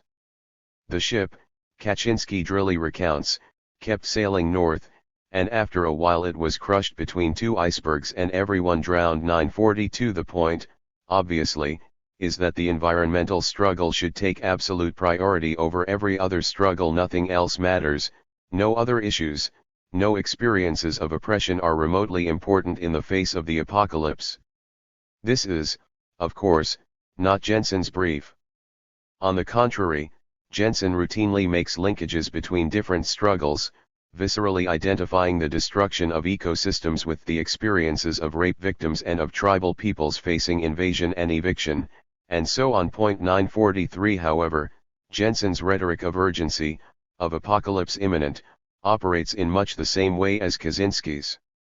This is especially strange in light of the dominant uses of apocalyptic rhetoric, which operates, in our time, largely as an instrument of the U.S. radical right, talk of the end times, of the death of whole worlds, whole political orders, whole systems of human values, as historian Richard Hofstadter noted in his famous Cold War essay on the paranoid style in American politics, is once again closely associated with the extreme right-wing. 944. If the election of Barack Obama became the occasion for a spike in the sale of guns, underground survival bunkers, and TV and film franchises centering on zombie swarms and giant killer waves, this was not in any way conducive to a public rethinking of our civilization on the order of Jensen's endgame.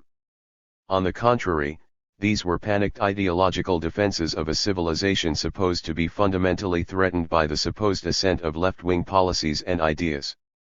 Readiness for the apocalypse, in this context, generally functions to occlude the thought of any alternative to our accustomed way of life. The specter of ecological apocalypse is evoked far more weakly by liberal productions such as Al Gore's An Inconvenient Truth, 2006, Annie Leonard's The Story of Stuff, 2007, and Mark Akbar and Jennifer Abbott's The Corporation, 2003, which round off warnings of danger with vague promises that this accustomed way of life can be somehow rescued by better technologies in the service of an enlightened self-interest. Jensen's larger collaboration with Lopez, The feature-length NCIV, 2011, is equally apocalyptic, indicting reformist and pacifist co-optation of radical movements against a fundamentally lethal civilization. Creative and carnivalistic protest tactics, of the kind associated with Reclaim the Streets and the Pink Blocks, are caricatured as mere clowning, while activists literally painted and dressed as clowns parade by. Peter Gelderloos, author of How Nonviolence Protects the State, opines that the left, to a large extent subconsciously, has as its primary role to make resistance harmless. Conversely, riot porn images of burning police cars and smashed windows are coded as exemplary actions, concrete, immediate, physical. NCIV avoids the parodic route taken by nonviolent civil disobedience, favoring a tragic mode. An especially disturbing sequence uses a split screen and overlapping soundtracks to produce an effect of estrangement.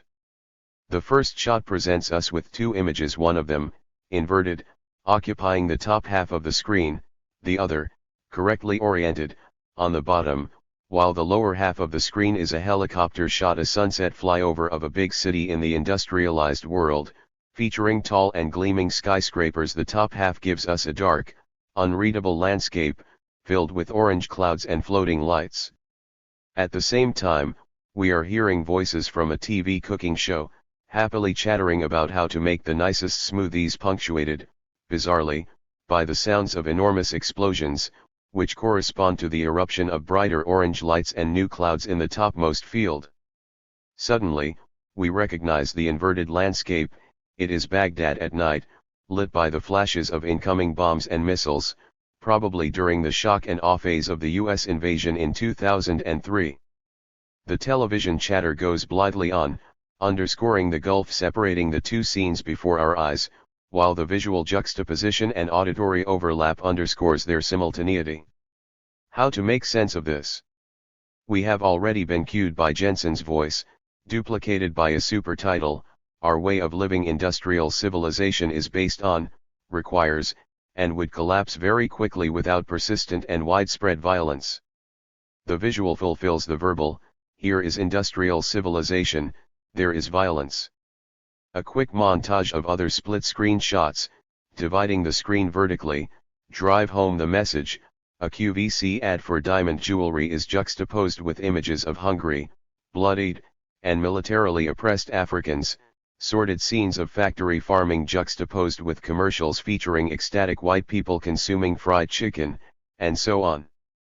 The technique here, while emphasizing simultaneity via the split screen, is not much different than the montage of contrasts favored by Soviet filmmakers in the early days, example juxtaposing shots of hungry workers with shots of a well-fed bourgeoisie, and likewise, it explicitly avows the aim of propaganda bluntly announced by the title, a curt imperative aimed squarely at the viewer. Point 945. Another approach is represented by Lopez's Join the Resistance, Fall in Love, 2003, a 17-minute short inspired by a like-titled pamphlet produced by the Crime Ethic. Ex-Workers Collective, collected in their book, Days of War, Nights of Love. As the Crime Ethic writers themselves note, one might say that it is ridiculous to implore others to fall in love. 946. Nonetheless, Join the Resistance, Fall in Love makes an extended plea to fall in love, and thereby to resist capitalism. Here, rather than presenting the appalling spectacle of ecological destruction and economic brutality that form the focus of NCIV, Lopez makes an appeal to the forces of desire. After a sequence framing the title against an exterior shot of a prison, the first scene opens on an extreme close-up of an alarm clock sounding off. The image is almost reminiscent of the opening shot of Spike Lee's Do the Right Thing, 1989, but whereas Lee uses this to signal the viewer that it is time to wake up, Lopez presents us with another response. In an array of split screens, we watch different couples somewhere in Atlanta awaken to their alarms, quickly focusing in on just two, one a yuppie couple, Scott Pointress and Claire Bronson, fumbling through their morning preparations for work in a haze of anime. A wide shot underscores their emotional distance from one another, the other a bohemian working-class couple, Tony Gallego and Alex Rambod, who awaken, notice that it's a beautiful day outside, call in sick to work, and begin fucking, careless of the time. Suddenly, to the accompaniment of a sententious voiceover, falling in love, we are told, is the ultimate act of revolution, of resistance to today's tedious, socially restrictive, culturally constrictive, patently ridiculous world. We are watching what ironically appears to be softcore porn. 947 We, the audience, apparently assumed to be heterosexual, are meant to be turned on by the sex scene, rather than to read it as part of the tedious, socially restrictive, culturally constrictive, patently ridiculous world that is being verbally denounced. But in spite of the very mild rebellion involved in faking sickness to avoid work, it is not clear why this sexual idol is not just another facet of the tedium and ridiculousness. Lopez makes considerable use of split and inset screens here, frames within frames, contrasting the humdrum, subservient life of the respectable yuppie. We specifically follow the woman through her day as a real estate agent, consumed with real estate minutiae, intermittently fantasizing about sex, with the thrilling, carefree life of the rebel, kissing passionately outside a church, having sex in a graveyard in broad daylight. A cop harasses a homeless man looking for something to eat in the garbage. Our rebel couple greets him warmly, offering him some food pilfered from the local Starbucks by a friend working there. Through it all, a relentless voiceover insists that love is a wildflower that can never grow within the confines prepared for it, rather than a set of clichés, the stereotyped images used in the media to sell toothpaste and honeymoon sweets, that modern Western culture is a continual assault upon the individual, not, say, an engine of individualization that keeps us from organizing collectively, that since love gives this threatened individual a lot to live for, lovers will not be willing to fight and die for an abstraction such as the state, personified by the policeman, presumably not a lover, and so on. The verbal tract devours the visuals, chews up the time we spend watching these split realities, synthesizing them for us, processing them into pre-established conclusions. As avant-gardists like Torres warned, ironically, the dependence of the filmed on the written seems to inhibit its meaning-making potentials, steering the spectator's interpretation down specific avenues. However, it does so even in the relative absence of a dramatic narrative. For most of its running time, Join the Resistance, Fall in Love is content to merely illustrate the pamphlet titled Join the Resistance, Fall in Love. The closest it comes to drama is in the last 2 minutes, where we watch as the policeman, determined to beat up the bum, is ambushed by our male rebel protagonist, whom he brutally guns down, accidentally wounding a bystander who happens to be the bourgeois woman, driving past in her car. The scene obeys the conventions of drama. Slow motion conveys the message that something important and violent is happening, without bothering to supply dramatic motives. Has our protagonist gone mad from true love, that he thinks, unarmed, he can assault a cop without getting himself killed? Ultimately, because it defers so much to its text, the film ends up sharing the defects of the text itself. In a review of Days of War, Nights of Love, anarchist Ray Ryan complains, having disassembled the world, crime I think leaves the rebel outside the system, isolated and alone in personal revolt, further from the general population without the social formation or tools to start building collective projects or the ability to organize concretely. All that is left are isolating fantasies of isolated revolt, fantasies no less passing than yuppie woman's daydreams, and no less subject to the brutal negation of the reality check. Eating out of garbage cans is not the answer. And making feral love in a graveyard under the stars is no fun with really smelly people. 948. This is not to negate the power of fantasies, of images or, to borrow Lopez's useful device, of frames. Works of art provide frames visual, narrative, social through which we are invited to see the world, ways of seeing that suggest ways of being. An artist, as L. E. Ginn says, not only makes the world her world, but makes her world the world if only for a little while. 949 The trick, for a radical artist, is to demonstrate, somehow, that this substitution of a world for the world, of a limited worldview for the unspeakable plenitude and plurality of things as they are, is the stuff of Everyday life under domination. 950. We are always seeing the world through frames, a world as seen through and framing. 951. The Anarchist project demands that we find ways to break with the framework of conventional perception, to make the means of perception into its own object, calling attention to the frame as frame, to make ourselves aware that it is a frame and not the limits of the world itself. 856. Andrew Hedden, Videotaping a New World, Anarchist Video at the Beginning of the 21st Century, Arena 1, 2009. 148. 857. Police give tour of G20 prison site, CBC News Toronto, June 29, 2010. 858. Gustav Cohn, Le Cinéma de Peuple, Le Combat, Organe hebdomadaire de défense et d'éducation ouvrière. 2.37, September 13, 1913. 2. 859. Victor Raudin, L'art pour Le Peuple, Le Cinéma calomniateur, Web. 860. Santos, Del Cinebergs al Cinema Social, 136, 132, 135. 861. Henry Palale, Le Cinéma Ophilia sa Mission, Mon Cine. 4.346, October 1928. 6. Jackson Maclow, The Movies, A Note on Falsification, Y. An Anarchist Bulletin. 5.5, October 1946. 9. 862. Franz Pfemfert, Kino als Erzieher, in Kino Debat, Literatur und Film, 1909-1929, ed. Anton Kays, Tübingen, Niemeyer, 1978, 62, 61. 863. Alberto Mar, La Pantalla, La Fantasia en el Cinema, Estudios. 14.150, February 1936. 26-27. 864. Maclow, The Movies, 8-9. 865. Paul Goodman, 5 Years, Thoughts During a Useless Time, New York, Brussels and Brussels, 1966, 57. 866. Leo Claude, L'Avenir du Cinéma, La Revue Anarchiste 3, February 1930. 47.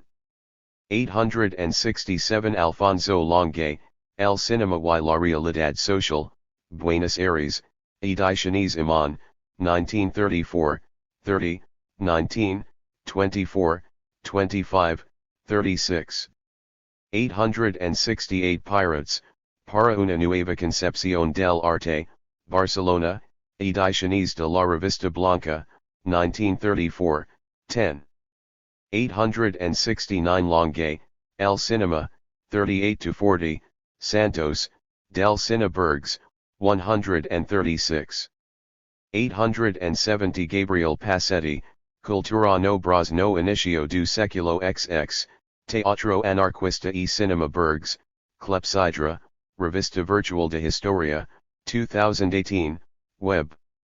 Francisco Foot Hardman notes that the anarchist newspaper A Folha do Povo regularly included announcements of film spectacles and new movie theaters from 1908, the year it first appeared in the port city of Santos, Brazil, Nem Patria, Nem Patro, 65. 871. Passetti, Cultura no Bras, 7.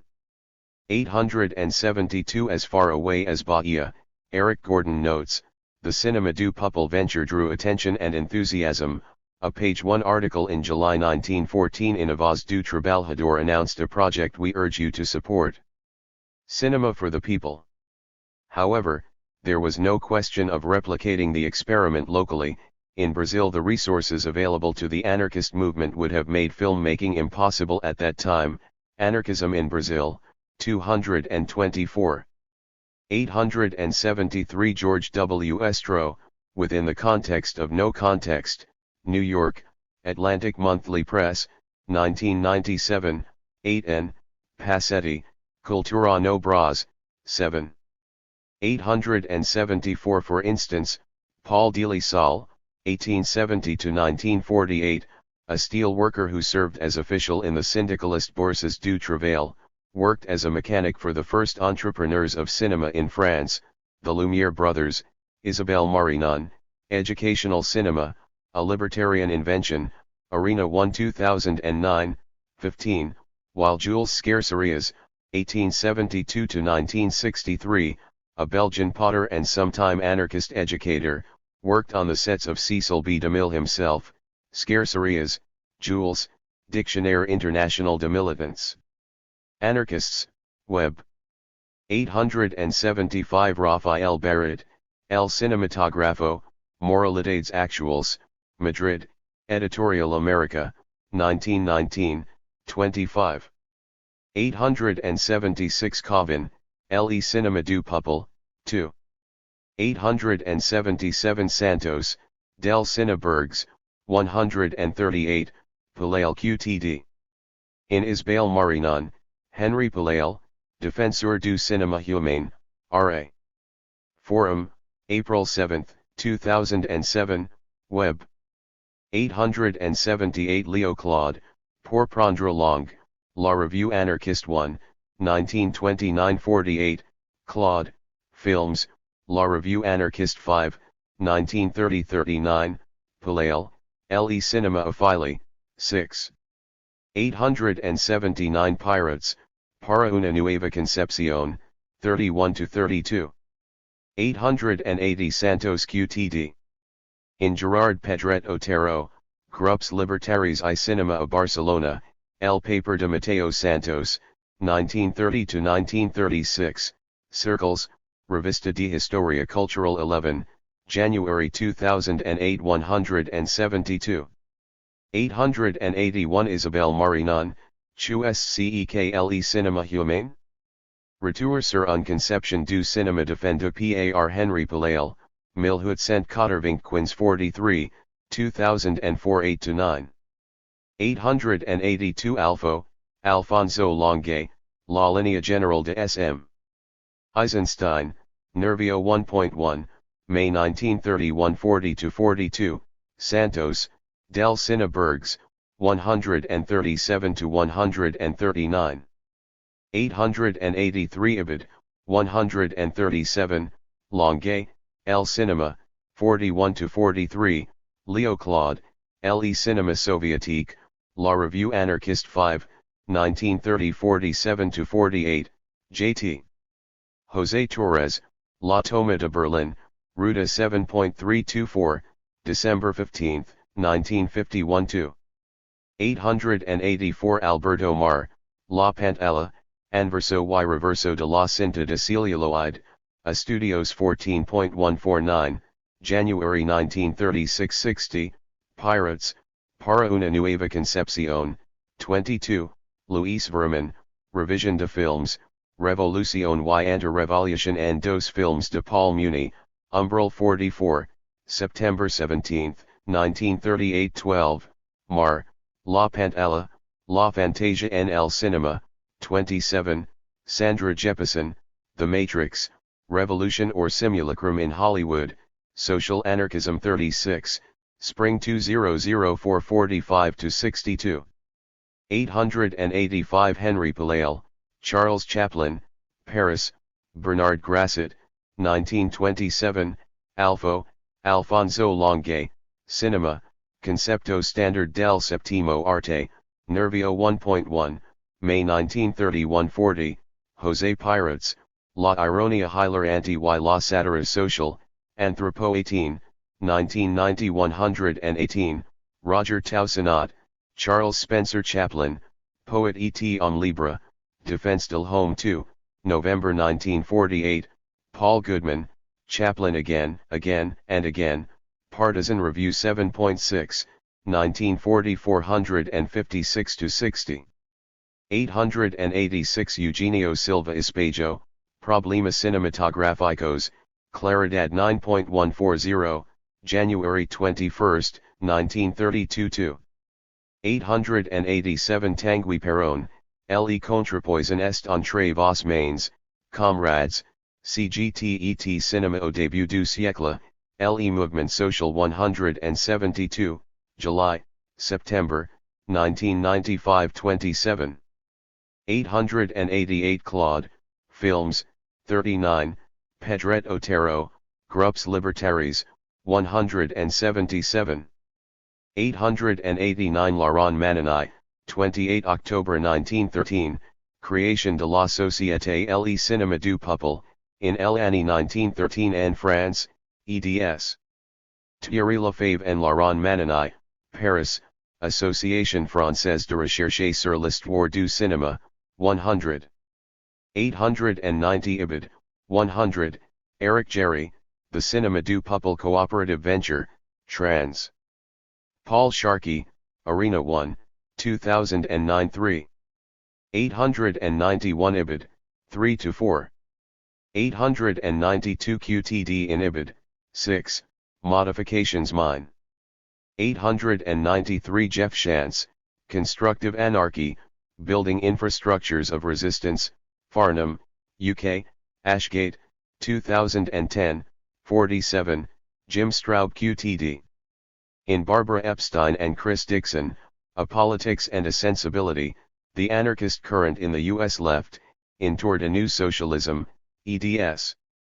Anatole Anton and Richard Schmidt, Lanham MD, Lexington Books, 2007, 456, Gary Patrick Norris, Answer to Question: Will you elaborate on why riot porn blows? I'm curious, Dag Soul, Positions, Populations, Punk, Poetics, July 13, 2011, Web. 894 Michael Truscello, Social Media and the Representation of Summit Protests, YouTube, Riot Porn, and the Anarchist Tradition, in Transgression 2.0, Media, Culture and the Politics of a Digital Age, eds. Ted Gurenlos and David J. Gunkel, London, Continuum, 2011, 277-278. 895 Ibid, 276. 896 Kyle Harris, Beyond Authenticity, Aesthetic Strategies and Anarchist Media, in Realizing the Impossible, Art Against Authority, eds. Josh McPhee and Eric Ruland, Oakland CA, AK Press, 2007, 214. 897 Ramon Resina, Historical Discourse, 78. 898 Vicente Sanchez Biosca, Propaganda y Mitografía en el Cine de la Guerra Civil Española, 1936-1939, Cuadernos de Información y Comunicación 12, 2007 88. 899 QTD in Ramon Resina, Historical Discourse, 74, Trans. Ramon Resina. 900 Ibid, 75-76. 901 Harris, Beyond Authenticity, 214, 217, Aristotle QTD. In Ibid, 217. 902 Richard Porton, Film and the Anarchist Imagination, New York, Verso, 1999, 79, Ramon Resina, Historical Discourse, 71, 83 and 12. 903 Giorgio Agamben, Difference and Repetition, on Guy Debord's Films, Trans. Brian Holmes, in Guy Debord and the Situationist International, ed. Tom McDonough, Cambridge, Mott, MIT Press, 2002, 315. 904 Michael Ryan and Douglas Kellner, Camera Politica, The Politics and Ideology of Contemporary Hollywood Film, Bloomington Inn, Indiana University Press, 1991, 77. 905 Vertov QTD.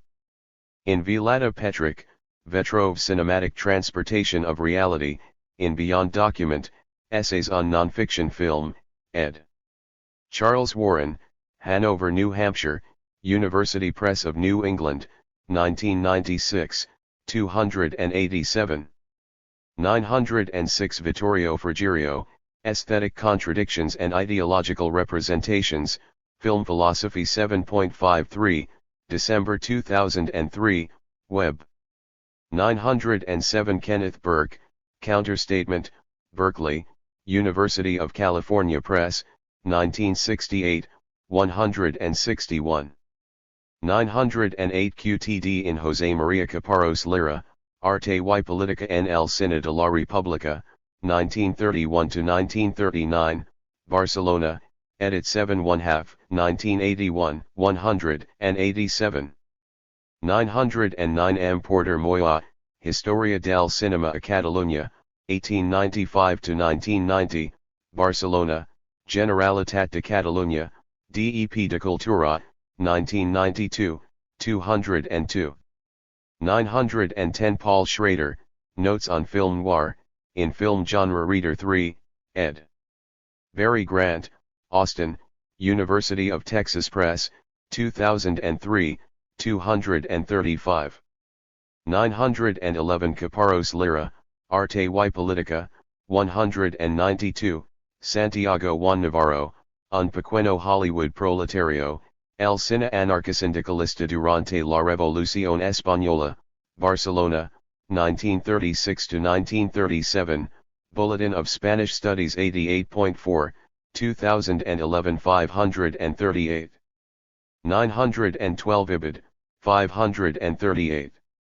Indeed, in his study of the genre, Peter Brooks defines melodrama as the expressionism of the moral imagination, the melodramatic imagination. New Haven Court, Yale University Press, 1995, 55. 913 Emiterio Diaz, Anarchist Cinema During the Spanish Civil War, trans. Paul Sharkey, Arena 1, 2009 39, 93 n4, Espectáculos Públicos, Via Libre, October 3, 1936, November 21, 1936, May 1, 1937.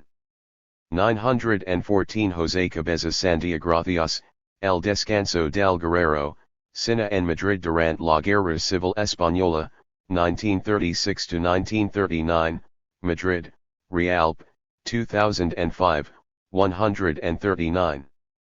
915 Emiterio Diaz, Anarchist Cinema, 91. 916 Garcia Oliver QTD. In Alexander Skurda, Facing the Enemy, A History of Anarchist Organization, trans. Paul Sharkey, Edinburgh, AK Press, 2000, 156. 917 Cabezas Santiagracias, El Descanso del Guerrero, 139. 918 Enriquez Sánchez Oliveira, Aproximación Histórica al Cineasta Francisco Elias Riquelme, 1890–1977, Seville, Universidad de Sevilla, Secretariado de Publicaciones, 2003, 120. 919 Bel Mizonata QTD. In Emiterio Diaz, Anarchist Cinema, 64. 920 Ibid, 61.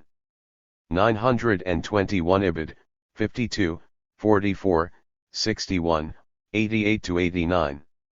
922 Juan Navarro, Un pequeño, 537, Manuel Cortés Blanco and Mariano Lázaro Arbues, Anarquismo y lucha antialcohólica en la Guerra Civil Española, 1936–1939, Proyecto Hombre, Revista de la Asociación Proyecto Hombre 56, 2005 20. 923 Sao QTD. In Nuria Triana Ribio, Spanish National Cinema, London, Routledge, 2003, 34. 924 Paul Goodman, Creator Spirit Come, The Literary Essays of Paul Goodman, ed. Taylor Stower, New York, Free Life Editions, 1977, 77. 925 José Torres, El Cine, Arte Anarquista, Ruta, Organo de la Fijl en Francia 8.329, January 17, 1952. 926 Luis Buñuel, An Unspeakable Betrayal, Selected Writings of Luis Buñuel, trans. Garrett White, Berkeley, University of California Press, 2002, 259, We're, Anarchy and Culture, 256, Luis Buñuel et al., Objects of Desire, Conversations with Luis Buñuel, New York, Marsilio Publishers, 1992, 7. 927 Gwyn Edwards, A Companion to Luis Buñuel, Rochester, New York, Thames's, 2005, 39, Magi Cruces, Cinema as Political Propaganda During the Spanish Civil War, España 1936, Eber 38, Revista Internacional de la Guerra Civil, 1936-1939 2, December 2004 158. 928 LN, El Cine, Los Olvidados, Ruta 8.325, December 22, 1951 2. 929 Bloom, The Anxiety of Influence, XXV. I borrow the term Valley Times from Andrew Cornell, who in turn borrows it from Miles Horton. 930 Marx, in Marx and Engels, Collected Works, 11.103. 931 Sigmund Freud, Beyond the Pleasure Principle, Trans. James Strachey, New York, W. W. Norton, 1989, 359. 932 J. Hillis Miller, Fiction and Repetition, 7 English Novels, Cambridge, Mott, Harvard University Press, 1982, 6. 933 Colson, Petit Lexique, 280. 934 Agamben, Difference and Repetition, 315, 318. 935 Greber, Alienation, New Dictionary of the History of Ideas, ed. Marianne Klein Horowitz, New York, Charles Scribner's Sons, 2005, 1.49. 936 Marx, in Marx and Engels, Collected Works, 3.217. 937 Debord in Ken Nab, ed. And Trans, Situationist International Anthology, Berkeley, Bureau of Public Secrets, 1981, 55.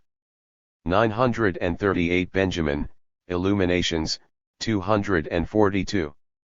A somewhat obscure martial arts film like Crush, as a minor form of popular entertainment, might not seem to have much authority to begin with, at least if the authority of film is conceived in terms of cultural capital. However, Crush does produce some of the effects of authority, both in the way that the stunts and fight choreography lay claim to authenticity. Gwanki frequently uses wider shots and longer takes to showcase the actor's performative prowess, and in the way that, in keeping with its generic code, it locates spiritual truth, righteousness, and virtue in a humble but inevitably patriarchal master. Cf. Leon Hunt, Kung Fu Cult Masters, From Bruce Lee to Crouching Tiger, London, Wallflower Press, 2003, 22, 46. 939 Donatien Alphonse François de Sada, Justine, Philosophy in the Bedroom, and Other Writings, eds, and trans. Richard Seaver and Austryn Wainhouse, New York, Grove Weidenfeld, 1990, 297. 940 cf. Raoul Vainasium, The Revolution of Everyday Life, trans. Donald Nicholson Smith, Oakland CA, PM Press, 2012, 11. 941 Derek Jensen, Endgame, Volume 2, Resistance, New York, 7 Stories Press, 2006, 449. 942 Ted Kaczynski, Ship of Fools, theanarchistlibrary.org, 2010, http://theanarchistlibrary.org/library/ted-kaczynski-ship-of-fools.pdf. 943c, for instance, Derek Jensen, The Culture of Make-Believe, New York, Context Books, 2002. 944 Richard Hofstadter, The paranoid style in American politics, in the fear of conspiracy, images of un-American subversion from the Revolution to the present, ed. David Bryan Davis, Ithaca, New York, Cornell University Press, 1971, 6. 945. David Bordwell, narration in the fiction film, Madison, Wisconsin, University of Wisconsin Press, 1985, 234-235. 946. Crime Ethic. Workers Collective, Days of War, Nights of Love, Crime Think for Beginners, Atlanta, Georgia, Crime Ethic, 2001, 156. 947. It follows what David Andrews describes as the constraints and conventions of softcore, namely, erection and ejaculation cannot be shown, and the male partner is positioned as relatively quiescent during the act. Convention and Ideology in the Contemporary Softcore Feature, The Journal of Popular Culture, 38.1, 2004, 20. 948. Raymer Ryan, Days of Crime and Nights of Horror, Perspectives on Anarchist Theory, 8.2, Fall 2004, 19. 949. L. E. Ginn, Dancing at the Edge of the World, 47, Emphasis Mine. 950. Gustav Landauer, Skepsis und Mystik, Berlin, F. Fontaine & Co., 1903, 6. 951. Martin Heidegger, The Question Concerning Technology and Other Essays, trans. William Lovett, New York, Harper & Row, 1977, 36-37. Conclusion, Lines of Flight. What can a history of anarchist resistance culture teach us about the future of anarchism? Perhaps we should ask rather what it is that anarchists might have to learn from it, to repeat it, seeking to retrieve what was lost, to recreate what was destroyed, or to supersede it, seeking to shed what has become an embarrassment, to get free of what is now an encumbrance. In a series of thoughtful interventions in the anarchist journal Fifth Estate, Anarchist Poetics, Fall 2006, The Strategy of Concealment, Towards an Anarchist Critique of Communication, Spring 2007, The Intimacies of Noise, Fall 2007, and elsewhere, Protest Genres and the Pragmatics of Dissent, a presentation at the Kootenai School of Writing, May 26, 2002, the Canadian poet and activist Roger Farr makes a case for something like the latter option. Many of the forms of oppositional speech, that have emerged in the West over the last century, Farr laments, have lost much of the power and force they once enjoyed, not because of official repression, but because these protest genres have been so effectively neutralized and co-opted by statist and capitalist forces. 952. Casting the anarchism of the first and second periods as a rational, if somewhat wayward child of the Enlightenment, Farr suggests that its modes of cultural resistance were limited by what he calls open communicative concepts, bounded by the old world of political representation. 953. In an era when practically all communication has been thoroughly colonized by capitalism, the very insistence that anarchists need to try to get their point across more effectively, or express their ideas in a clearer form, threatens to reduce our thoughts and acts to a reified instrument of exchange. 954. Moreover, clarity is a demand made of us by the authorities, the hostile informatives who form the unthought of third corner in simplistic sender/receiver models of political communication. 955. The only path open to the new anarchism, Farr argues, is to invent tactics that reject established protest genres in toto, instead creating indecipherable and unreadable acts that resist the very efforts of the authorities to make sense of them at all. I find little to dispute in Farr's diagnosis, insofar as the protest genres he takes issue with are comprised by marches, rallies, sit-ins, leaflets, and the like.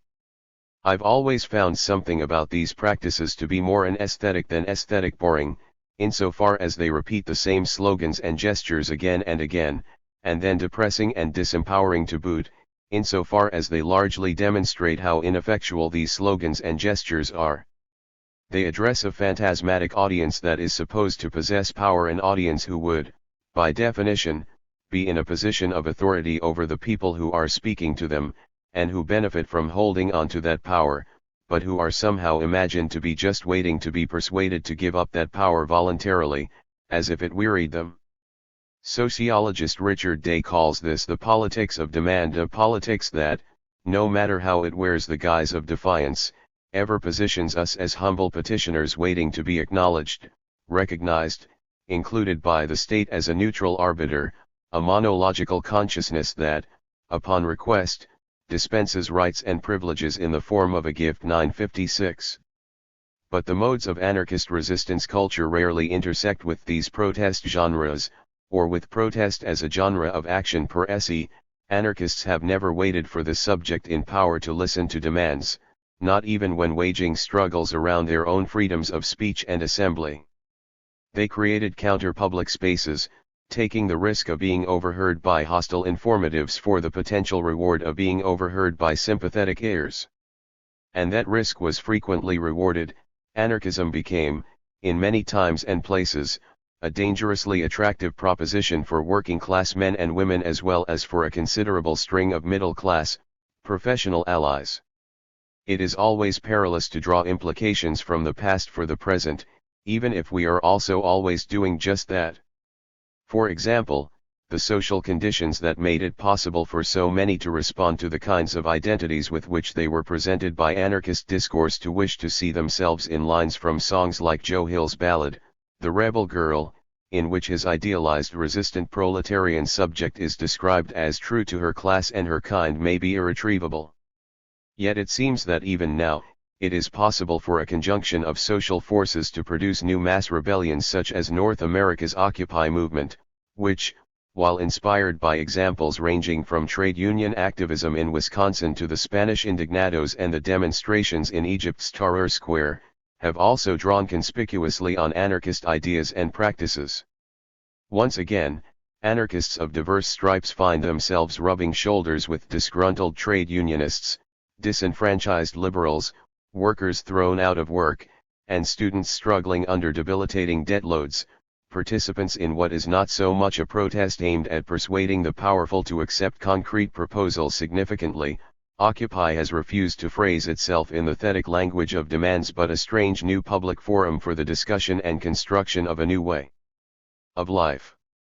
Once again, a crack has opened up in the social compact that was established in the Trente Glorieuses, as the French call them, the glorious 30 years that marked the economically expansive period of 1945 to 1973, when the working classes of the wealthier nations were so effectively co-opted. In this crack, a new kind of counter-public space has emerged, the space of the occupations, through which anarchism can percolate. Deprived of audience, excluded from public life, anarchist resistance culture increasingly began to borrow from the styles that had developed in the bohemian countercultures of the late 19th and early 20th centuries, which had themselves grown up in the shadow of the anarchist movements, a proliferation of artistic avant-gardes, symbolism, expressionism, Dadaism, futurism, constructivism, surrealism, etc., with their manifestos, cotters, and sectarian squabbles, populated by elite writers and artists who had one foot planted in the world of the radical proletariat. The poetics created by their fusion of modernism with anarchism is characterized by non-communication, a special affinity to the destructive gesture of the anarchist bomber, to propaganda by the deed as an alternative to propaganda by the word. Nonsense, a resistance to representation via absurdity or abstraction, the negation or emptying out of meaning. Non-utility, a contempt for conceptions of art as having a use or purpose outside itself, rejected in favor of aesthetic autonomy. Non-collectivity, a basic credo, despite the apparent diversity of the sex, of aesthetic individualism, especially inspired by Max Stirner's egoism, and non-popularity, a repudiation of the popular and the accessible as hopelessly bourgeois and corrupt.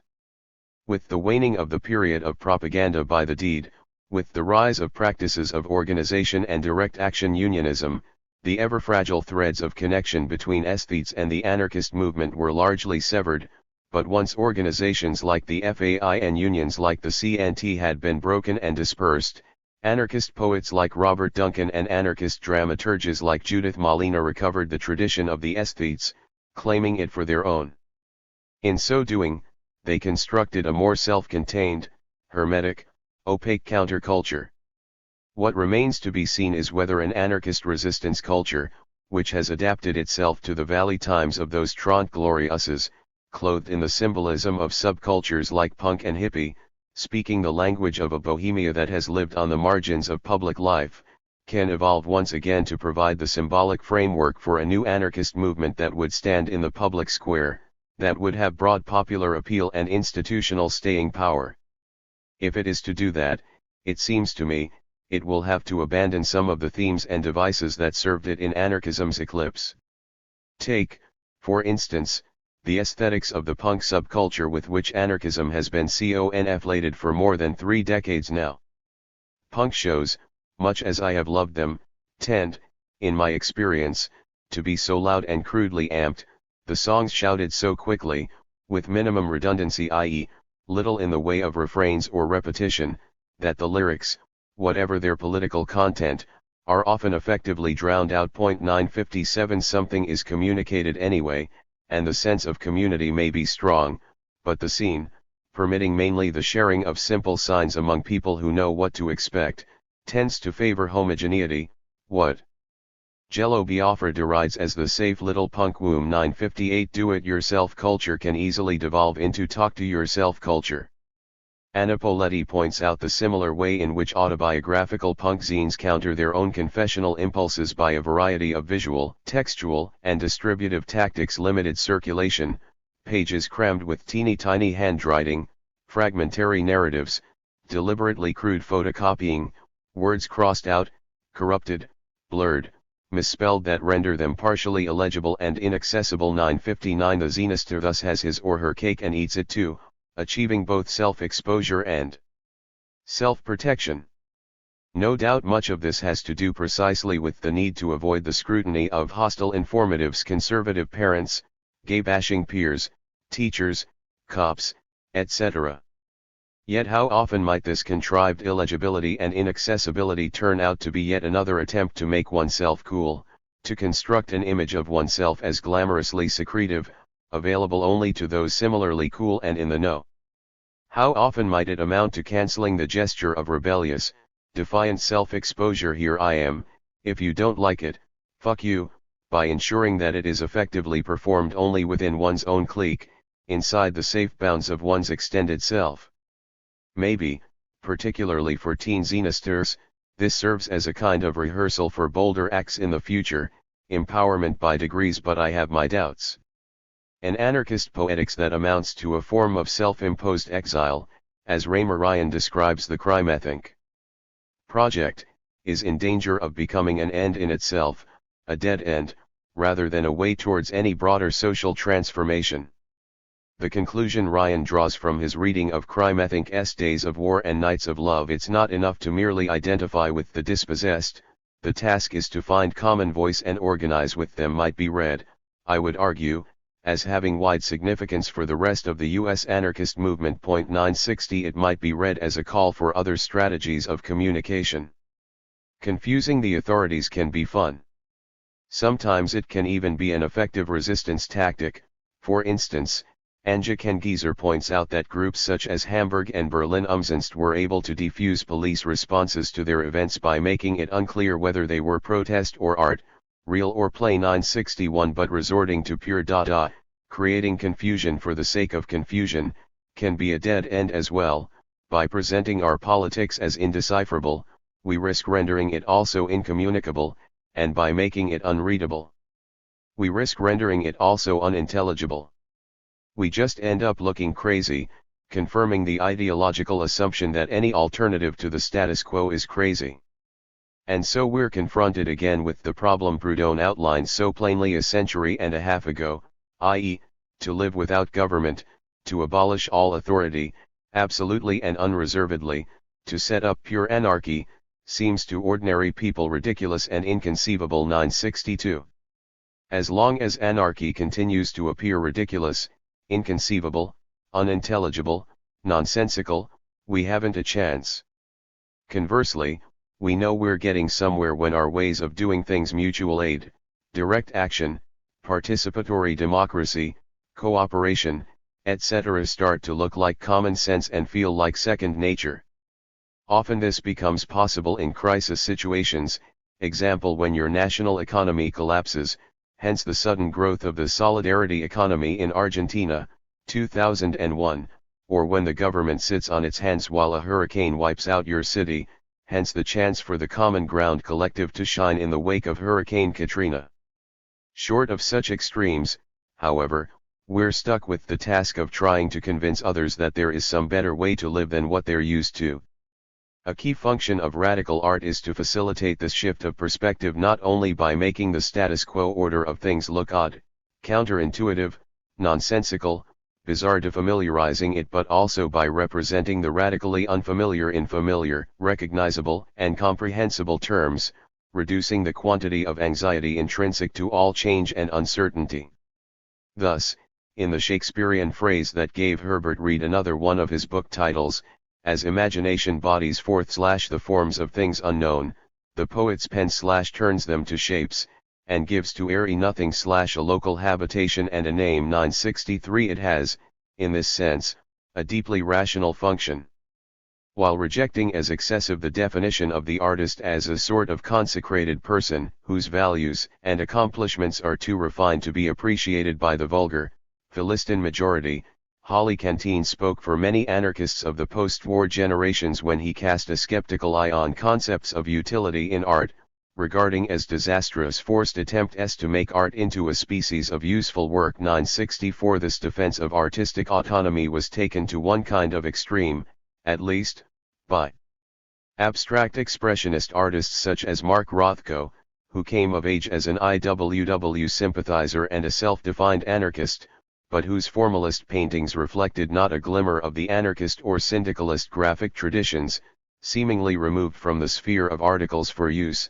Ironically, they accumulated enormous monetary value, reaching six figures before his suicide in 1970. 965 Here as elsewhere, the disavowal of commercial interests and profits, as Pierre Bourdieu argues, has come to function as a means for the accumulation of symbolic capital, cultural cachet that can later be converted to cash. 966 Anarchist traditions of narration and depiction are often strongly collectivist, favoring protagonists either representing entire groups, the allegorical figures of the anarchist imaginary, or who actually are groups, example the crowds in Armand Guerra's La Commune.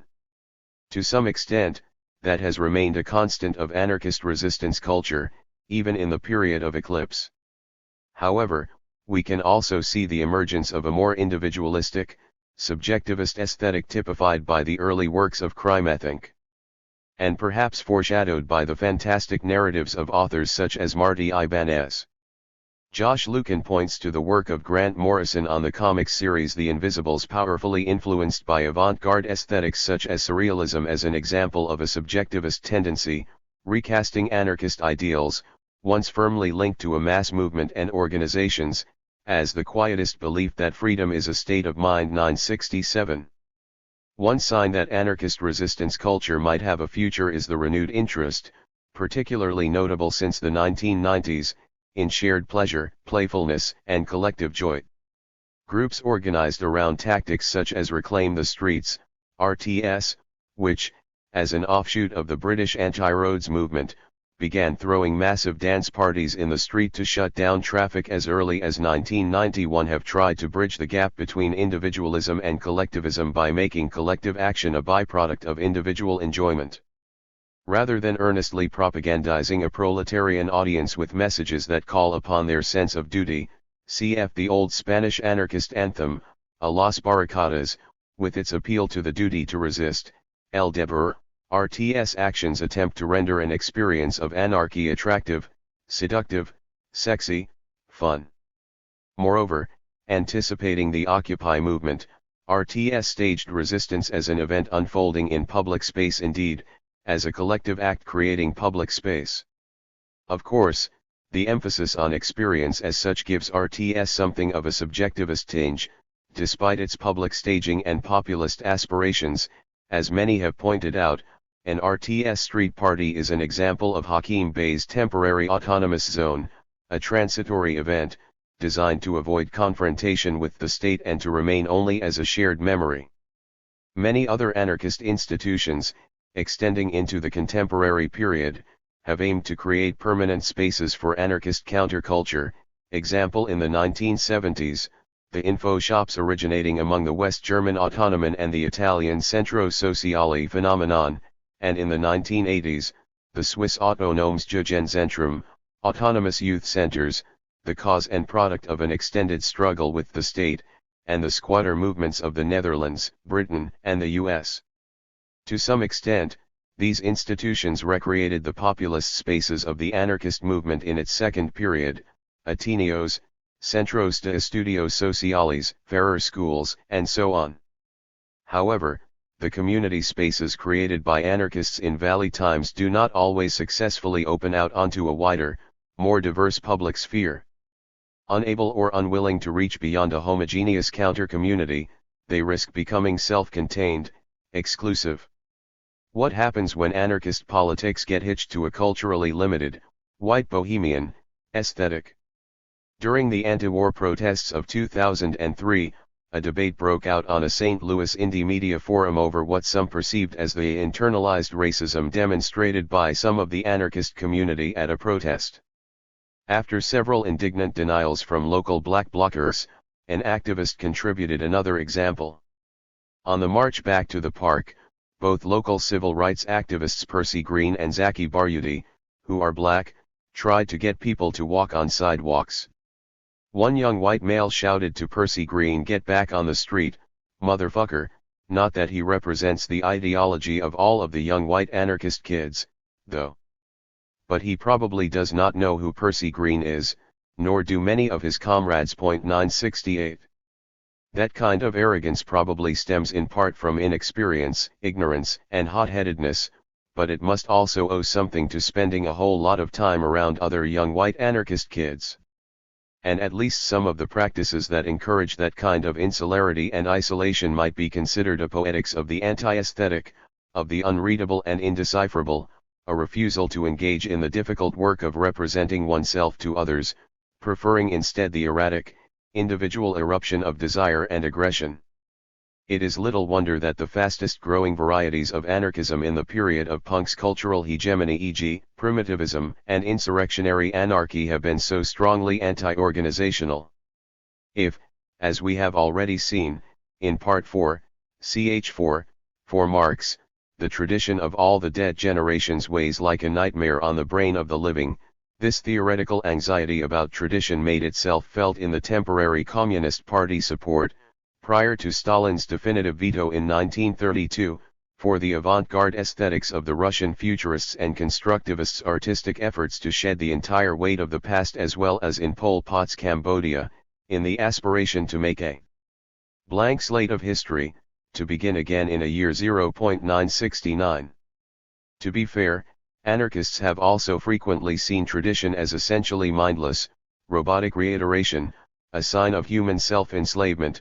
For instance, Kropotkin condemned the conventional schools of his day for inculcating slavishness and inertia of mind through parrot-like repetition, and worried about the tendency of human societies to slip into self-imitation. 970. However, as Coulson points out, anarchists such as Gustav Landauer were also willing to declare that we need tradition.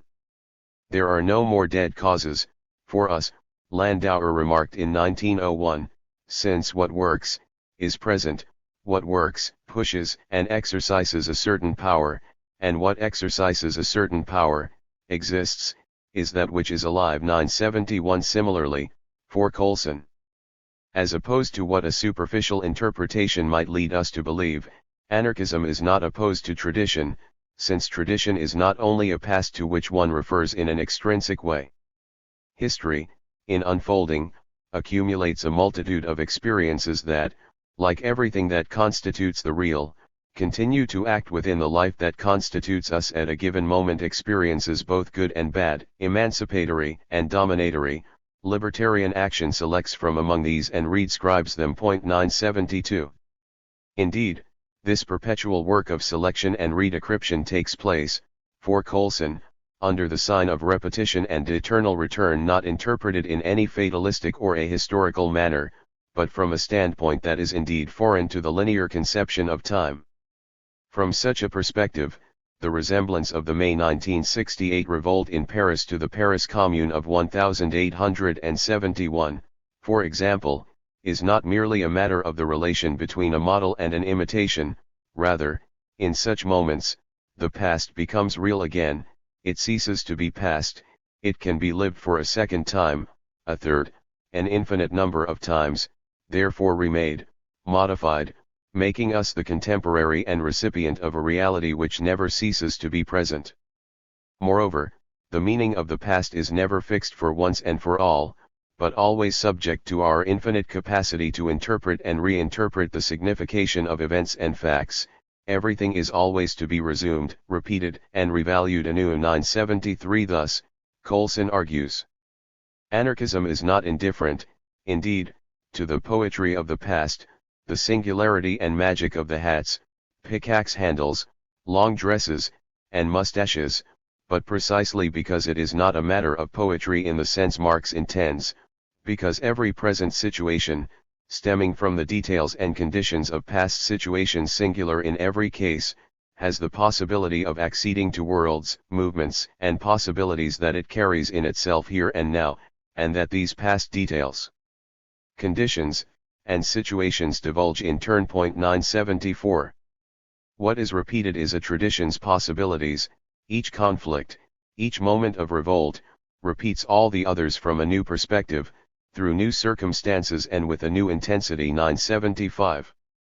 What would it mean, in this sense, to repeat the past of anarchist resistance culture? It could not mean mechanically copying the style of Monleon Burgos's graphics or Han Reiner's narratives, nor, for that matter, Dalí's imagery or Debord's phraseology. Nor could it assume that all the old tactics retain their relevance under new circumstances. Instead, it would have to mean somehow retrieving the possibilities that have been lost or obscured by the passage of time. For example, we have seen that in many cases, anarchists were quite able to make use of popular genres for their own purposes: chanson, melodrama, romance, science fiction, heroic portraiture, even when these genres were, in their popular forms, thoroughly imbricated with noxious ideologies of all kinds.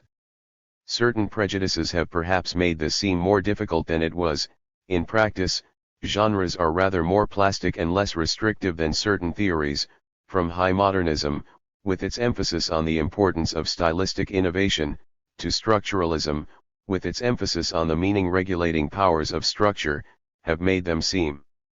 Genres sustain fantasies that not only enhance our ability to project alternatives to the mundane, given world, to say and believe that, in the words of the slogan, another world is possible, but that connect people, producing shared imaginaries. 976. Would the Guy Fawkes mask have become such a powerful symbol of resistance to our own society of control if it had not been previously embedded in Alan Moore's comic book resistance narrative, V for Vendetta, even, or especially, when it had been converted into a Hollywood film spectacle? We might also attend to the possibilities that were never fully realized. For example, despite all of its ethnic diversity and dynamism, anarchism in multiracial locales like the US and Brazil never managed to formulate an adequate response to the race question, tending to rely instead on concepts such as class or hierarchy. 977. If there were obstacles to organizing across race lines, it seems nonetheless that anarchist resistance culture has sometimes produced obstacles of its own, producing subcultural worlds that excluded racial pariahs just as effectively. 978. But as we have seen, anarchist resistance culture was also a product of movement, of migrations, and deterritorializations. The specific waves of immigration that brought Italians or Jews to Buenos Aires or New York might have ended, and those populations assimilated, but the currents that produced them have not finished flowing. New populations of immigrants from the global peripheries crowd the metropolitan capitals. How many workers in Chicago or Los Angeles might have brought anarchist experiences with them from Oaxaca or Chiapas? What might be some ways in which these migratory energies could once again be tapped to create newly fluid, inclusive, transracial as well as transnational cultural forms. The current global economic crisis, some have remarked, is above all a crisis of imagination. 979 In the absence of popular radical narratives, the media sphere has filled up with scenarios of disaster.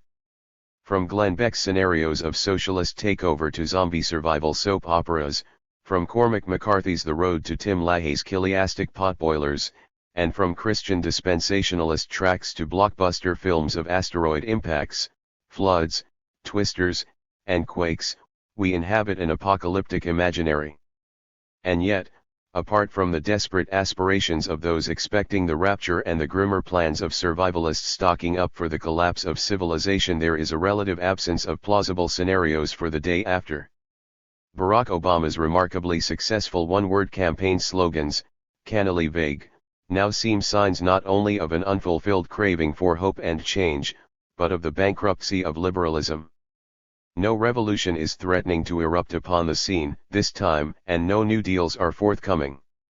As early as the waning days of the second Bush administration, a special issue of Fifth Estate addressed what the editors aptly perceived as a strain of end-of-the-worldism.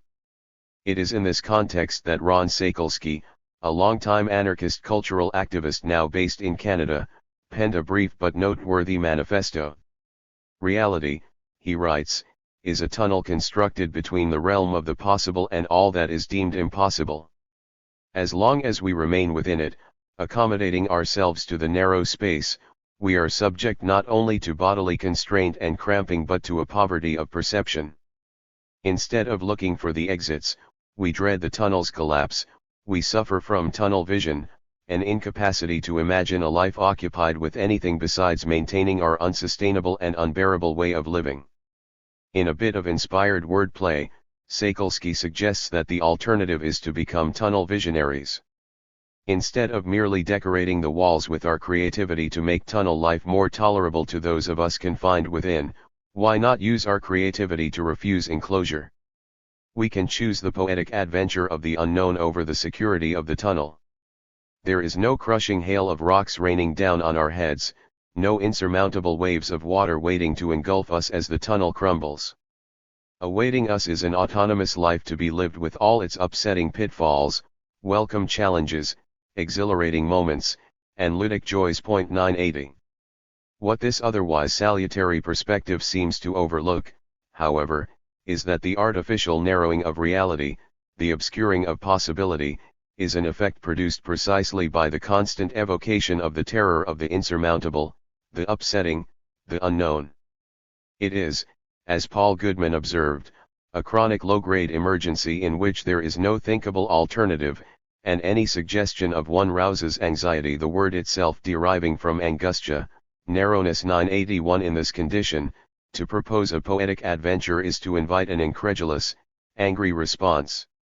In just such a context, the appearance of anarchists at demonstrations against the G20 or at Occupy Wall Street have been instantly, easily incorporated into a media imaginary of dirt, disorder, and danger, stereotyped as filthy hippies in drum circles, masked window breakers, or, ultimately, stigmatized as domestic terrorists, a cancer on society. 982.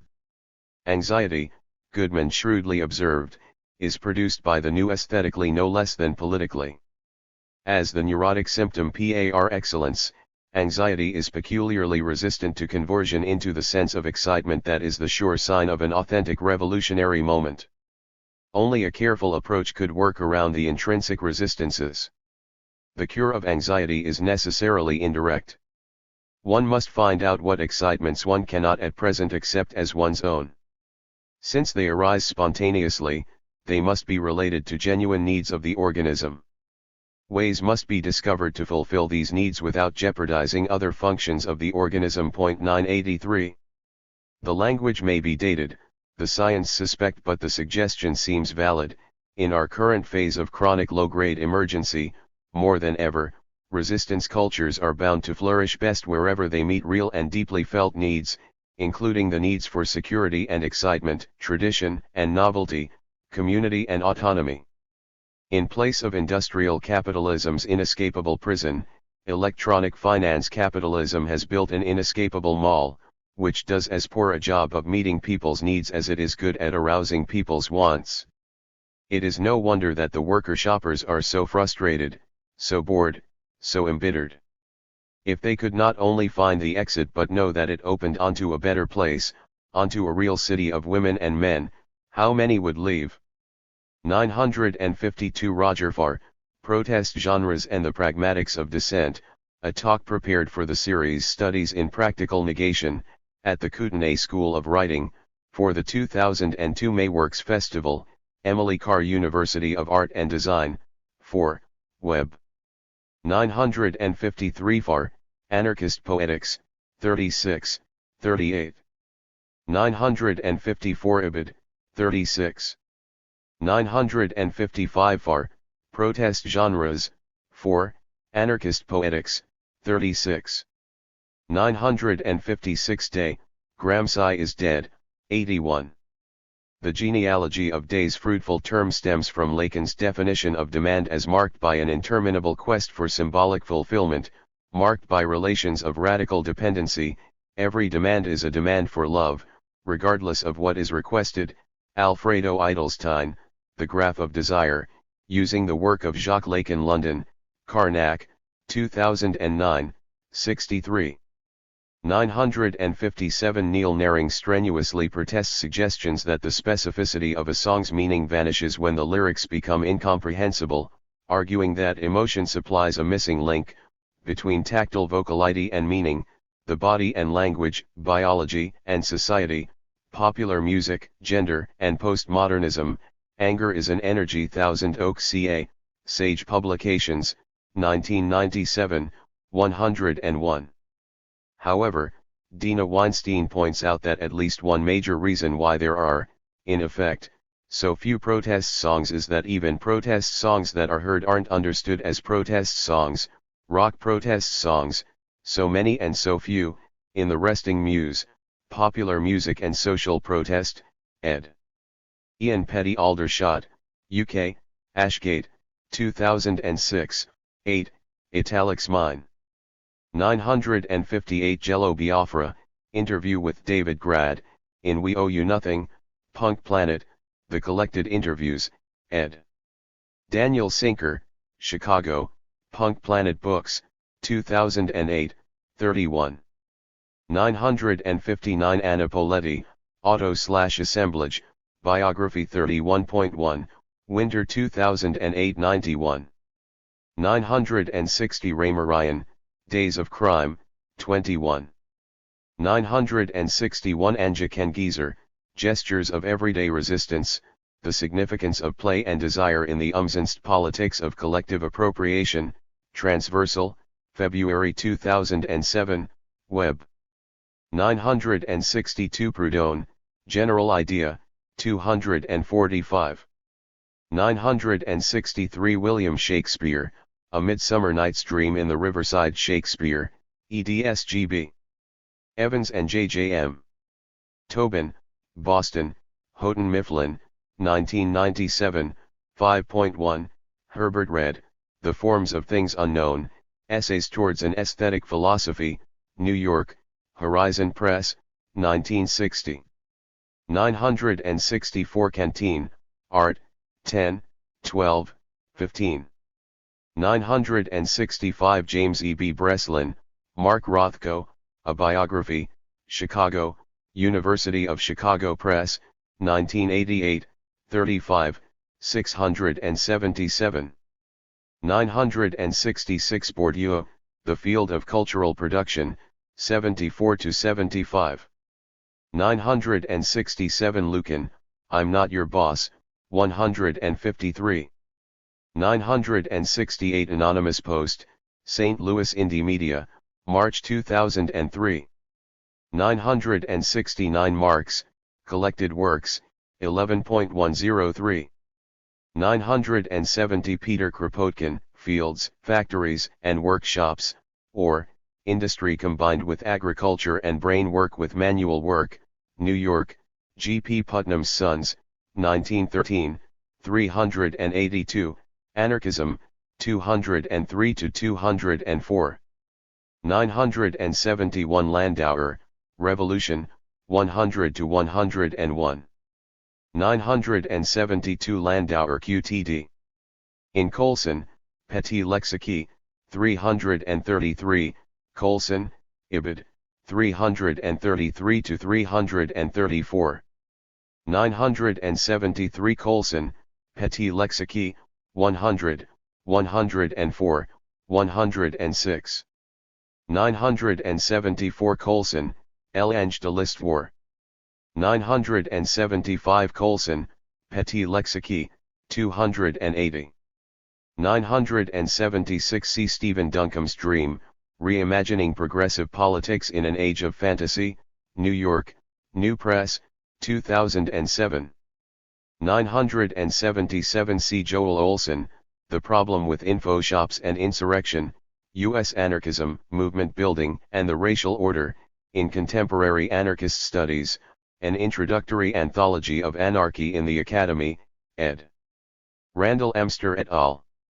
London, Routledge, 2009, 35-45 and George Reed Andrews, Blacks and Whites in São Paulo, Brazil, 1988-1988, Madison, Wisconsin, University of Wisconsin Press, 1991, 62-65.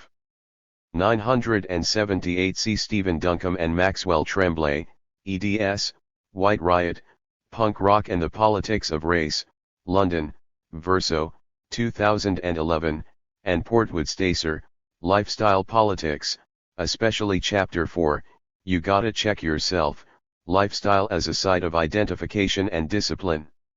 979 David Graeber, Dead, The First 5,000 Years, Brooklyn, Melville House, 2011, 381-382. 980 Ron Sakolsky, A Call for Tunnel Visionaries, 5th Estate 42.2, 2007 55. 981 Paul Goodman, Utopian Essays, 229, Decentralizing Power, 5, Frederick S. Pearls, Paul Goodman and Ralph Hefferline, Gestalt Therapy, Excitement and Growth in the Human Personality, New York, Julian Press, 1951, 128. 982 The domestic terrorist appellation comes both from the Fox News apparatus and from paranoid government agencies. Not long after September 11, the FBI identified organizations such as Reclaim the Streets and Carnival Against Capital, as well as anarchists generally, as domestic terrorist threats. Left-wing pundit Chris Hedges, notably, referred to Black Bloc anarchists as the cancer of the Occupy movement. Watson, Testimony before the Senate Select Committee on Intelligence, Washington. D.C., Hedges, Black Bloc, The Cancer in Occupy. Cf. Dwight Conkergood's observation, apropos of Chicago city officials' response to tenement residents, anxiety about dirt and disorder sets the stage for the elimination of difference and mobilizes efforts to patrol boundaries and purge the environment. 135. 983 Pearls, Goodman and Hefferline, Gestalt Therapy, 131. Acknowledgements. 2. Too many people gave me support and encouragement while I worked on this book.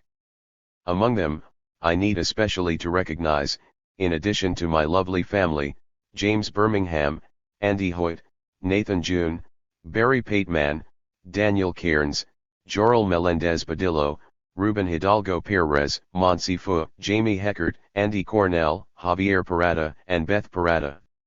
Amy Gorlick prompted me to start thinking about this book 10 years ago and stuck with me while I worked at it. Kenyon Zimmer and Kerwin Schaefer read early drafts of the manuscript and kindled me with compliments.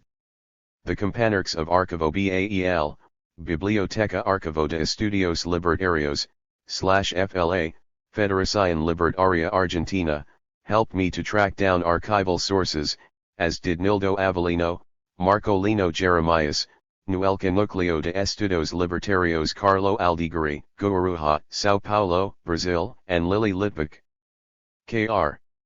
Johnson, Susie Anderson, and April Millam patiently fed my outlandish requests into the interlibrary loan system. Gavin Grindon, Marcella Bensaveni, Francis Shore, Adrian Hurley, and Dong Yunwan graciously fielded impossible questions. Artists Clifford Harper and Paul Glover were generous with their works.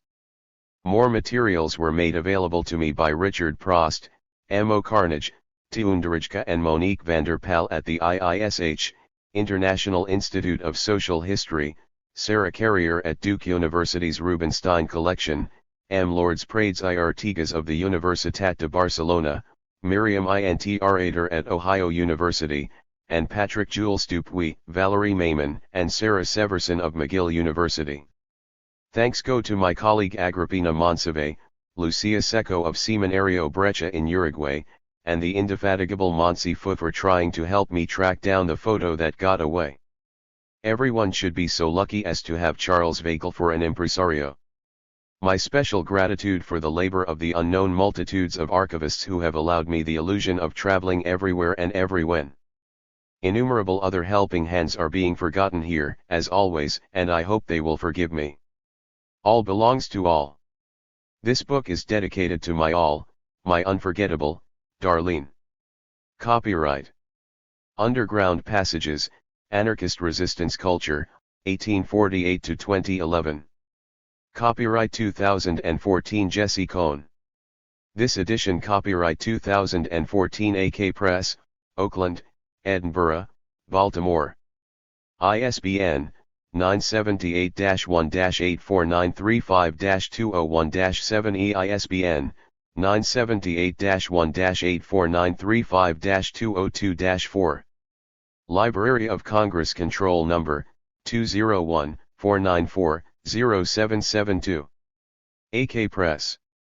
674 A 23rd Street. Oakland, California 94612. USA.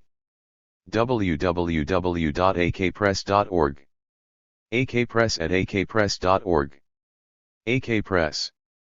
PO Box 12766, Edinburgh A89 Yet. Scotland. www.akuk.com. ak@akdin.demon.co.uk. The above addresses would be delighted to provide you with the latest AK Press distribution catalog, which features the several thousand books, pamphlets, zines, audio and video products, and stylish apparel published and/or distributed by AK Press. Alternatively, visit our websites for the complete catalog, latest news, and secure ordering. Cover design by Kate Katib, manifestor.org/design. Front page, illustration by Seth Foravaz du Trabajador, May 1, 1913. The production of this book was made possible in part by a generous donation from the Anarchist Archives Project.